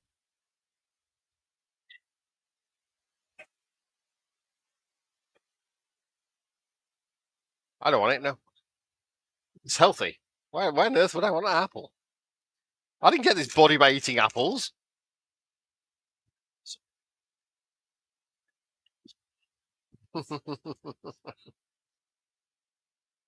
Bait chat in the horde. Yeah, bait chatted and done.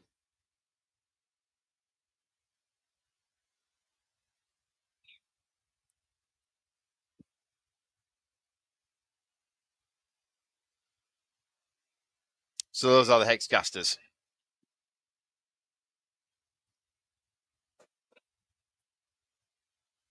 Yeah.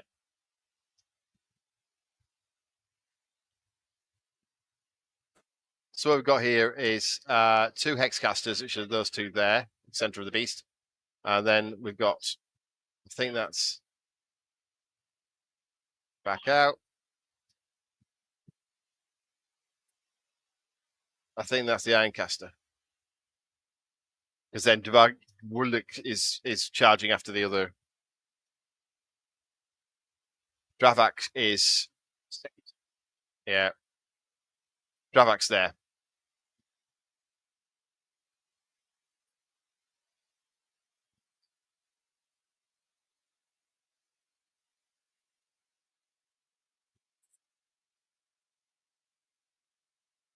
Oh.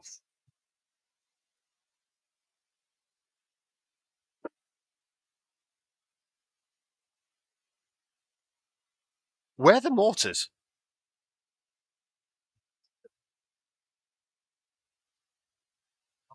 Ah, there they are.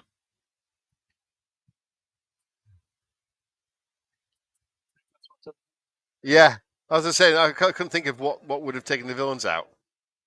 Apart from, because obviously the hordes are in combat. And whilst they have spellcasters, they don't have anywhere near that. But yeah. Well, there's nowhere near.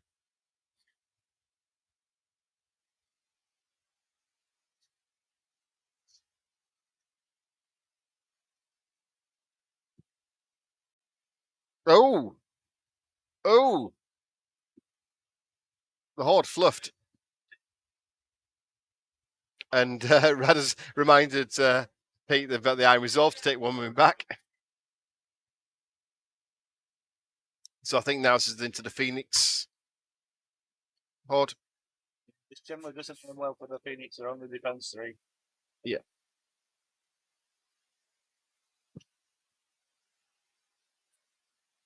Seven to kill. Yeah. So like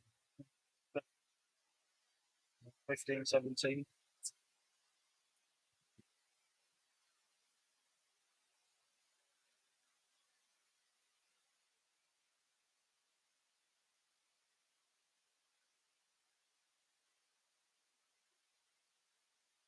There's the berserkers at the bottom there.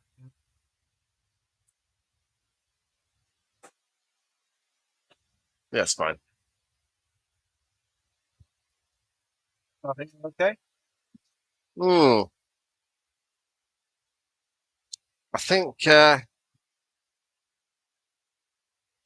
think that's a bit of a problem for Rad. I think that's a bit of a problem there. I think he needed to clear one of those, or both of those chaff units. Really, to take that horde down, he's going to need a double charge. And then he's not guaranteed.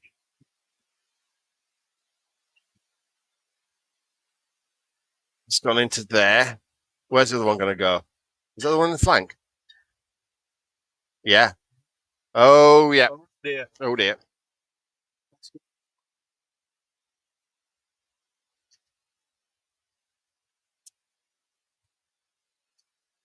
Is he going to take the Phoenix in?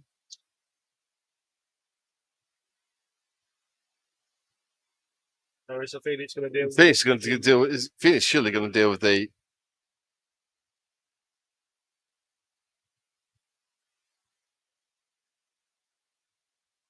Nope. I think I would have gone after the war machines. Yeah. Shooting into your late game. That's a real problem. I think Rad was hoping to clear both those chaff. You've got the fact that the war machines aren't going to score any points for you. Hello again.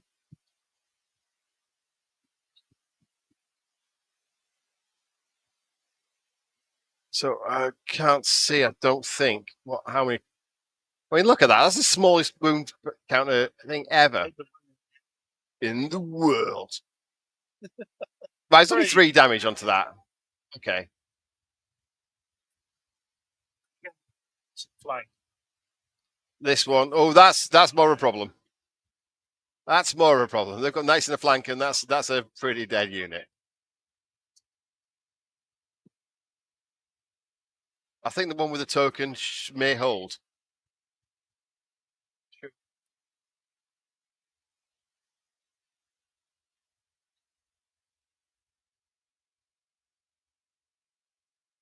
Depends which one's which. The hold on. Can we see what's that card on that knight unit?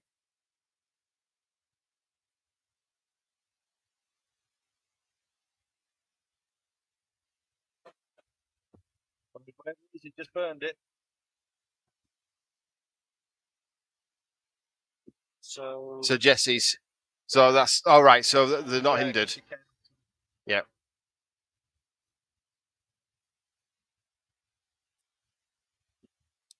So the hindered knights are into the flank, and the unhindered knights are into the front of the second unit. No, that's the one that's damaged. That's the one that's the one with Jesse is into the front, and the one that is hindered is into the side. But I don't think that's going to make much difference.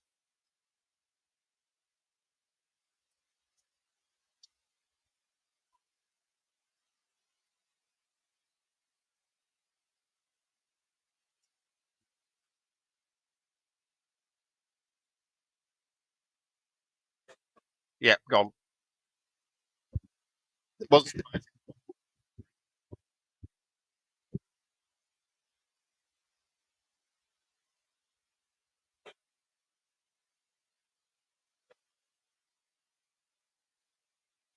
he doing with that unit?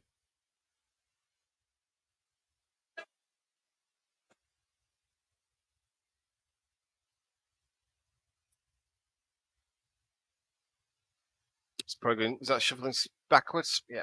No, sideways. Yeah, it gives us some space to turn that Phoenix.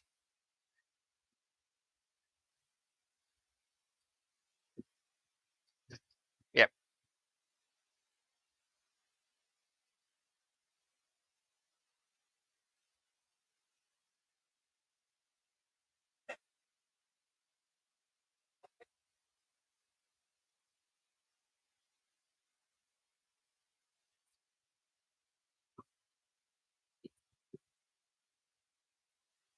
Oh no.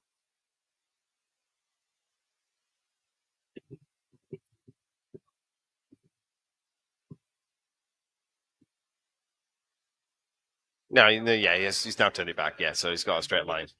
Yeah.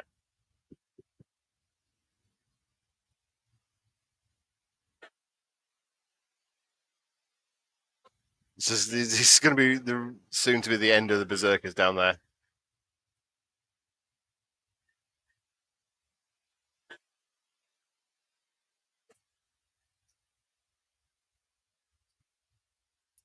Golems to follow up on you, as well as the You know, the black souls.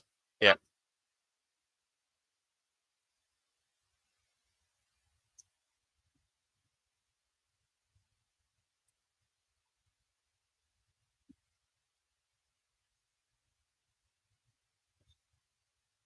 yeah, there go the berserkers. Yeah.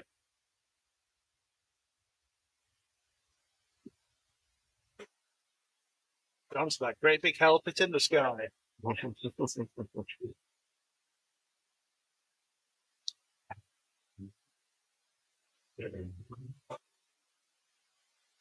we're just at the 1 hour mark.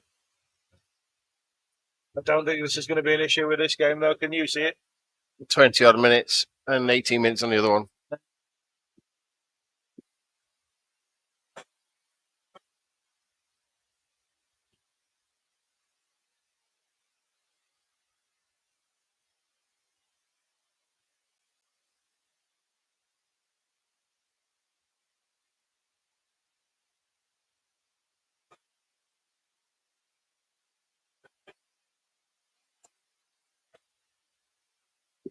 Sidestep by the knights.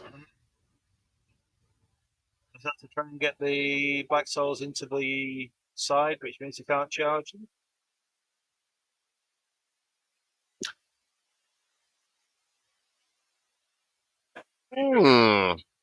Interesting. I hadn't seen that, but yeah.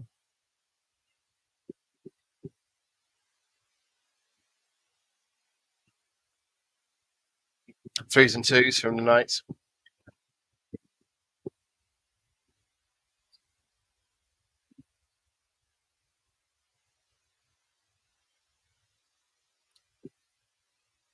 Wavered.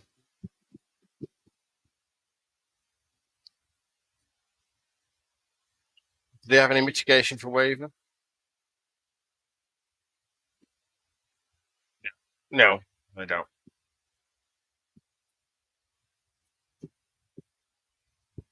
Top of 5. Search.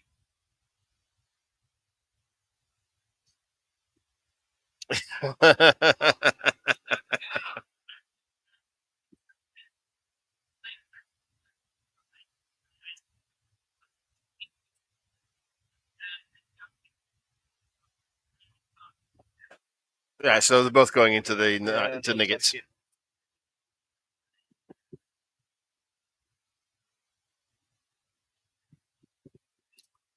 Thing why I like watching Reddick, and I imagine I really like playing him, is he just explains exactly what he's doing. Yes.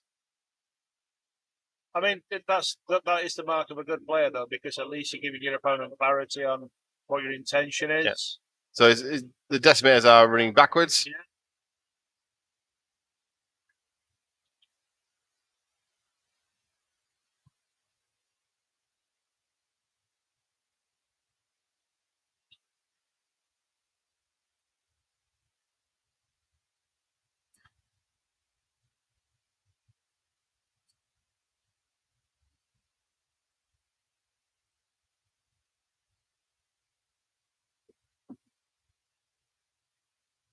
Token taken by one of the units. That's the Knights have taken a token.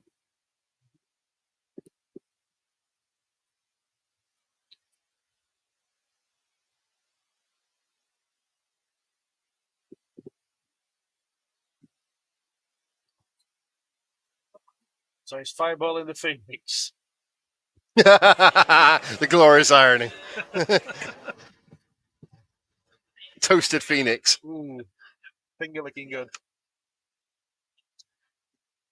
Yeah, it's going to come down to now is how much damage can Rad do from his spellcasting. And that's all those knights.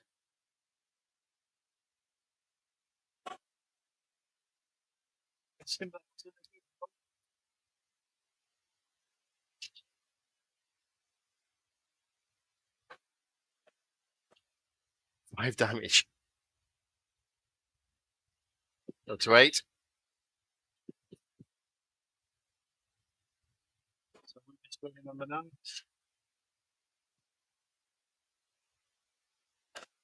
Just see how many that's up to. Yeah, Fireball in the Phoenix from Infernox. Because he sat on a damn great hill. See everything. Plus the Phoenix is height 6 anyway. Yeah. What's that number? Oh, 4 damage. From 6 more damage.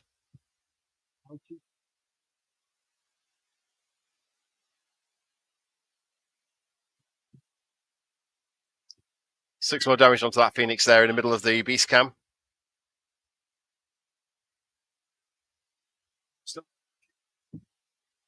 Charge. Charge. Yeah. don't bounce. It's beautiful.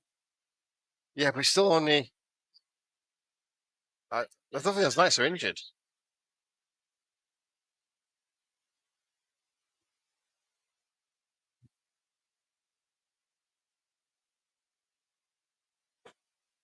More weakness.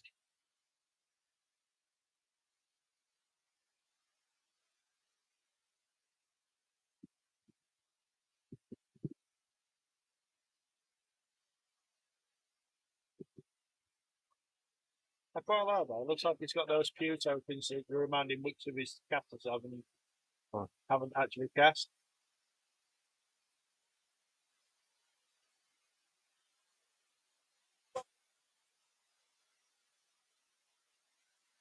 Yeah.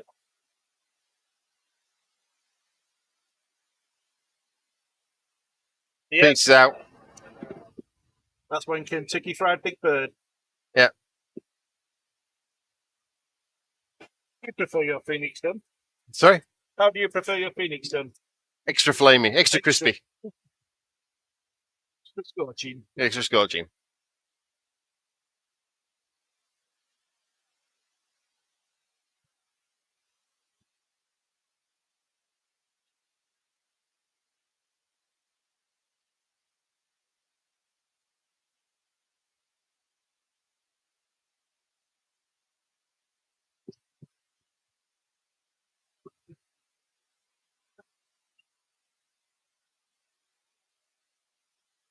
It's 5 damage, isn't it? That 5 there. Yeah, it's a 5. That's about right for Infernox. It's the problem with the big monsters. They're not actually that good in the front. Even dragons aren't that good in the front. Nothing's. It's bloody hard to kill.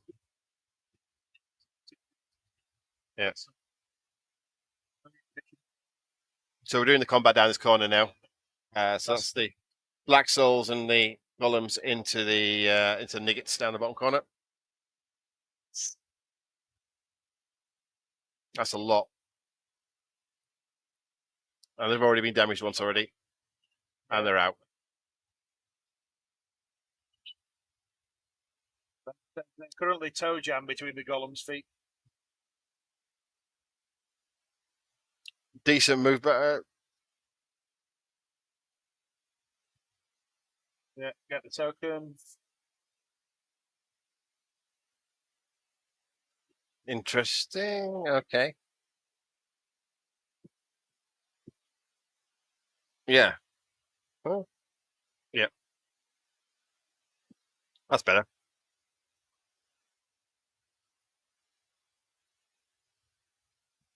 Turn 5, bottom of 5.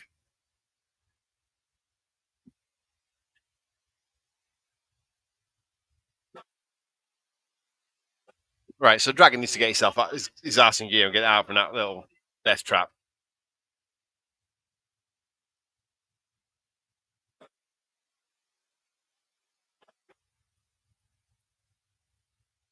It does leave those Black Souls unopposed, but I don't think there's much you can do about that now. Yeah.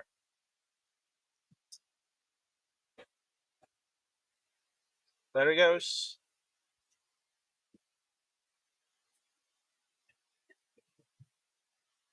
Brave Sir Robin runs away.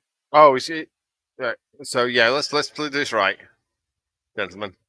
9 degrees. Just charging that whatever that is right in the middle. Dvorak, whatever it is. Take it back. That's traffic, I think. Just Dvorak in the middle, yeah.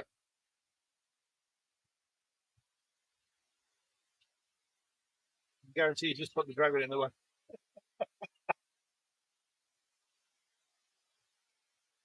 Yeah. Yep. That's it. The individual aligns with the character, and then slide the character. The monster slides down.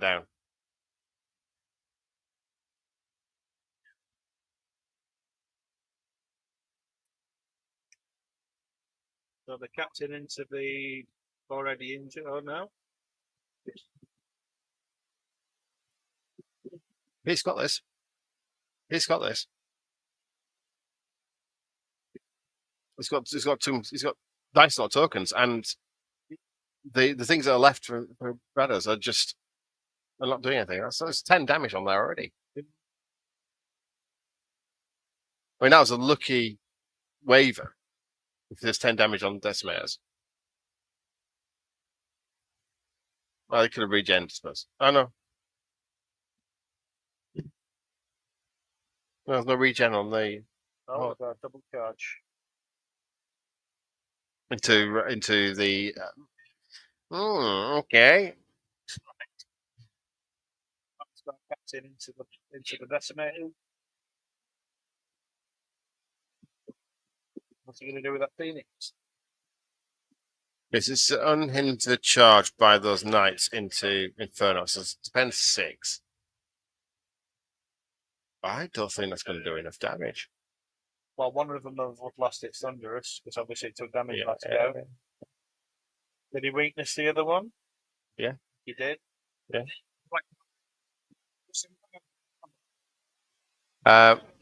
I think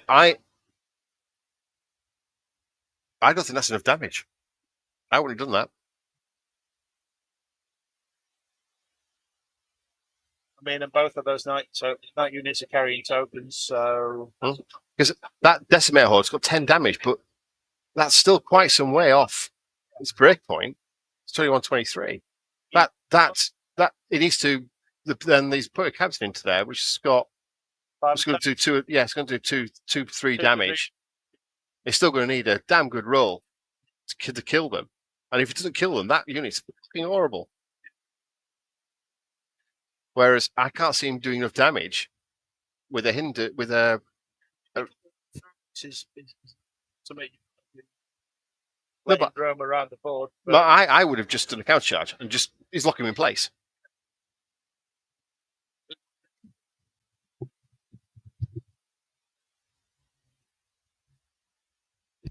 Go on then, Steve. So, like that. Can you hear? Well, nobody can tell because we don't have anybody else on our side of the stream. So you just tell me and we'll shout it. Yeah.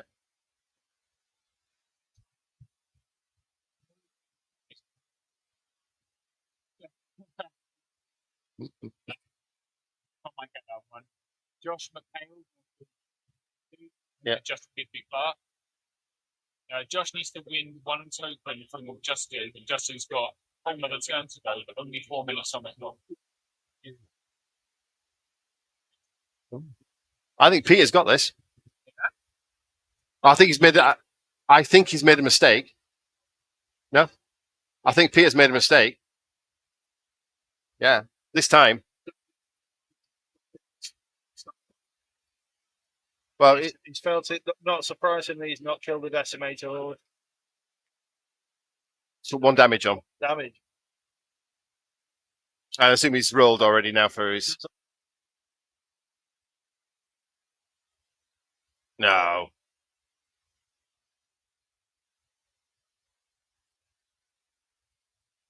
Gravak's relatively easy to kill. Well, his turn's 5. But a dragon should. It's 2, isn't it? See if the Phoenix did anything to the war machines, because have a look after we've done this. It's fine. Yeah. Like the other night, see?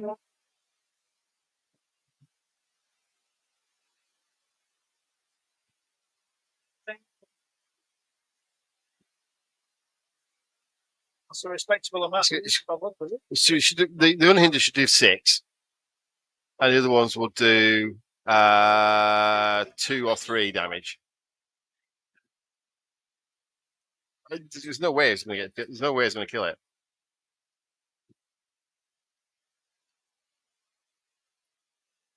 So it's just top of 6. So yeah, you're right. Perfect. Didn't die either.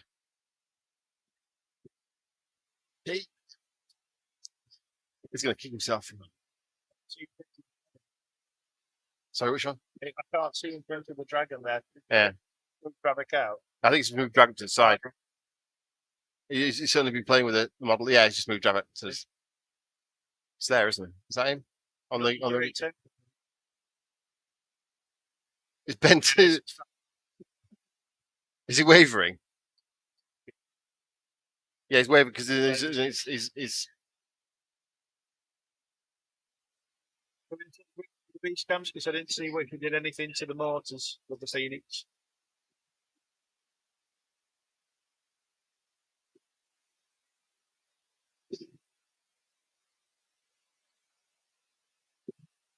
No, it looks like both motors are there. Yeah. So we might not be able to see much with the bloody great Phoenix in the way, but there you go. Well.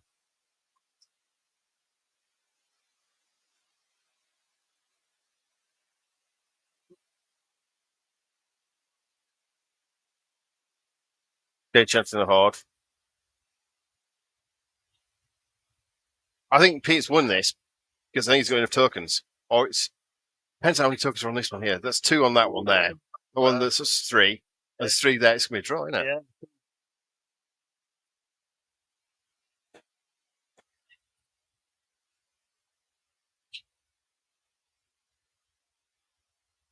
Yeah. Okay.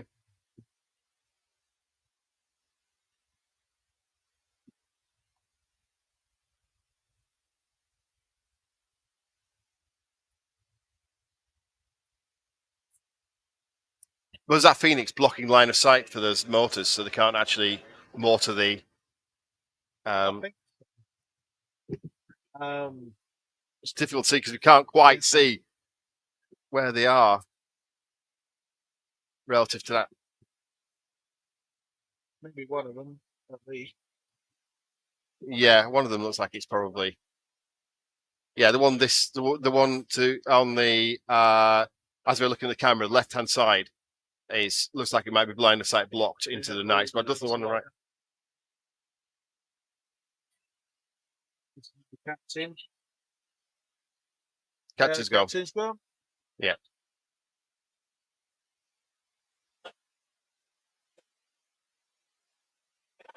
Yeah. It's now got a problem because he's got a dragon in his arse.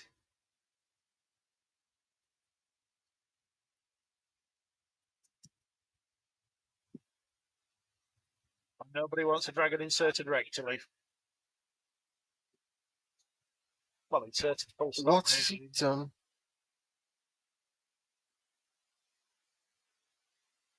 He's dropped the tokens. Unless it's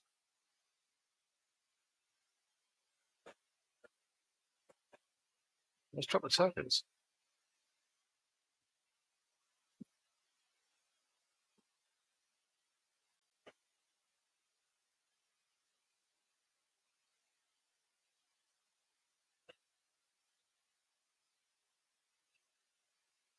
Right, okay, so he stopped the tokens from being picked up by anybody else by sitting on them, but he's not holding them. So, therefore, if he gets killed, it can't be taken. Yeah. Oh, that's next level. But then he's losing now. 2, 1 token there.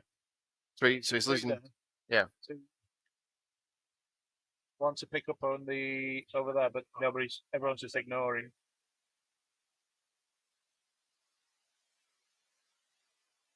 Number 1 for something.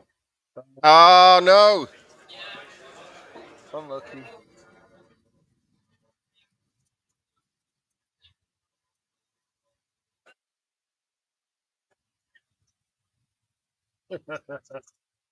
That's why it's a dice game, folks. Yeah. So, bottom of turn 6, it's Pete.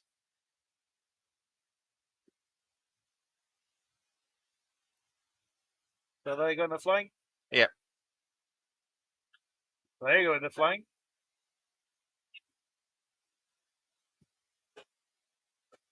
And there goes the dragon. Absolutely. And one of the. Looks like the Phoenix is attacking one of the. Yeah. Yeah. Yeah. Game over. No, far from it. Pete did it. So whilst Pete was pulling all his units back that night, and that he was basically sacrificing his knights, that entire Pete's left flank, just to draw away. That's quite Black a Soul. chunk of it. Yeah. Only for the little dragon to just go, nah, not having this. Let's Yeah. go. Yeah. Yeah.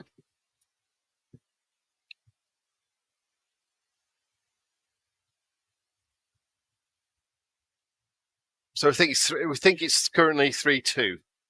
Yeah. Looks like to me. Yeah.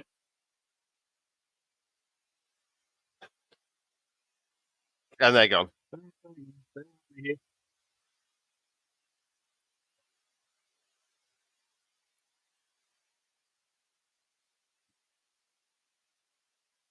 Interesting. He's going to back onto it.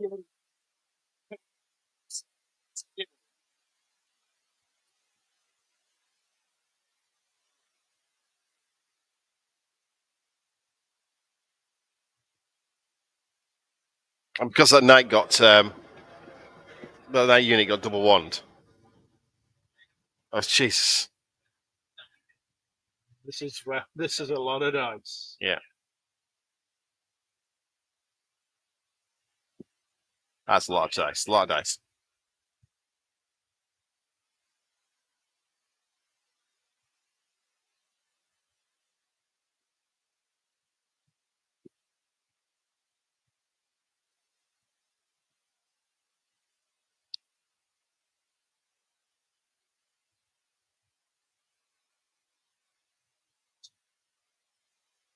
So that's at least 7 damage on rack.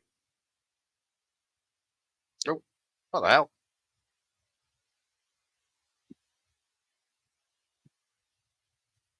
That's a new function. I can turn it all upside down. The urge to shout extreme close up is almost overwhelmed. 12. Showing his age again. 19. 19. Anything but. No, it's fine. So, Infernus is no use to anyone unless it snows and somebody wants something to grit the path with.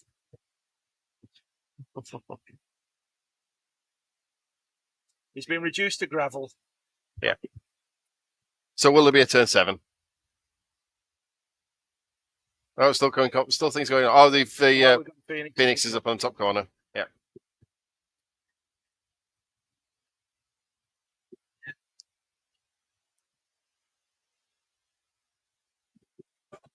No, not picked up. So let's see if it's turn 7. No, turn 7. Wow. Yeah. Yeah. Yeah. So we got that as 3-2. One really messed it up. I think, to be fair, I don't think it did. I think that it would still kill. It doesn't matter. It wouldn't have made a difference to tokens. Maybe Fernox may not have died, but I don't think Fernox would have. Fernox would not have had the. Well, he didn't have a turn to do the attack, so yeah, it would have made no difference. I don't think. What's Turn 7 some to those drop tokens. Yeah. There's some That's it. team from Rad, but that's about it, really. Yeah. He may have been able to take off the Knights. Yeah. Okay, so let's turn off the overheads and dice cams and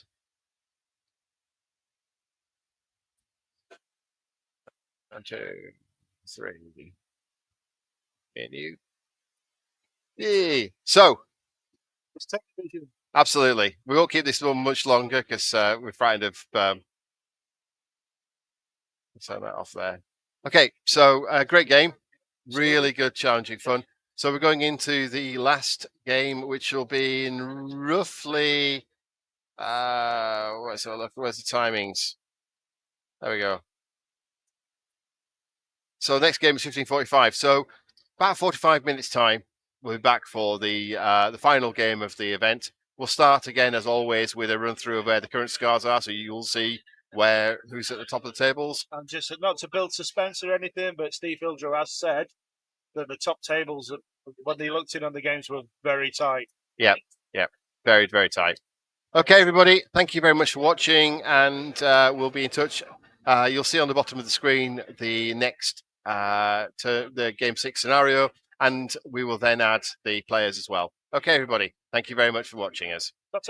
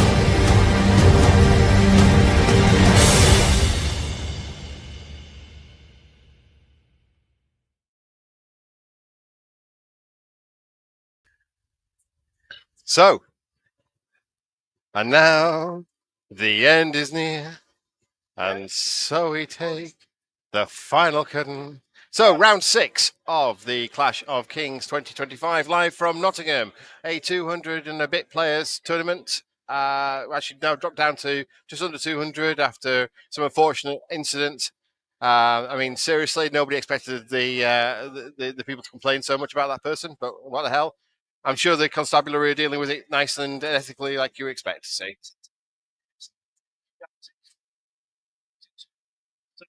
Yes, it's unfortunate, but it happens. So we have. Let's get before we get into who's playing whom here and they go through the lists. Let's look at the scores on the doors. 2 games. It's nice to be appreciated. Desperation, my friend, desperation. Talking to myself for several hours. I mean, I do have 2 teenage daughters, so talking to myself is de rigueur. So we are now streaming the top table. We are streaming Tom Robinson versus Justin Gisby Clark. So that's Undead, which we saw previously in game 4 against Justin and his dwarfs. In third, fourth, we have Javier and Peter, who we saw in the last game. And then the surprise package, Simon Cooper at number 5 against Peter, number 6. And Simon is a really good friend of Steve. And Steve's comment was, Simon's going to get his ass handed to him by Peter. So that's what you need in friendship, is absolutely that. We have then Alex Chavez from the US against Jorge, who's from Spain. And Peter, and then playing Nicholas. And I believe Nicholas is French. Yeah, we must get a nosebleed at that high table. So interesting to see, we've got Undead, Dwarfs, Varinger, Order of the Brother Mark, Salamanders, Halflings, Forces of the Abyss, Trident Realm of Neritica, Empire of Dust, and Ratkin in the top 10. So, easy army for Kings of War players to use to get to the top. Got to rely on skill, I'm afraid. This explains why I'm on the stream and not playing the game anymore. Yeah. So let's quickly run over Tom's zombie railgun list. People who were on the stream earlier will remember this one. It's a delightful package of... It's full of beautiful zombies. We're doing very well, Becky. Thank you very much for asking. So yes, it's a zombie troll delivery package, 42 surge. The whites literally delete things on contact with the Blood of the Old King or the Brew of Sharpness. They are really, really horrible. Revenant Kings are useful for surging and very useful for just blocking something up. Chaftastic. Yeah, Chaftastic. Lich King with the Amulet of Fireheart. And then you've got your Necromancers, one of which causes vicious melee in zombies. I think they're going to be getting much use out of Hex and Veil of Shadows this game. No. And Morgoth, the Faceless, mandatory. Absolutely. So, Justin's army. Nobody is more goth than Morgoth. Yeah. So, Justin has got, I believe these are Imperial Dwarfs. Yeah, so they're the wrong dwarfs. From what I understand. Yes. So we've got dwarves. Who really cares? That's going to wind people up the one end. Yes, yeah. So we've got 3 regiments of the Iron Guard. This is the 6 up defense. Bulwarks, all with throwing mastiffs to throw those dogs out. Please don't tell Peter. Or Petter. Ironclad, Horde, the Hammer of Measured Force. That's not going to be that useful against. It's 5. True, yeah.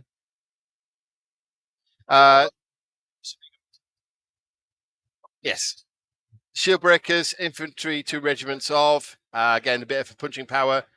Steel Behemoth, Gollux Fury. Absolutely. The Wingy Kingy, again, auto-include. Garak, the auto-include. Faber Ironheart, less auto include, but very nice. Yep. And then 3 lords on large beasts. One with the bead of the beast, the one with the blade of the beast slayer. So that's going to be a challenge. Absolutely. And we're playing control. So if anybody can't remember what control scenario is, I get confused which one's which. At the end of the game, divide the board into 6 2x2 squares and add up the total strength of each player's units within the square. And you get more points if you control the square that is central and on your opponent's side of the board. Yeah. Yes. You need lots. The thing with this is there are 6 regions. You need 6 units to control. So if you look at the number of units here, we've got Justin with 13, of which all but 2 have got some ability to control with unit strength. Tom's list, there's again 14, but there's got 1, 2, 3, 4, 5, 6 of those units cannot hold any squares. So Justin, I would say, is a favourite here based on purely on the amount of units he's got, and also defense 6 units are to shift. Yeah. It's a wall of dwarves. So let's go to the tabletop. Let's bring up that one there, and that one there, that one there, that one there, and then slip them around, and there we go. So during the day, the Earth has moved slightly, and that we've now got the table now slightly more skew with. So anybody on the back line on Justin's side, Justin's at the top of the table, and Tom's on the bottom end. So the undead are on the bottom, dwarfs are at the top. Dwarfs are on lovely white bases, so they should be very easy to spot units that are different. We're now midway through the setting up of the units, so people placing units and then stopping the clock again. One of the big advantages of Kings of War over lots of games is this chess clock gaming. It keeps tournaments to time. Anybody who saw earlier, we're actually ahead of time going into game 4. We're bang on time for game 5. So we'll probably be out by sometime around midnight by the time we cleared out the halls and everything. So we shall see what's going on here. 12 pack as well. Yes. I've had to create a list of things I need to remember to pack. Because last year I left an entire table worth of terrain that somebody picked up for me, thankfully. So yes, during the setup, people switch the clock. You switch setup time includes your on your clock time.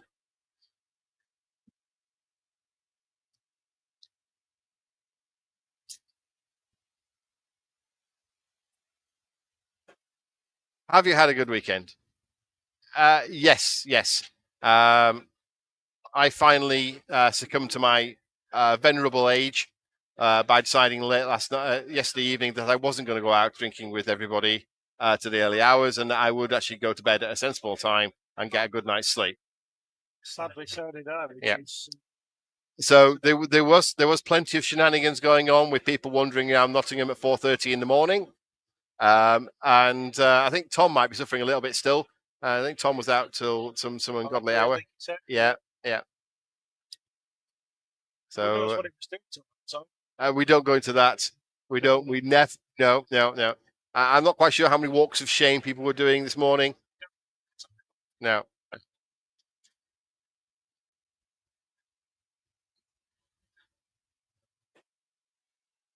Hopefully the audio is coming really well. Andrew's wearing a different headset than he was started with this morning. So hopefully that's it's coming across nice and clear. It's black. Soulless. I've had comments about why I wear sunglasses. It's because I'm cool. It started up 3 years ago when we first did live streaming. I was so bleary-eyed the following morning after a heavy night session that my eyes were literally blurred out and very red and sore. So I wore my sunglasses. I then realised that wearing sunglasses allows me to look down at the second monitor that I've got here without losing eye contact with you guys. So it's a nice trick as well.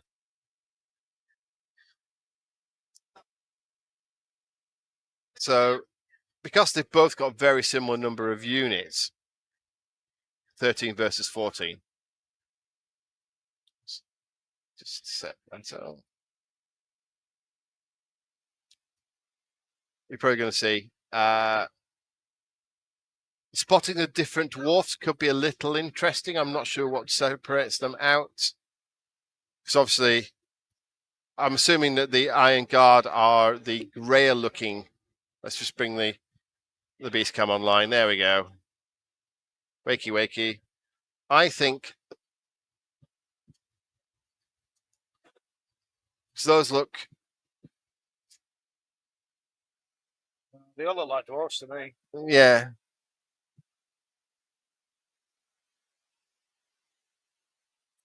Those are slightly posher looking dwarfs, I think. Let's face it, dwarfs are just what happens when Oompa Loompas go bad. Oompa Loompa dippity doo. We've got a dwarfen battle for you. If you're bringing Defence 6 filth to tournaments, you should be made to do the Oompa Loompa dance before every game. And the song. So these are definitely two-handed weapons there. So that's. So we've got the. Okay, so what's up there then? So those three look all the same. Yeah. Where's the Ironclad on?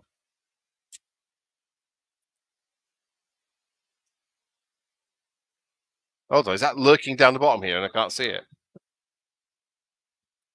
Is that the horde? Oh, is that the horde in the middle there? Yeah. I realize I'm pointing Yeah, but I saw what you meant. I know what you meant. Yeah, yeah. Okay, so that's that unit there then.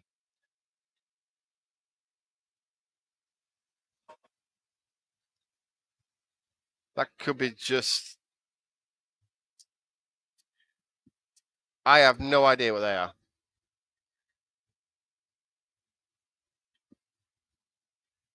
Two. Yeah, you're right. It's got to. Yeah.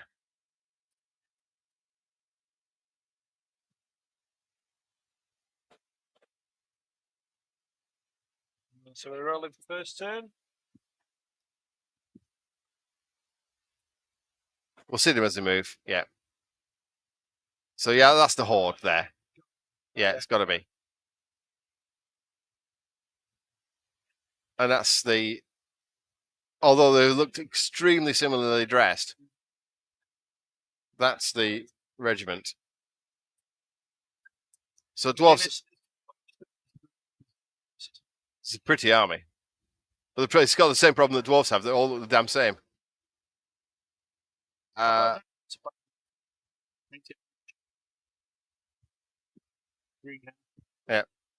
So it looks like the dwarves are either elected to or have been allowed to go first.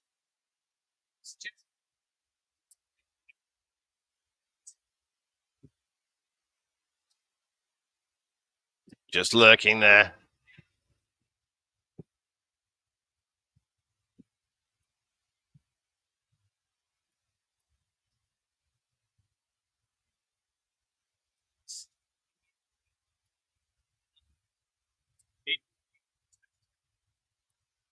Okay, so again, to anybody who's not caught the streams or earlier streams, just to talk about the terrain here.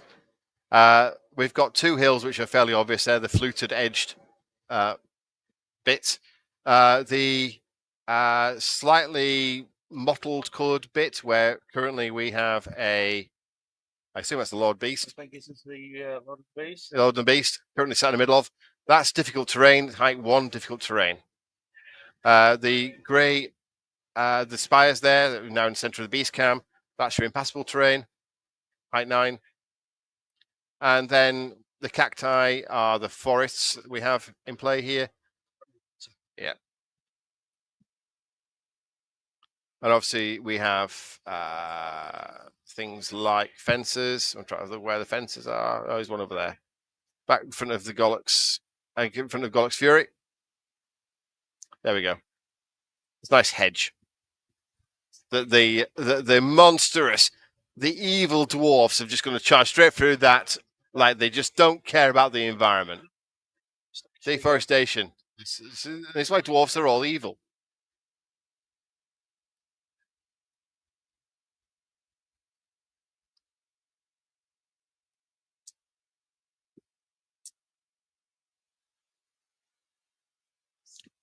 Yeah, Mo, this is top table. Yeah.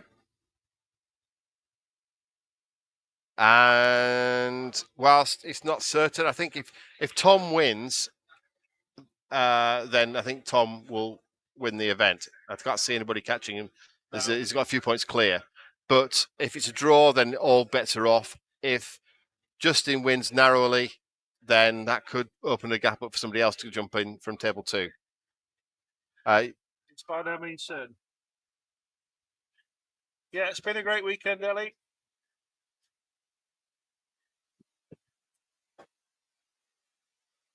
Your father's excelled at commentary, which is why he's back again. Yeah. That and actually nobody else would come in and help me.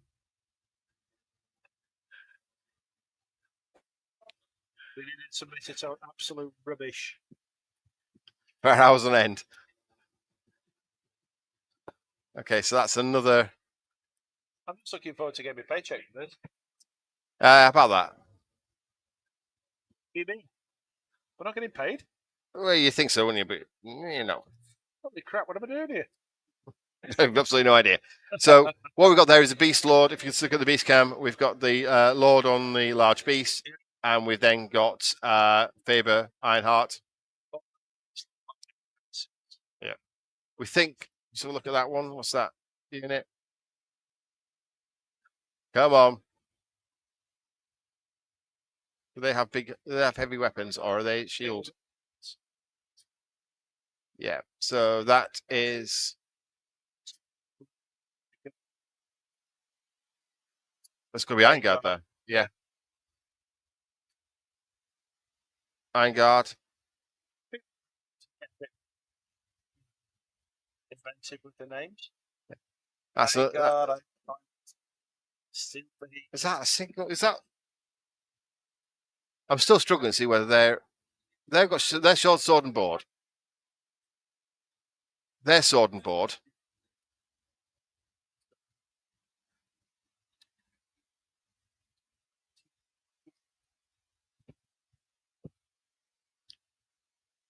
I think so. They are not Mantic dwarves.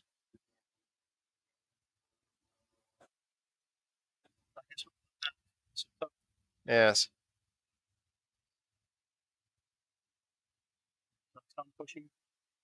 Yeah, so we're on the bottom of turn 1 now.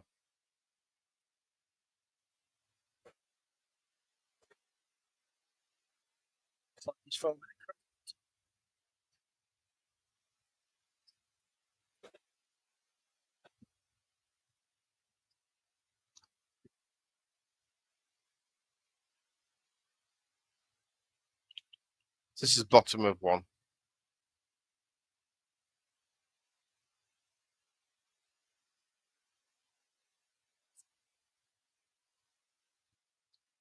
Yes.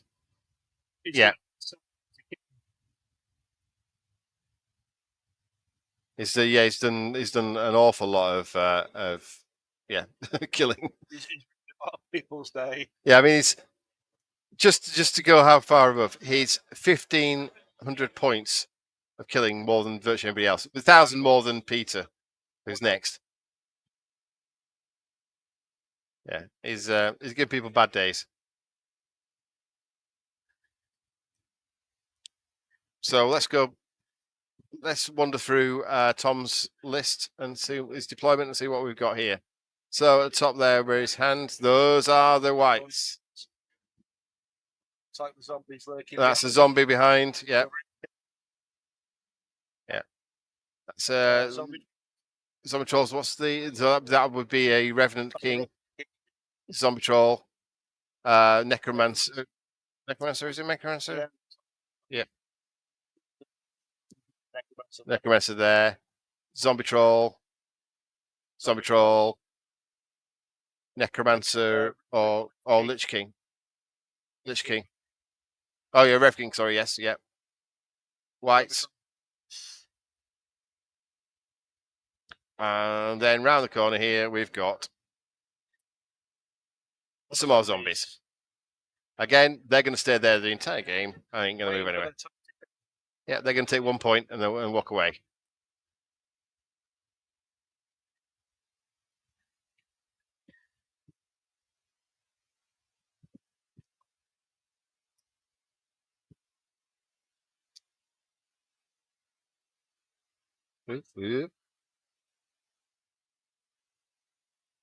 So yeah, as Andrew's saying there, is it Andrew or Andy? oh, hold on. What's going? Hold on. Where are they going? Where are they going? Into the top left corner.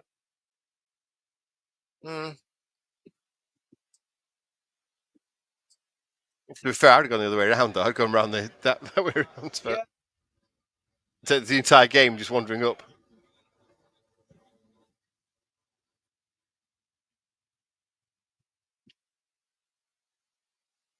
So, is Tom gonna send one of his zombies straight into that middle of that horde? Zombie trolls.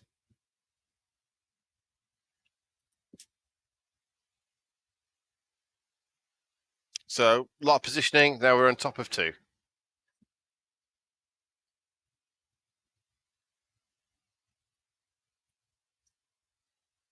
Where's top 2? There we go. Top 2.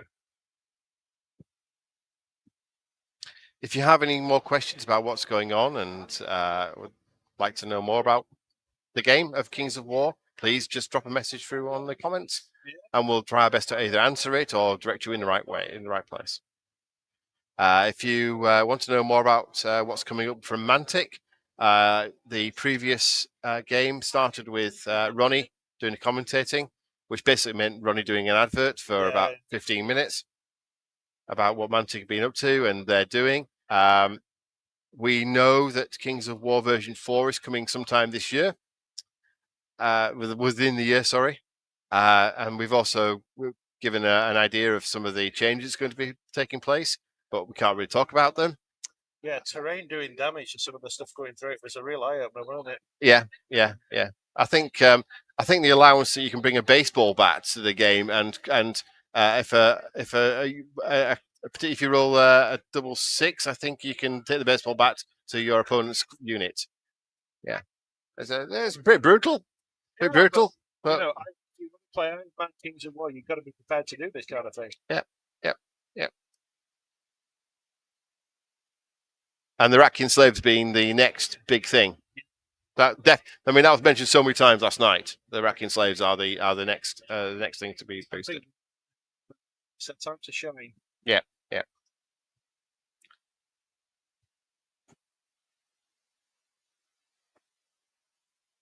So we've got the 2.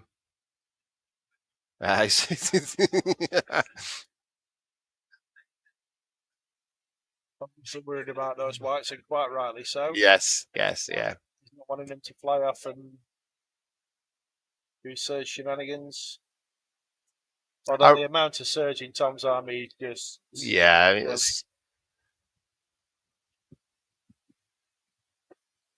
I played Justin at Clash of Kings when it was in Cardiff a few years ago.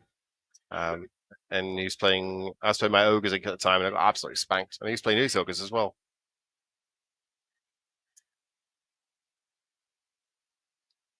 I'm looking forward to giving my ogres a run out at the... Becky, it's very sad to read this, but I completely understand it.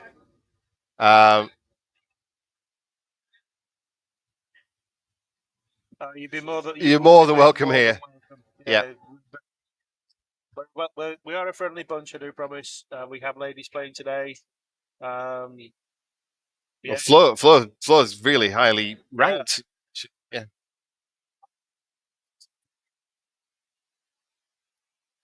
Yeah. So Give it a try. Give it a try. And we've got people. I think I've met somebody earlier today. This is their second, third, fourth, fifth, sixth, and seventh game of Kings of War at this event. The atmosphere is really good. There's a lot of very casual gamers. If you want to have we allow challenges in the first round. So if you want to have a player of who you know as your first game, you challenge them and have a game of very friendly over a beer or whatever. And also a great way of easing you into the tournament without having to face perhaps a top tier list. It is figure agnostic as well. So if you've already got a Warhammer army, you're more than welcome to kind of put them on movement trays and use them. There's all kinds of armies here today. There's people who've gone all Mantic. There's people who've gone part Mantic. There's people who've gone non-Mantic at all. There's 3D printed stuff or Warhammer stuff. Some of them. There's some very, very nice armies on display today. I'd love it. I'd love it. I'd love it. I went to university with my wife, and she's on the same course as me, and it was good fun. So I'm sure that you can handle the same hobby. Yes, Mo, you're absolutely right. It's Flo, Heather, and Joanna are all here today. So yeah, Heather the archaeologist. Yeah, and there's very cool. Jan the TO as well. Jan TO, yeah.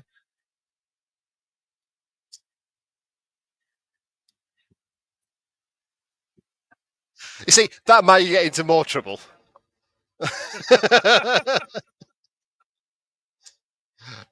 Ian, it's control. So again, for anybody who wasn't around at the start and doesn't know the rules, control. Imagine that the table is split into 6 equal squares, 2 foot by 2 foot. Each to control a square at the end of the game, it's the highest unit strength that controls it, and you get 1 point for every box you control, except if you control the 2 foot square directly in front of the middle of your opponent, which is 2 points, and vice versa. Do we have some shooting? Okay, so where's the shooting? This is what's shooting? And what are the shooting?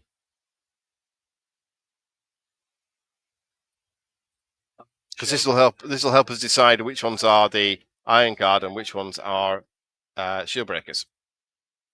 Well, it doesn't look to be in range for dogs yet. Yeah, that's a lot of dice. It's a lot of dice. Still, we're both looking at what's got actually shooting attacks. Could be the Steel Behemoth. Yeah.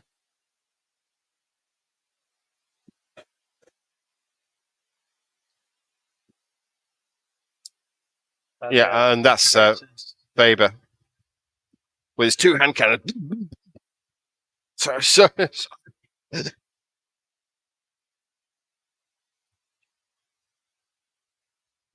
One thing I've noticed this year, we've something we try to do to help people who've have got some disability or some inability to try and make them easier for them. So Heather has been staying at the same table the entire time. We've also got Rick, who's on it. No, it's Richard Lake. Yeah, he's got he's damaged his back, so he's on a very high table. So we've taken a standard table. We had a whole set of extra height onto it. So it's like a standing desk. It's actually really comfortable to play. I was going, this is really nice to play on. So again, we're this part of the environment, and actually that's really driven by Steve as the TO, as the lead TO. He puts a lot into make sure that everybody gets the best out of the day and doesn't get massively inconvenienced. From the tournaments, we have one of the tables that we use is actually a pool table covered. Yeah. That tends to be good for people who have that kind of disability because it's a lot higher. Yeah. Than the normal tables. Oh, here we go. There we go. So it's bottom of 2 then.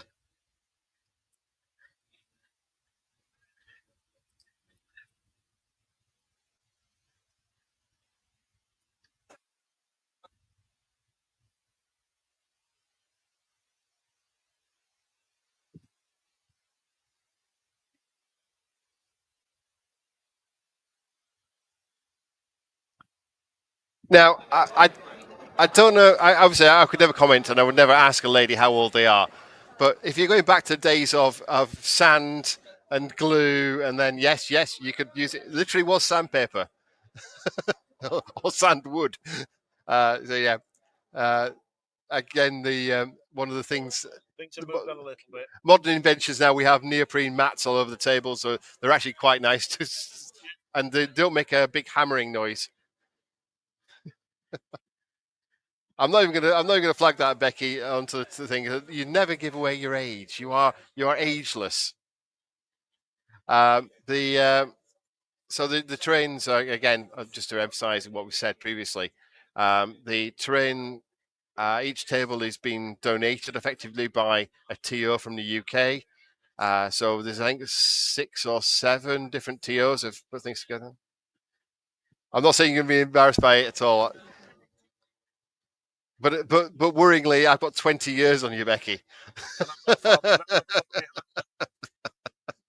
So you're more than welcome to come along, and you can take my beers from me, because I can't do that anymore. There we go. Here we go. So put the Red King there, so when he charges, Mm-hmm. he goes like that. Yeah. And the whites have kind of stormed up there. Look. Release the beast. Fight.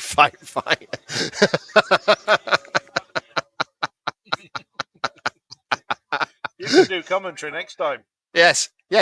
Yeah, come on next time, and you can. If you don't want to play, and you want to get the feel of it, come on, comms. And before you use it as an excuse of I don't know the game. I've not played 4 years. I don't know the game at all. You've not played in 4 years? Yeah, I think it's about 4 years. I don't think I've played a live game since COVID. I played a couple of games during the COVID break when we were all on streams. And yeah, that's not you for me.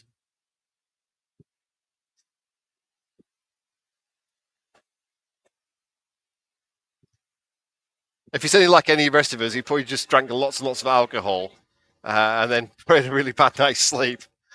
And if he's in the Premier Inn, a bad night hot sleep.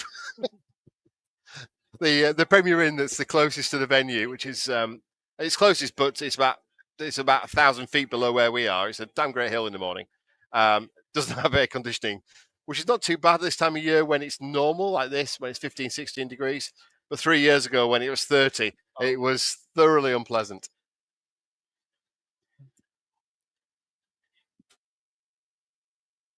You see, that's 40k. Pew Pew's 40k. We're nowhere near that juvenile. Oh, I go. Yeah, we are actually. You'll need a catchphrase. No. I mean, I've not used a catchphrase apart from release the beast.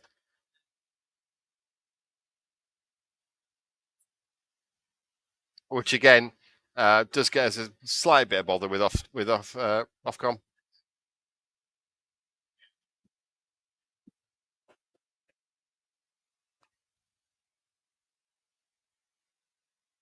I'm sorry. I'm gonna have to have words with the other half here.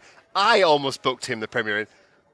Like, there's a grown adult, for God's sake. He's booking his own hotel rooms. I'm not saying anything.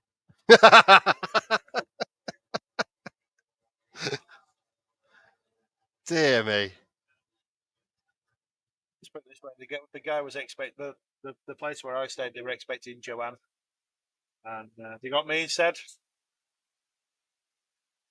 My story is not as bad as her stay, so probably a good thing. Yeah. You're welcome, Stefan, and good to greetings back to you in Austria. Is it actually true there is one of the Austrian airports they actually have a desk for people who've inadvertently gone to Austria rather than Australia? Or is that it? I genuinely can't believe that. That'd be true. But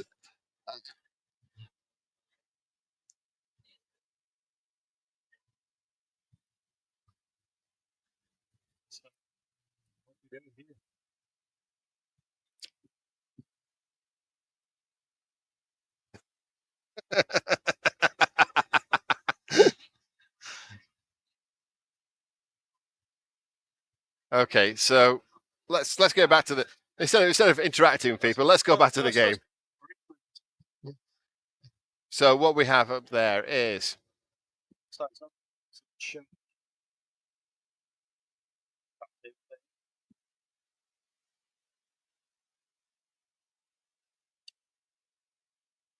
oh, hello, what's going on there?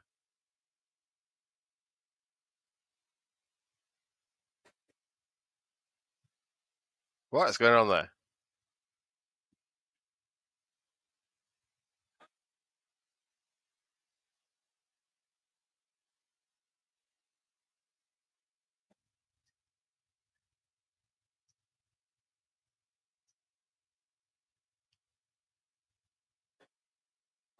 Yes.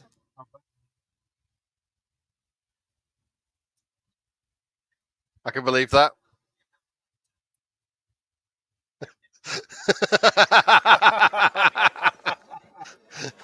That's a little different.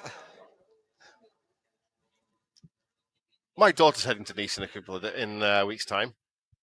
My daughter's heading to Nice in a week's time on a school trip. School trip to Nice.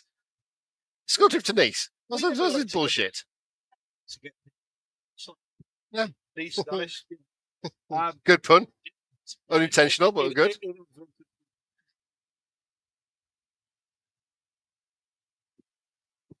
Yeah. School trip to Nice. I think I went to Whitby. I think the most exotic place we went to was Hayfield. Is that trolls on the far right blocking up Justin's Lordenby? Yes, that is. Oh no, those are whites. That's white. Yeah. The You- only thing you could think of is the bottom piece. Maddie would do. We're not in shoes. Yeah, those are whites. Beast come to the rescue. They may be in combat with him, actually. Is it? Well, it's turned to the side. So I wonder whether he had to turn it to the side to stop it from rushing it. I guess we'll find out.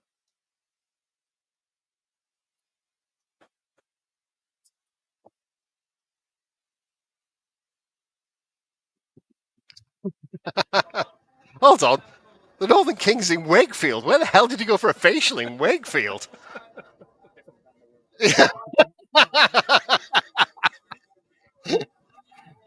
You see, and that's why Steve gets himself banned. Especially shot for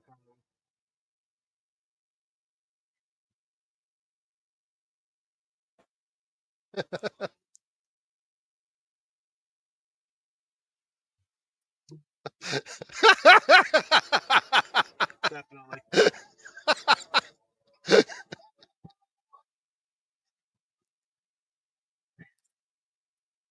So clearly, I think we're missing an audience with this stream. It should be find out what your other half is up to this weekend, and we could then stream. You know, we could then send drones out to confirm that your partner is exactly where he said he was going to be. I did send a link to my wife. Steve.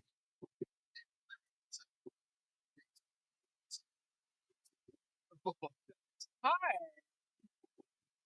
So I text my wife to come on as well. Yeah, so I was thinking of she used to play one of my fantasy games that I played, which is it's not exactly female friendly.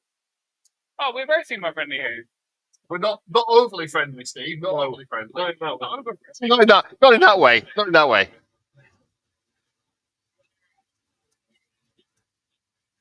So yeah, them trolls. Sorry, you expect us to be commentating on the game? The dice are being rolled and everything. So combats are up here. We're taking. There was combat. Oh, search shenanigans.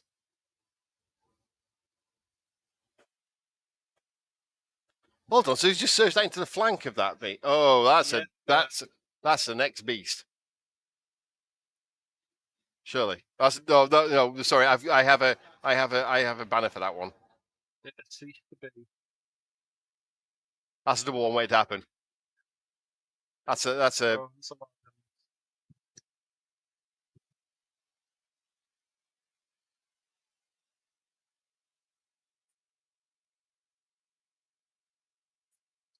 Yeah, we're going to be taking donations for the next for next year, so we can have a second Beast Cam.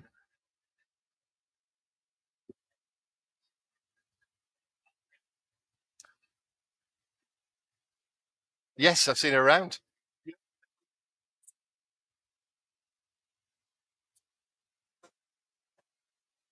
Thank you. Nice to have you on board. Ah, it's in the front. It's just overhanging.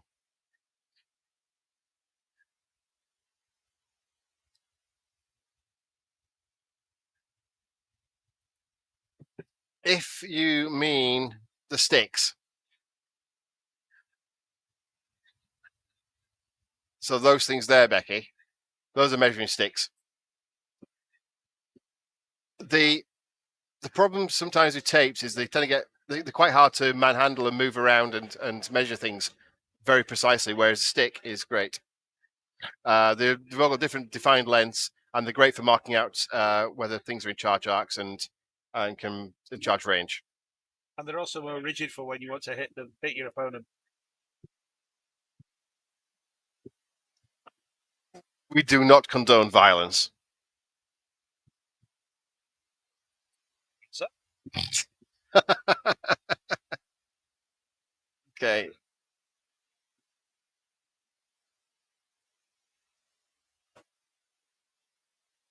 So this is the top of 3.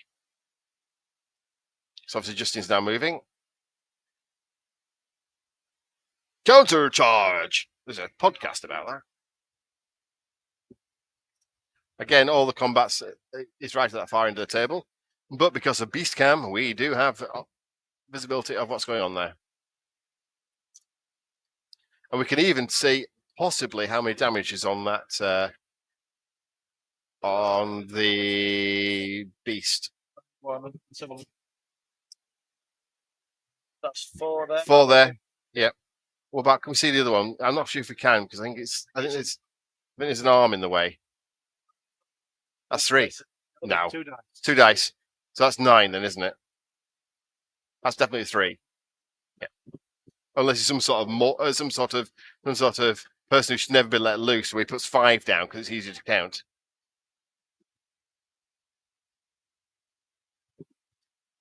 Not criticising the British education system, but he may do that. People may do that. Let's go back to comments. Sorry, I can't see the comments because I've got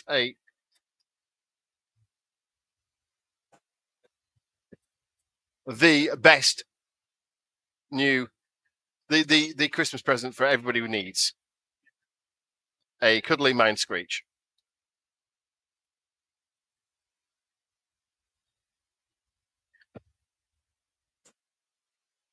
Enhance your gaming experience.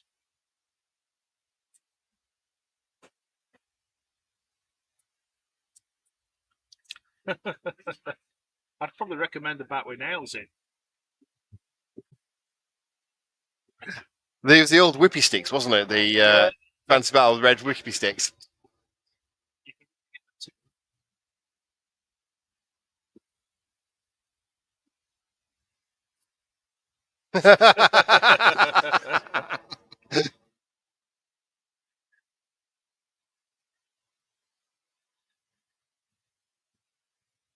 To be fair, I think the Mantics, certainly historically, Mantic's Undead range has been the best. Considering that the zombies are 10, 12 years old, Yeah, older than that. That's the Undead range is one of their oldest ranges, and Yeah. it still stands up really well. Yeah. But I've not the zombie like you said the zombies are great. Not that I like zombies much, but they're really nice. Don't like zombies much. No, I've seen your massive army of zombies. the nice thing about them is that they're all correctly proportioned. Yeah. So They have massive hands. Yeah. Yeah, the entire Undead range stands up really well. Yeah. And these things that are in metal and resin are likely to end up at some point onto the vault, so you can 3D print them. yeah, again, they're really nice models. Yes, they do. Yeah. Particularly the ghouls look horrible. The ghouls actually do look like, cannibalistic humans rather than Comically big-handed.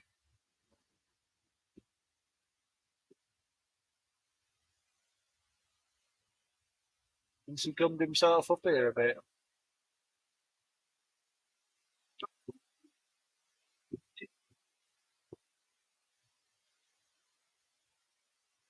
So, what do we think of the plushie, the Main Screech? Personally, I think it's great. It's definitely staying on my desk. Yeah. I was trying to find a good place to put it where it doesn't interfere with what I can see on the screen. So we're going forward a little bit.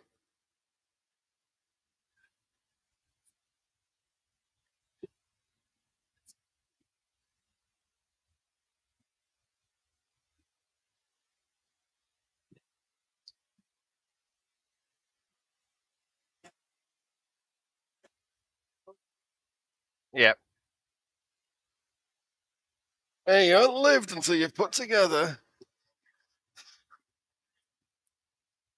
There's an old metal Hydra, which is horrific to build.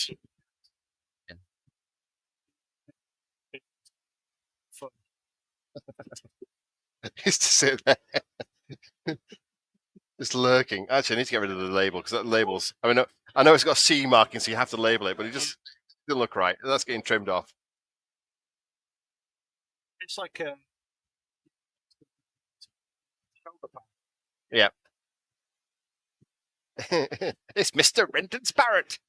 When Mr. Renton's parrot goes berserk, a fella can get on with his work. Seriously, I've had no alcohol. This is more like when I'm sober. My Coke today. Yeah, admittedly, I'm caffeinated up to the absolute eyeballs.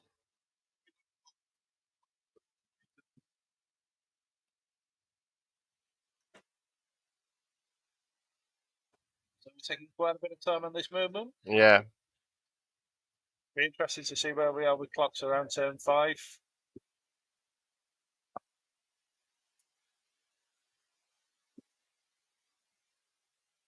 Zombies in the bottom left appear to have turned around again. Yeah, what's going on with them?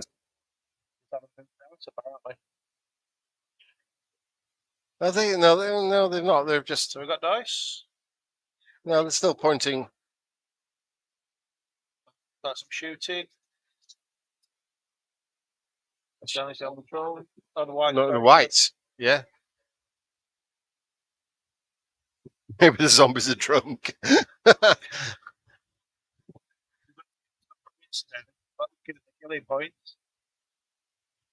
Oh, what the hell's that? 10 damage. Well, that's a lot of damage on those whites. We're going to see what we saw last game. Get them forward. Long bomb surges. So yeah, that's in the danger zone. Yeah, we've got quite a lot of damage being done. Shooting's no joke. That's only one there on that horde. Moving up. Oh! That's a big one. That's yeah. Tom will not be happy with that.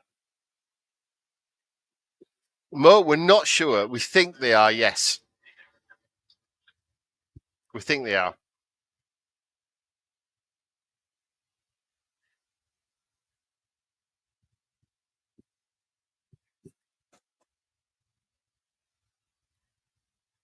And we've still got the dogs to go as well.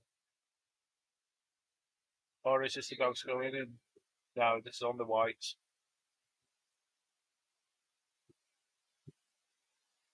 Yes, I've seen that army. It's very nice. Yeah. It's sort of was it? Is it Ganesh, isn't it? The elephant-headed god. Yeah.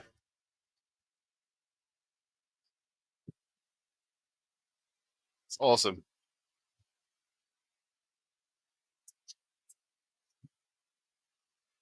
Ham, please. Oh, excellent. Thank you very much.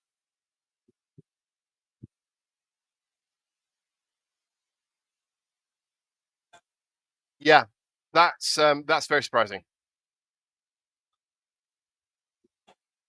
I'll be honest with you, Becky. There are some absolutely gorgeous armies here.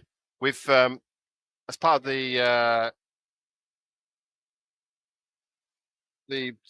prizes, we give the top three based on our judgment of we think are the best three painted armies. But then we also hand out 30 tokens, which are hobby pins, which again are chosen by the organisers, and it's been hard work trying to just knock it down to 30. Absolutely. I mean, at the top, the competition for the top three was just unbelievable. Yeah, honestly, just so much, raw talent. Some of the armies in particular weren't so hard. The amount of time, effort that goes into them is just breathtaking. So I think we're on bottom of 3 now. Right. I do apologise. You're going to hear us eating now. So if that offends you, I'm sorry. So we've just been given some more food. Or we could just turn the mics off and we can just watch, and that's possibly more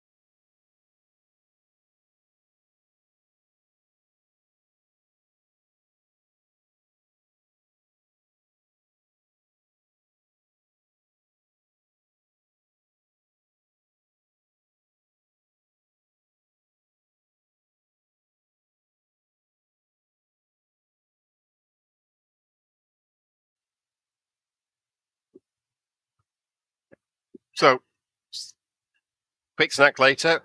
Typically, we take a break from commentating and suddenly all hell breaks loose. So, yeah, interesting move by Tom to back up. All I can think of is that Tom's considering just going for his 3 sections on the bottom and then enough damage being caused on the top right as we're looking at it. Take that one, so we're in 4-2.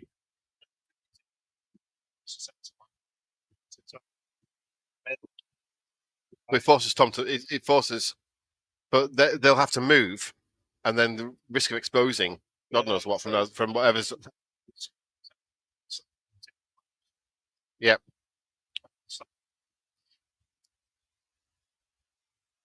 Yep. Well, Tom's just seen the amount of damage he's been taking. He just can't sustain that for another turn. Well, Gollux is what, 18 inches? So the whites are taking off the piece as expected. Yeah.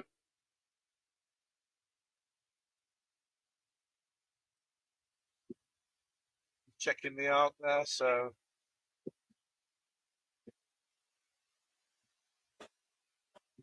that looks like he's giving. Yep, that's out of her. Still got access to flanks there. I hate to sound like a teacher because I'm not, but the only stupid question is a question that's never been asked.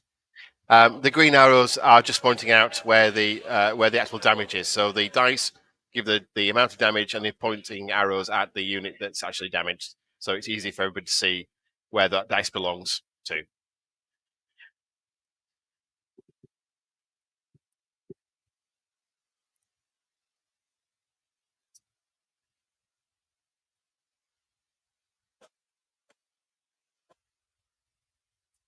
Yeah.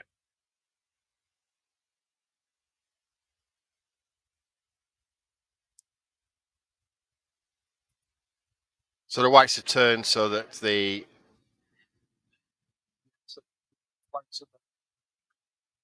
nice. Yep. Yep. So turn 4 started, I believe.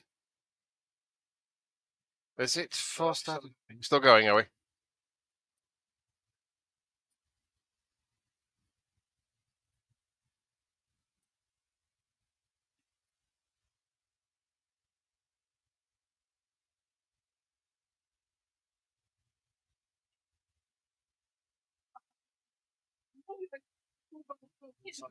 No, that's moving, isn't it? So that's this must be top of 4.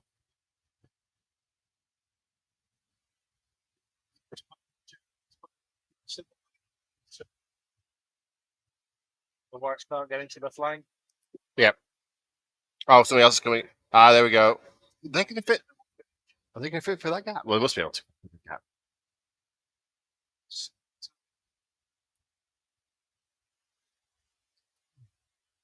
Check in with blank base. The answer to that question is no.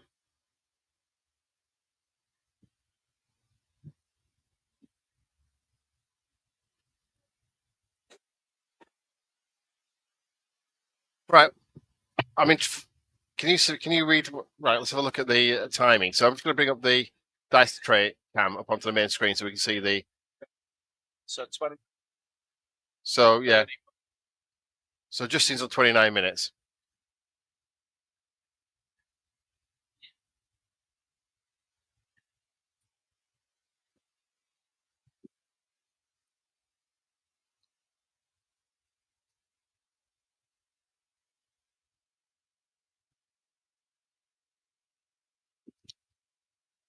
The usual fun, debauchery, night in the cells. Yeah. I think the parachute jump was a little bit OTT. I know the. Yeah, it was fun. That was fun. Yeah.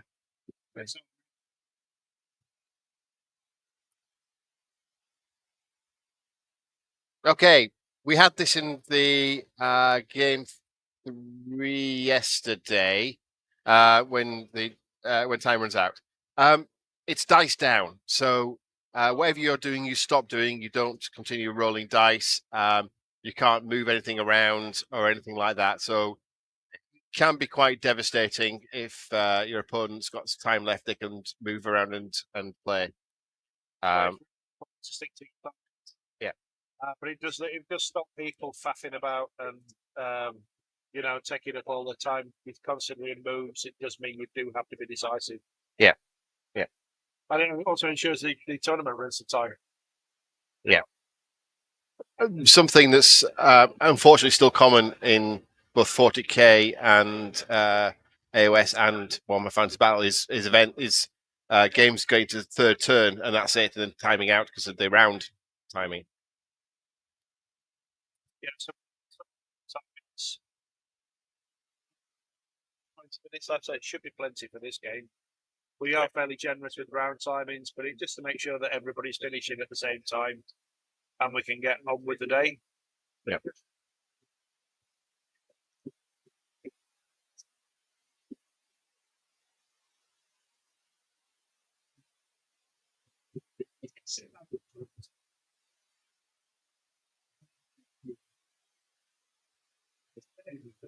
Oh.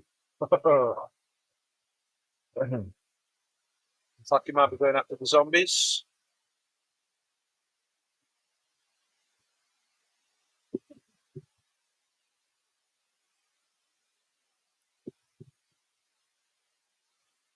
Is that load on base? Yes, it is because Garrick's the one next to him, next to the hordes, next to the regiment. So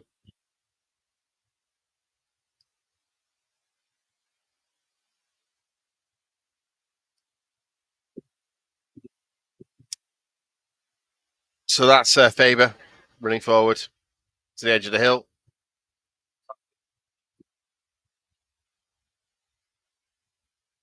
And that's the advantage of sticks. That's measure stick versus a tape. Tapes are quite hard to maneuver around. They get a bit floppy.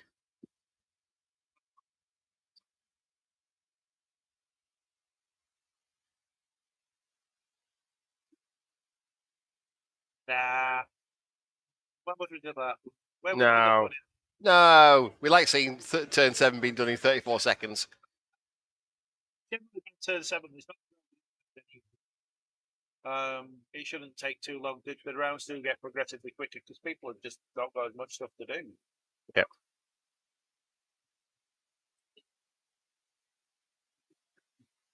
So, I'm assuming that Just is concerned about, the shenanigans. Surge shenanigans. Yeah, it's a rear. There we go.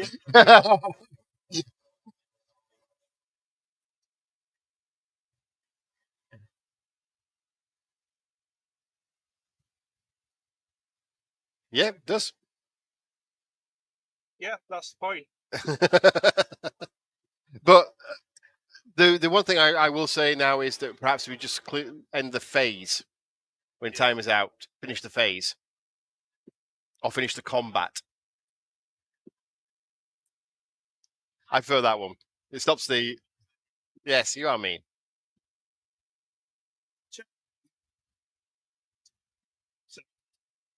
Do try and build enough time into rounds so that most people don't clock out. Yeah. Generally, it's only if you're messing about that you will clock out.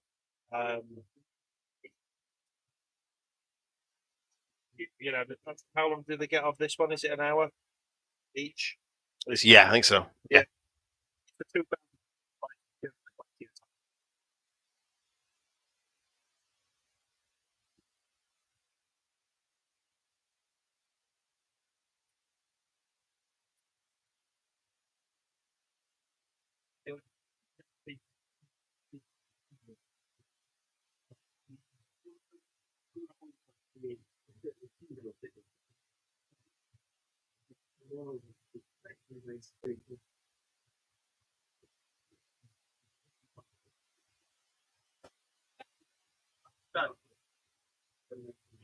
Each round lasts 2 hours 15 minutes. Yeah, so it's 1 hour each player and 15 minutes for shenanigans.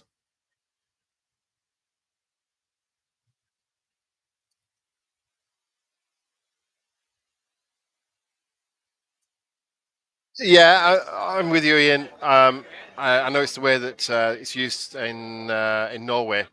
Fred does that route. It is very much down to the individual TO, Ian. Yep. But I mean, like I say, there should be plenty of time for each player to play their turn 7, as long as they've not spent too much time earlier on in the game flittering over moves and stuff. Okay, so what's happening here? More shooting. Yeah.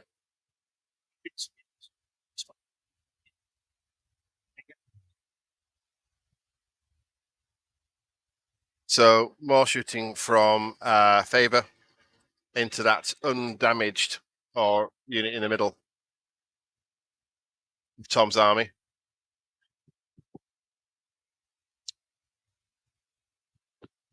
Down to that troll horde.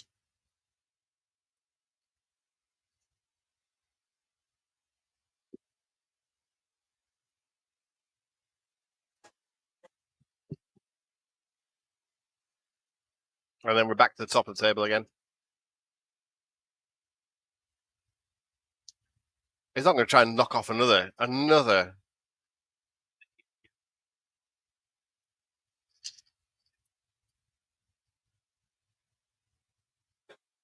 Oh, what's it?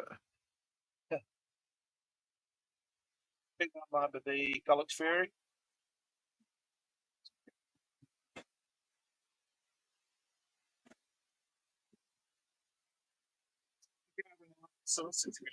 Yeah.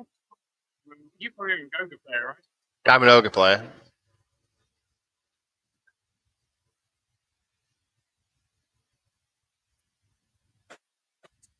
Oh no.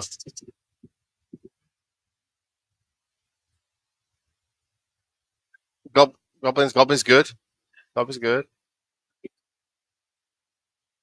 I don't want them, so Goblin's cool. That's that. Some very nice. Oh, more freebies. More freebies. I think these are in Steve. They were in the Excel bag, weren't they? Yeah. I do remember packing those. So everybody who attended got a goodie bag, which had one of these lovely Swish water bottles in. And it had a sprue in there, random sprue, rule book, simple rule book for the Epic Warpath. I think so. Yeah. I've not actually had a look at the normal goodie bag. And then there was an XL goodie bag, which you could buy. How much was that?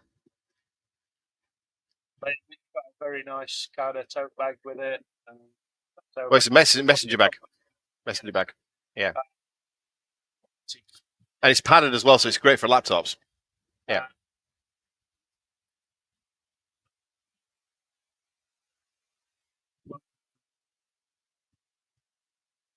Yeah. Should be there, Steve, with the rest of my crap. So okay. So we're at bottom of floor. And he's pulling back again. Yeah.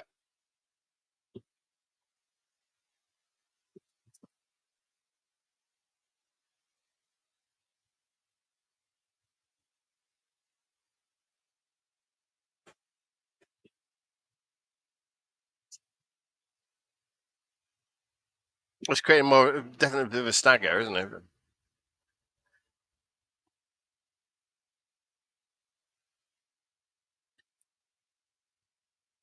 Let's go zombies down the hill.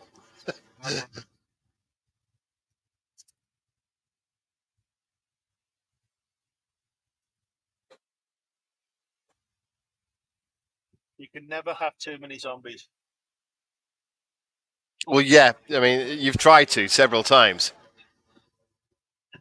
I find that if you film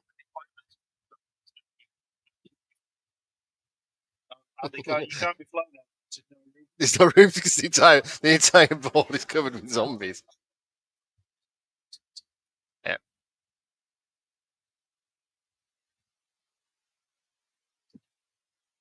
So the zombies have gone down the hill into that character there, right in the middle of the screen.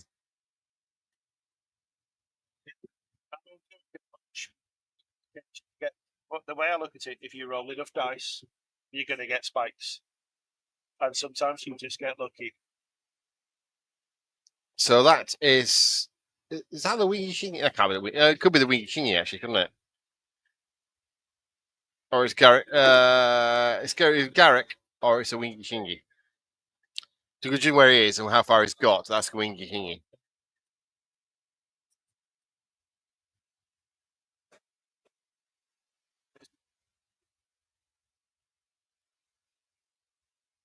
Yep. So draining life to recover the damage that's been done on the whites. Very valuable when it's a high defense unit that's got a lot of killing power.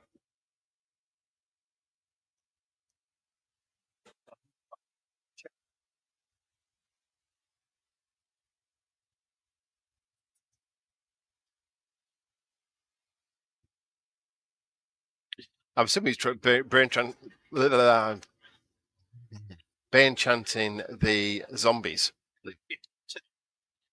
Oh, okay. Do a wound on it, so to keep it, pinned down. Oh, sorry, got Fury. Yeah.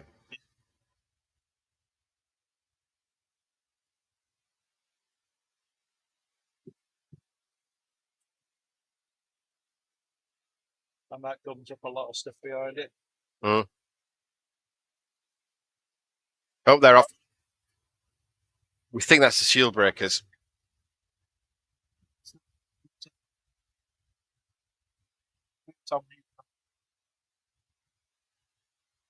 Tom needs to clear that top before those dwarfs cross the midway point.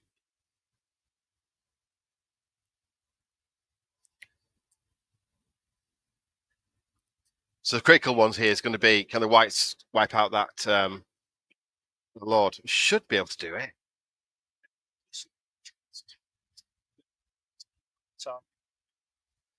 Yeah. Yep. Then mine Wingy Kingy, that's a Swingy Kingy.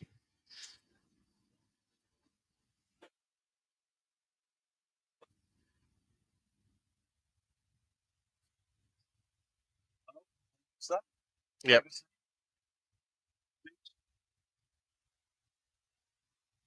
And now zombies. So 4s and shield breakers 4s. No, 4s and 2s. If they are siege breakers, it's 2s. Yeah, we've already got 6.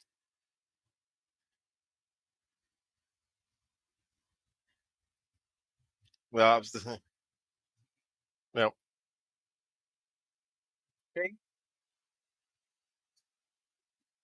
Yeah, it's done 1 damage. Was it? No, he's not. No, he's not. No, he's not. No.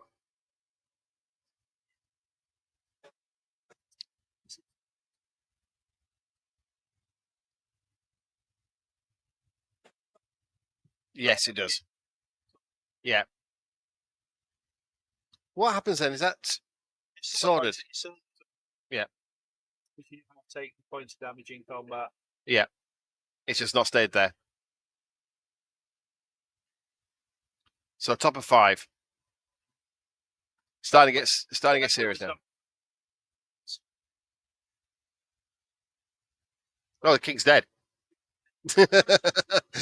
He goes zombies. The zombies running down the hill. Oh, is that thing behind it? What's that behind the? Oh, no, must be an undead character walking right. Unfortunately, the one thing we can't see is see through the models with the camera. See, that's something. X-ray cam. Can we just see that head there? It's just. It's a dark base, not a white base, so I'm assuming that the little small character, you can just see his head pipping out. But it looks very dwarf-like. So, Guess we'll find out. yeah.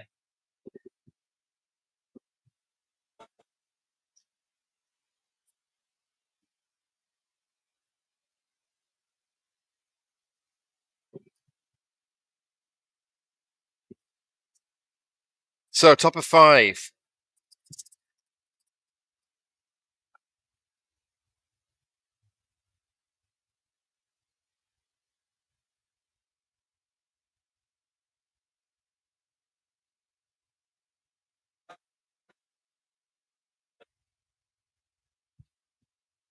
Top of 5 is getting close. I mean, the core of Justin's army is still completely undamaged. Yeah.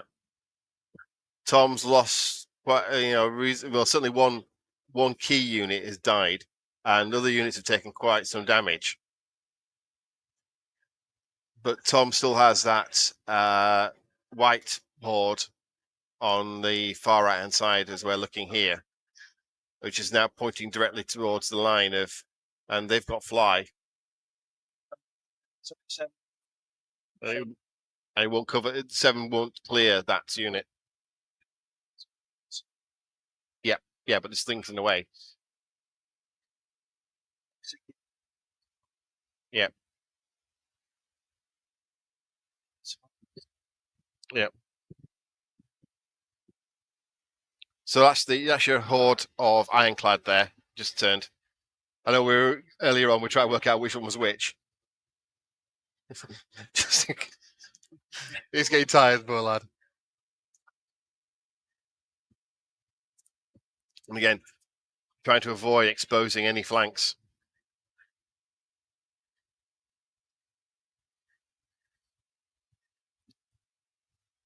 So each of those regiments is 3 unit strength, and the horde is 4. No.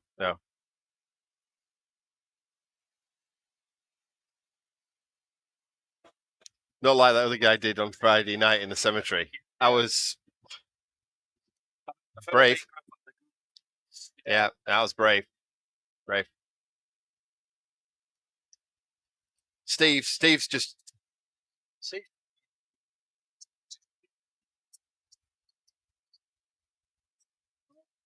It's getting tense at the top. It's in the sharp end of the spear.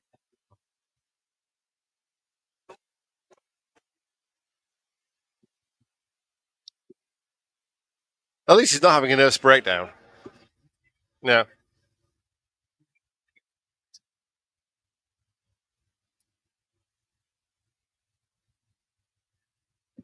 So the dwarfs have created a very pretty line dance.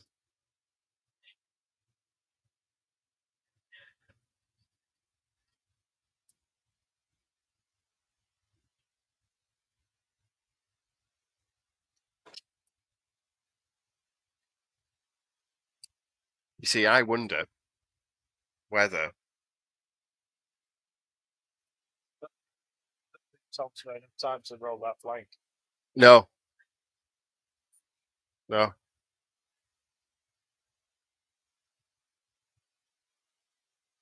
think a lot of turf depends if there's going to be a turn 7 as well.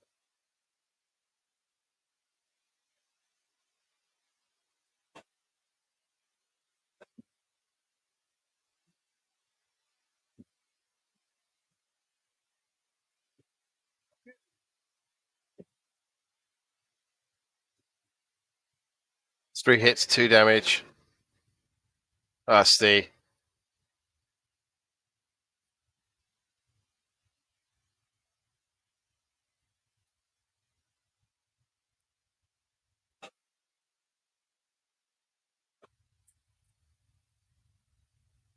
There's the question. That's the Wingy Kingy behind, or something. It's certainly a dwarf character. So the one we weren't quite sure about, it looked like he had a metal head. We couldn't figure out who he was. Yes, he's in the back of the zombie of the whites. So this with Golluck's Fury then going into the Steel Behemoth, going into the Revenant King.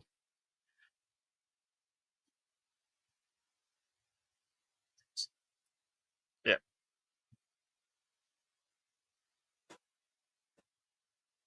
But it's still there. Yep. Dash 14. There we go. So, bottom of 5.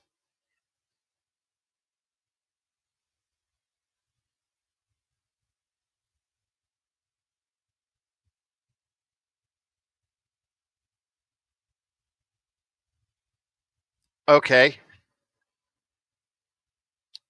So he's pivoted the trolls round.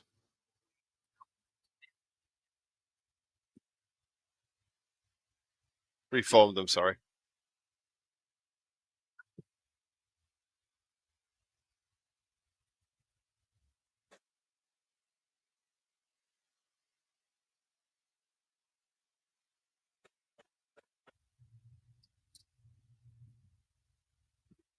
So we're into the last hour of the tournament. Steve just shouted out. Okay, what's Tom going to do now? So, currently as it stands, it's hard to tell directly from top, but I think the zombies are just about, they're in that bottom left quadrant. I'm not convinced that the Lord on the large beast is.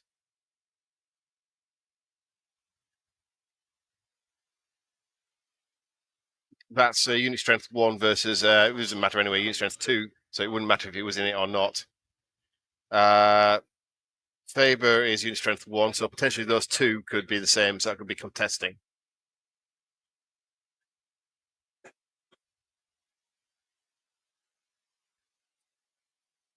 The whites kill that, they could jump into that 2 points area here.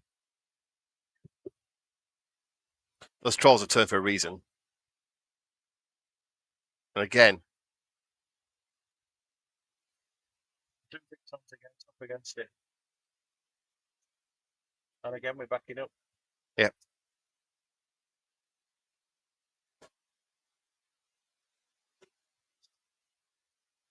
That's back up a long way.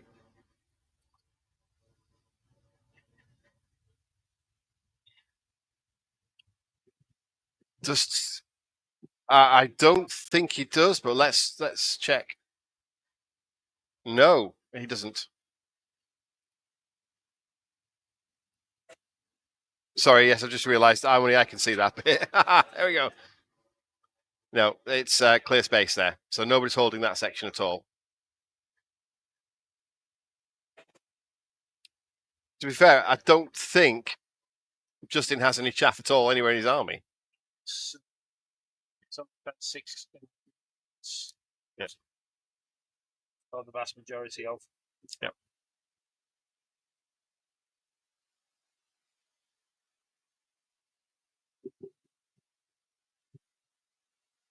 Is that a Red King he's put into that character?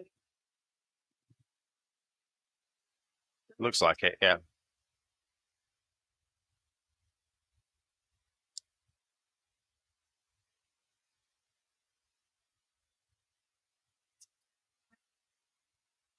Yes, the Reverend King.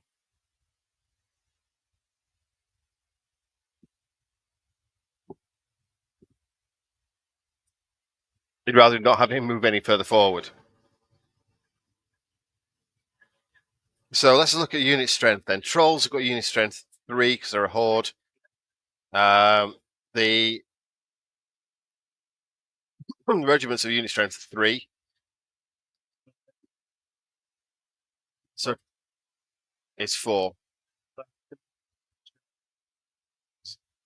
The characters may have strength as well.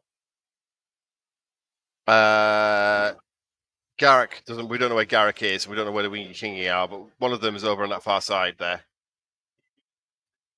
Yeah, yeah. So Faber's 1. Faber's been. Yes, it is. That's Faber. As you can tell by that's the backpack. Yeah.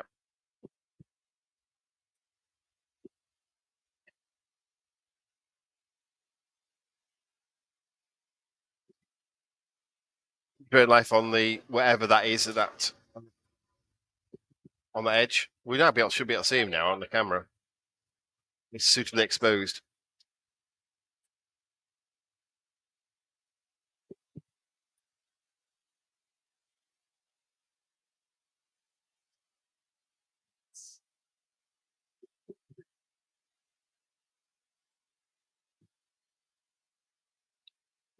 You see, I like Bob's Wingy Kingy because it's bloody obvious if it's a Wingy Kingy or not. Or is that Garrick?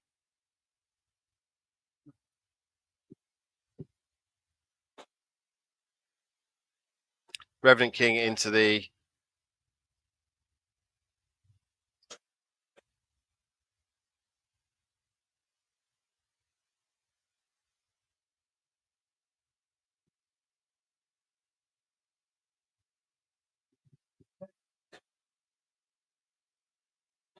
Okay, what's going on now?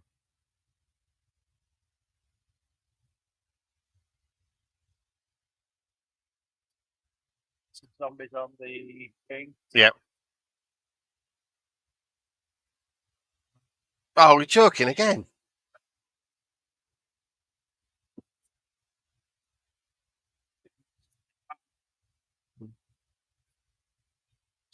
Well, it's 14-16. He's got only got 8 damage. If it's the Wingy Kingy, it's 13-15. Whereas it's Garrick or Wingy.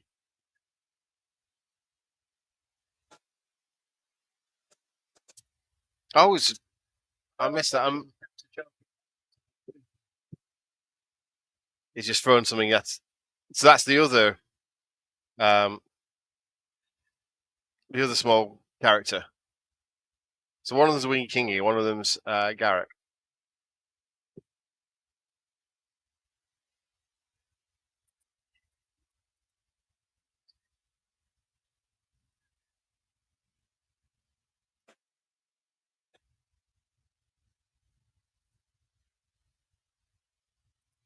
Yeah. Okay. Yeah.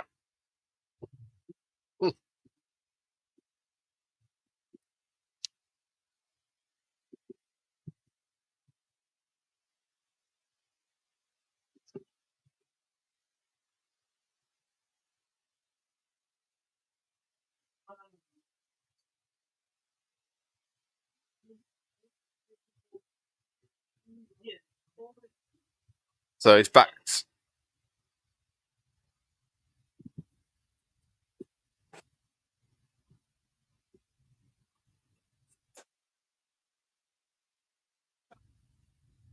So it's just top of 6.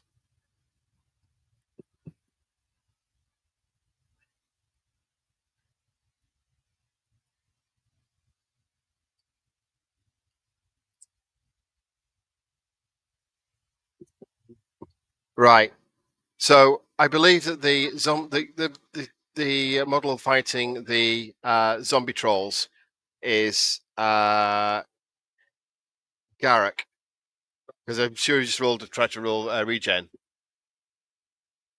So it means the Wingy Kingy's fighting the zombies. It's still is it proposition zombies? Yeah, Garrick's a beast. Strength 3.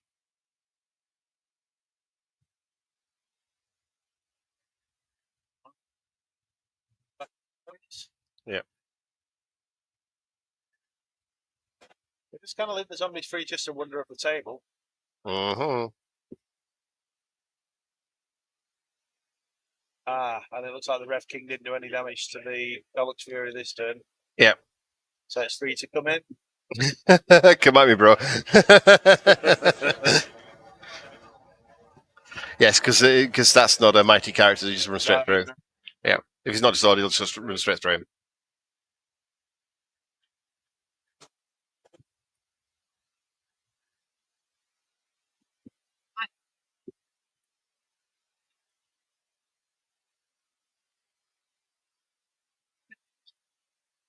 So Faber has run back up the hill.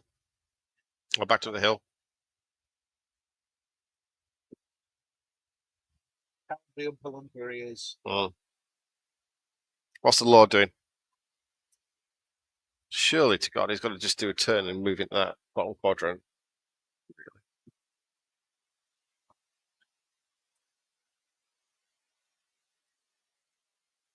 Everything's just going forwards. Mm.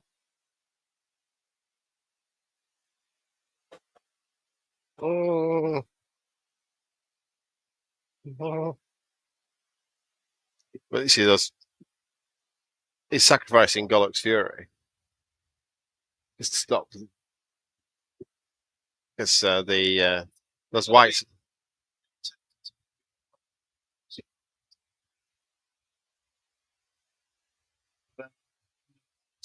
So They're trapped in there. They can't do anything.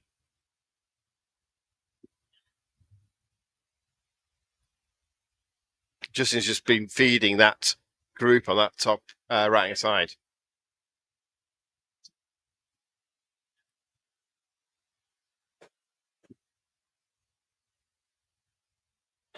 It's going to be tight.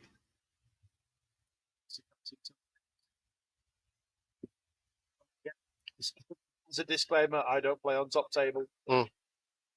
There's Justin keeping his eye on the prize here. What's his score?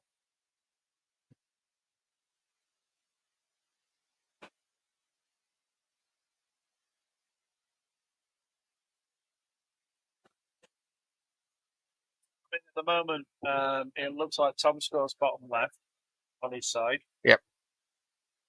He might get top left.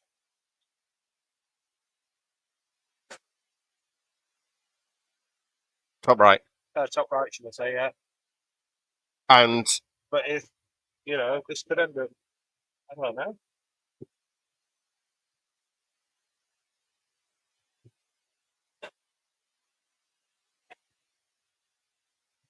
that's the centre of Justin's area. That's one. So Justin 3.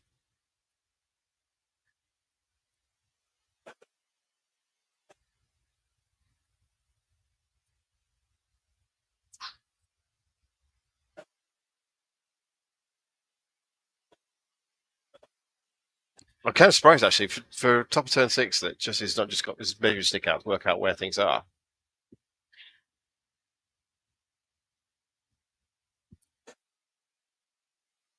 You see, the advantage of this board, obviously we can know where the middle line is because we see where tables are split. So yeah, there's a whole shitload of stuff over on. It's 10. There's unit strength 10 in Tom's. So it's definitely got Tom's versus unit strength 9. Yeah. Oh, plus that. So it's 10, 11. So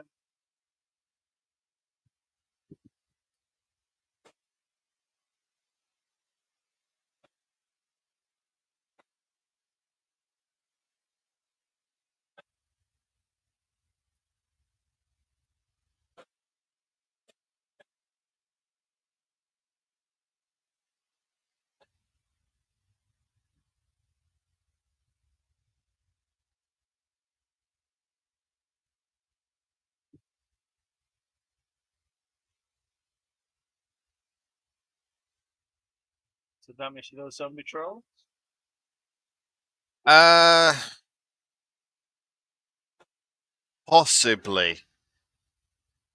Possibly. It kind of depends. Yeah, that's not over the halfway line, is it? That halfway line must be run there. So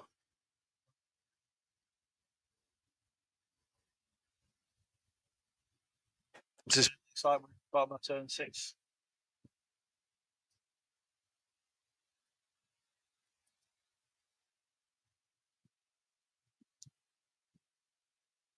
So it's like he's trying to get the whites into the flank of Golluck's Fury. Or is that a character next to Golluck's Fury? Looks like it is.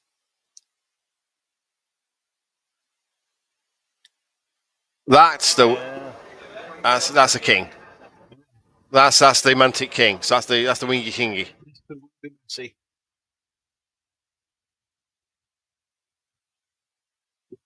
So, are we thinking it's 3-3 draw? Yes, it could be. I'm not. No, we're not. No. As soon as this goes off, we're going to start carving up and shutting down all computers and things and playing tables. Yep. Yep. Yes.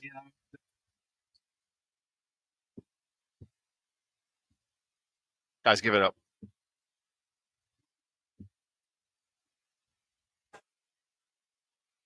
Interesting. Oh wow! Oh, what the hell did that come from?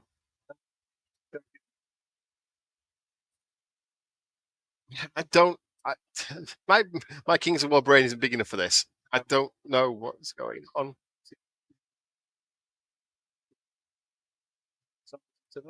Yeah. Yeah. Here we go. So the quadrant is there. You saw.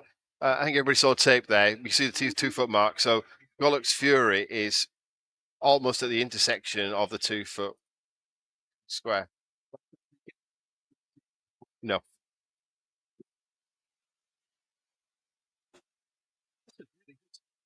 Mr. Rev King into them to stop them moving. Hopefully. So Golluck's Fury is unit strength 1. Yeah. So there's massively more. If it's a piece. Yeah. A lot of good, and there's at least some good quality attacks.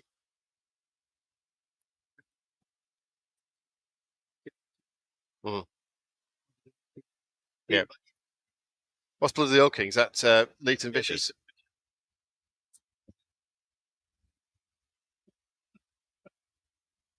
Generally, pink smears whenever it. Yeah. Yes, that's 2.5, and hitting on 2.5, really, isn't it? Yeah. We do the maths.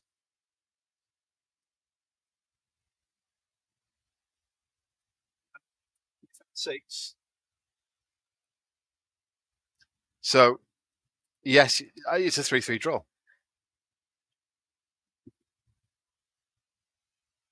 Provided Tom can keep those zombies alive. So one for the top quadrant for top right, Tom. Bottom right, Tom. Yeah. Justin's got his own territory and Tom's territory.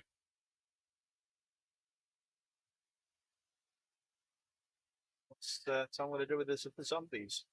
Nothing but looks of it. With the zombie trolls.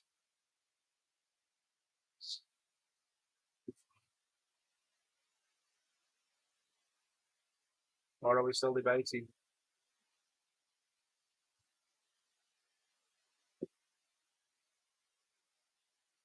What we're like on clock at the moment, can we see? Ring up the clock. Ring up the clock. So Tom's got 17 minutes. Tom's got like hours.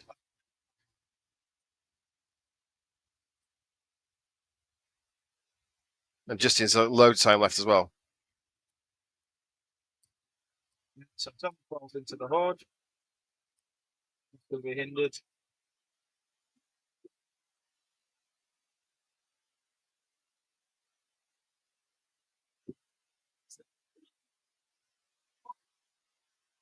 That's not going to do enough damage. It's going to do nothing.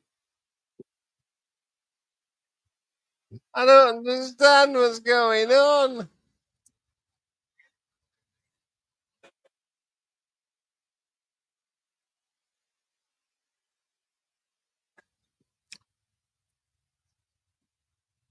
We're having a look, Patrick. Patrick's just put the dice. Tray shows 5-5. The screen shows turn 6. Which is right. We think we're right on that one, don't we? Well, I thought we were.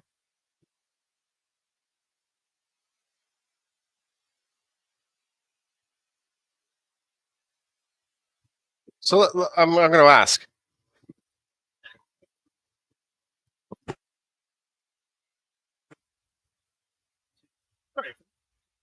The usual professionalism.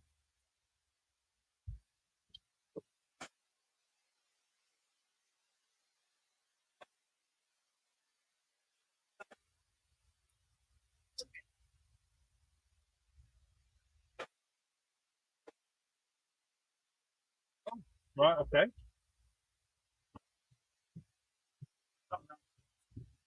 I've got swung the 6.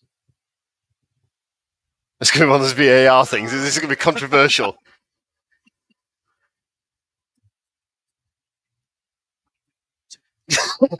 So it's actually turn 5,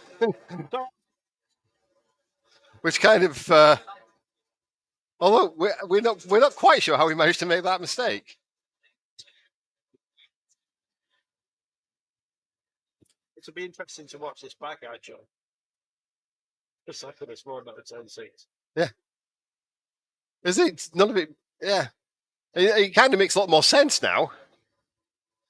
It does make sense. It does make sense of what's actually been going on.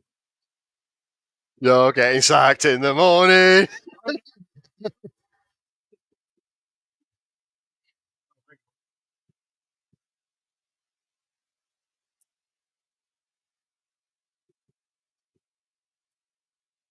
Oh no! What a shame. We're going to not have to do streaming anymore. Oh no! Oh no! We'd also explain how much time there is left. I don't quite know how I managed to do that. I'll take full responsibility because I pressed the keys to turn it over, but it's all my fault.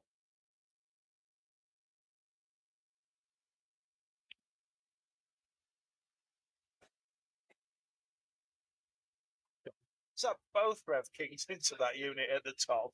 Yes. Wow. Yes, it is. So they can go nowhere. I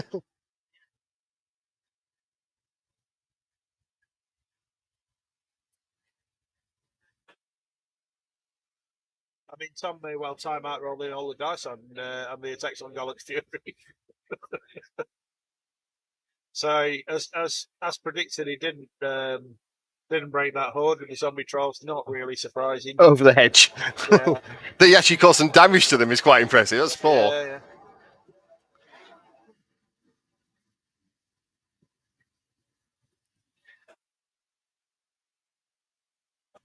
No double ones.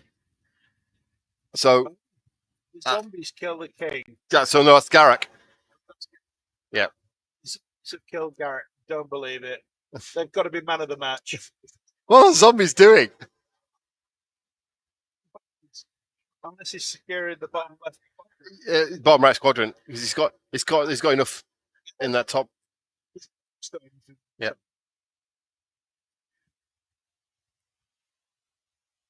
I think he's planning for a double 1.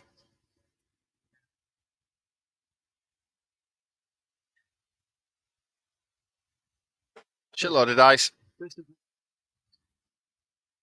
So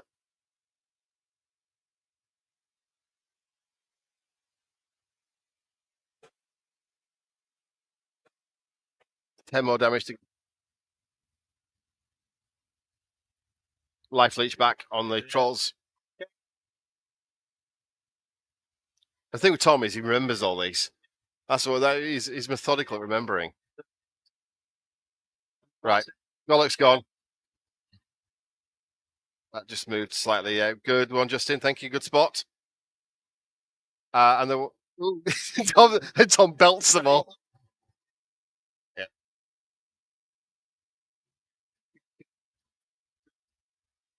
Yeah. So I'm assuming then that we've not done combat yet for the Wing Kingy.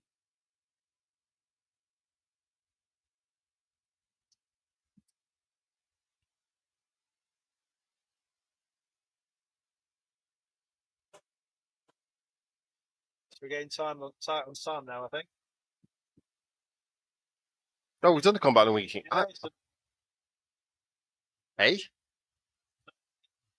No, that one there. Ah, okay. Yeah, there we go. All right, so we're definitely certain this is now top of 6. We're not going this. We're not counting down. It's now 4.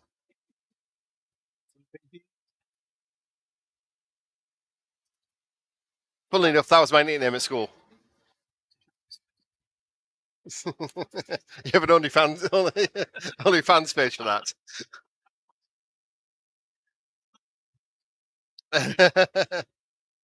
Okay.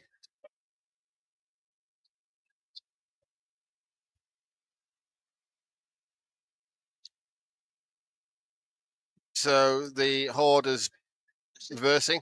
It can only reverse up to an inch away from the. So yeah, that's right.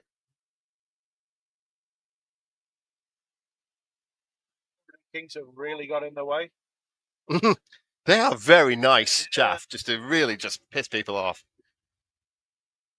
Because there are 3 attacks on 3s and push 1. See, generally, 2 of those attacks. Yeah. You can usually, I mean, even against defense 6, you're not guaranteed, but you've got a fair chance of causing a move. Yeah. Oh, hang on. There goes. Is it Faber with the shots? He's running off to try and clear. It looks like he's trying to claim the top left. Yeah. That's why he ran off. Very sensible. Yeah. Just guessing at this. No. That must be why he did that run off. I thought it was actually going to come round and try and shoot the zombies off. Do 2 for 1. Flank. And the dwarf on large beast has gone into the other trolls. Yeah. So there's going to be no help coming there.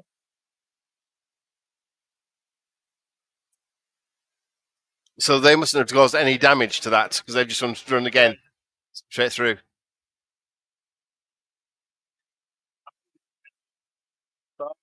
Mm.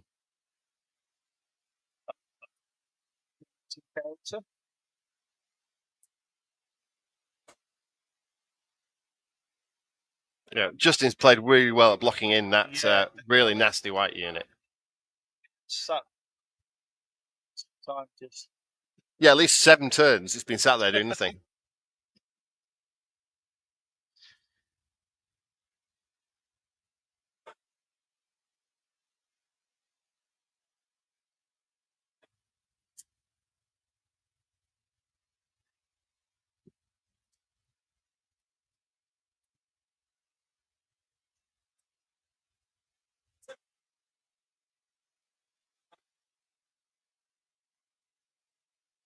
Big lot of dice.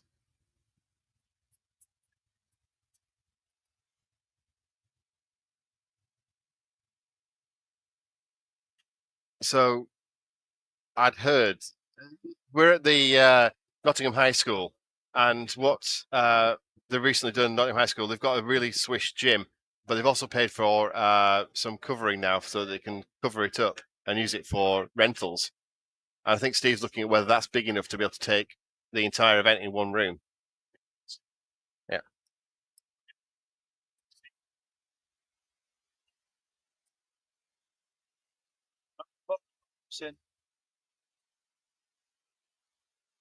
Yeah, we've got 3 holes here, and apart from the third hole, it's about half full, but we couldn't really have much more capacity, could we? No. We reached the physical limit with tickets we sold. We had the standard between 5 and 10% dropout, which is normal for a tournament. It's just when it's a 200 plus people tournament, that comes a lot of people.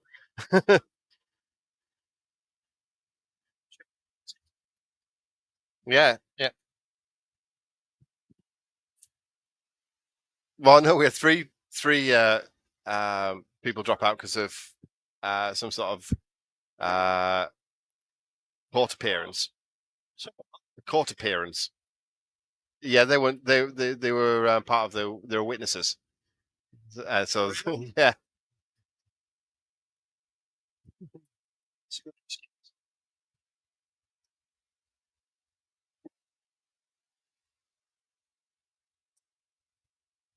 So they paused after Justin. So I think that's just to clarify who's where. So we're now convinced this is the bottom of 6.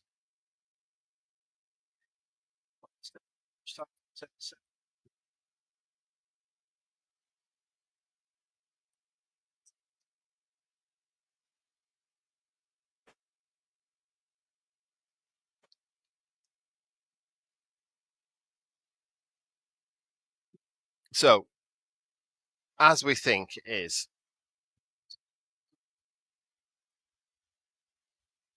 one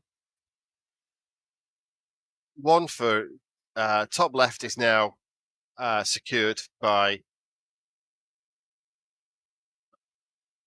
so Justin's got that one. Center just inside is that has to be that's Justin's as well, so it's 2. And Tom's section looks like it's so that's 4 for Justin. We think. Tom's got 1 there, top right, top left. So we think it's 4-3.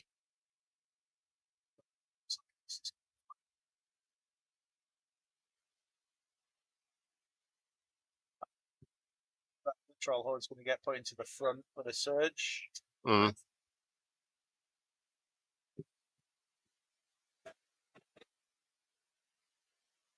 That could leave a mess. Could be a mess. Let's zoom in on the action sequences.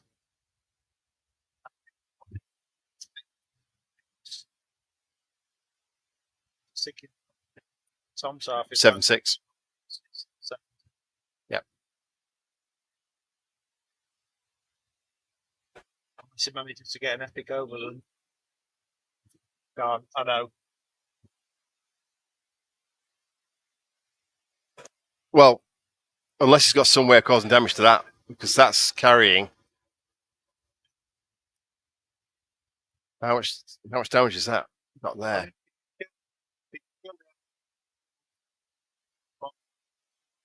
Roll. Yeah.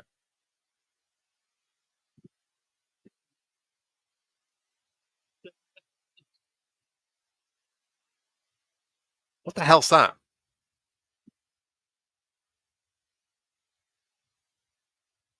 What the hell character is he charged there? It's not damaged. It's only got 2 damage on it, wherever it is. It's one of Tom's support characters.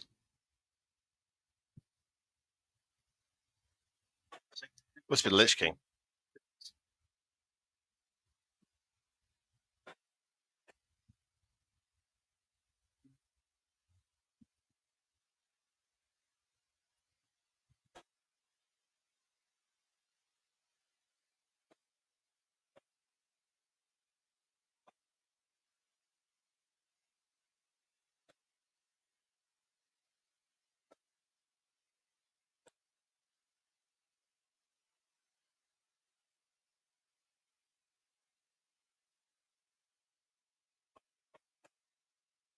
Sidestep.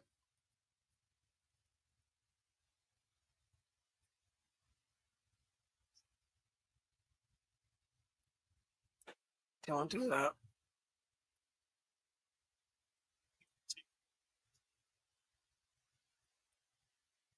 You can do it. You know more about events than I do. Table 10.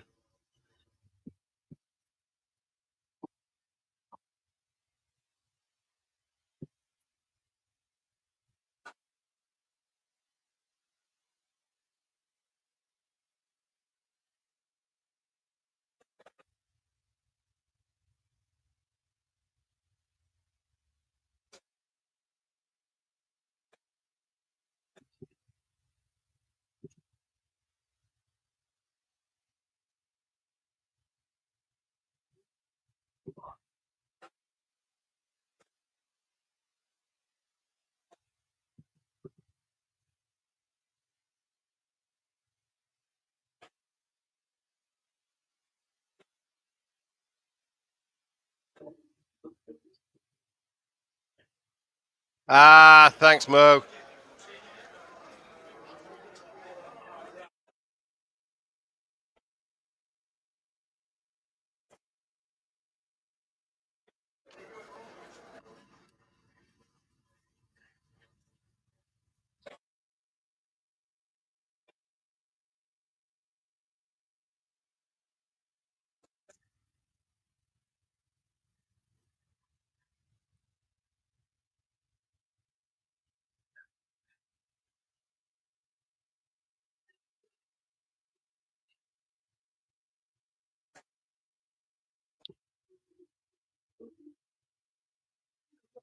I still think you're right, Mo. I think Tom needs 7.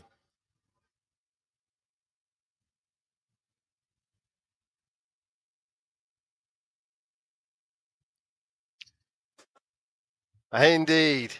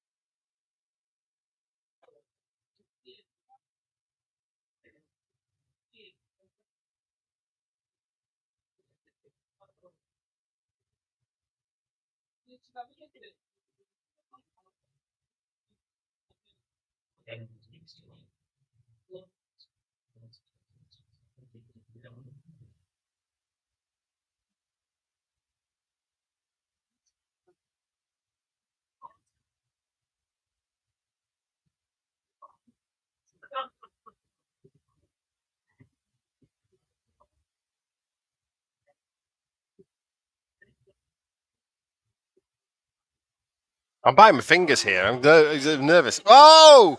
Whoa, whoa, whoa. The horde's gone. The horde has gone. Not that surprising with a flank charge from the trolls, but it's still.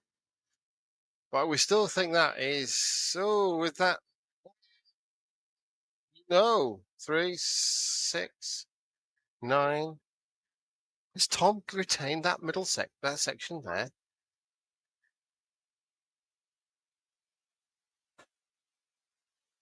Has Tom retained that section? Have you got a draw out of this?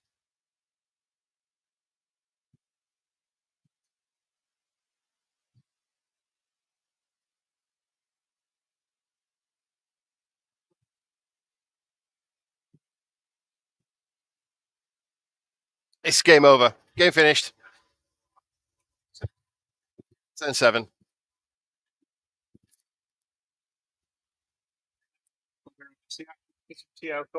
So the horde's gone. Now you see, I think that, and that are in Tom's section.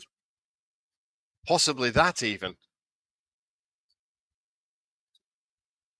Bottom right, top right, may have retained his own. So I think Tom's got it. Right. So we're going to stop.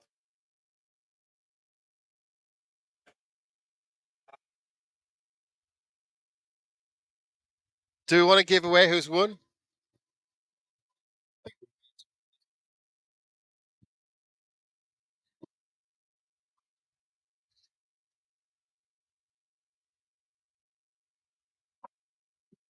I mean, do you really want to know who won?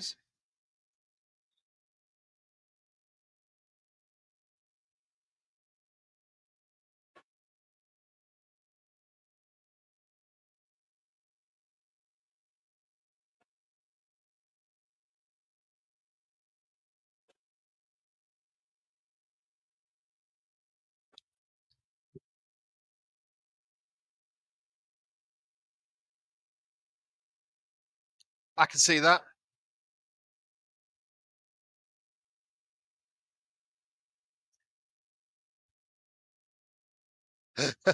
You're right. I think you've been watching too much children's television.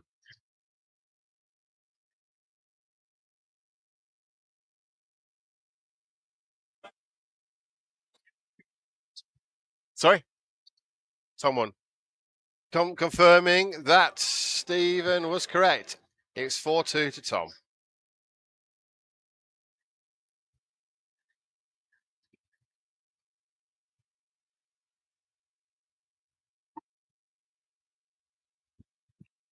Back. Yeah, Tom won. 4-2. Yeah, it was as we suspected. Tom's got the top right and the bottom right quadrant. Also got the bottom left, and he's edged his own quadrant as well. Yeah. So With the last combat by taking that horde out. Yeah. Okay, everybody, we're going to head off now, and we're going to shut down the stream. Thank you all for watching us today. It's been much appreciated, and yeah. So just keep a lookout for all the scores that are going to come up on the. Best place to look is usually Kings of War Fanatics. That's where we tend to repost lots of the results. So thank you very much, everybody, for watching, and have a good evening. And you have got 10 minutes before 8 hours of Red Zone appears on TV. So if you're a particular nerd, you'd have been watching us for 8 hours, then straight into NFL for 8 hours. So see you, everybody. Good night.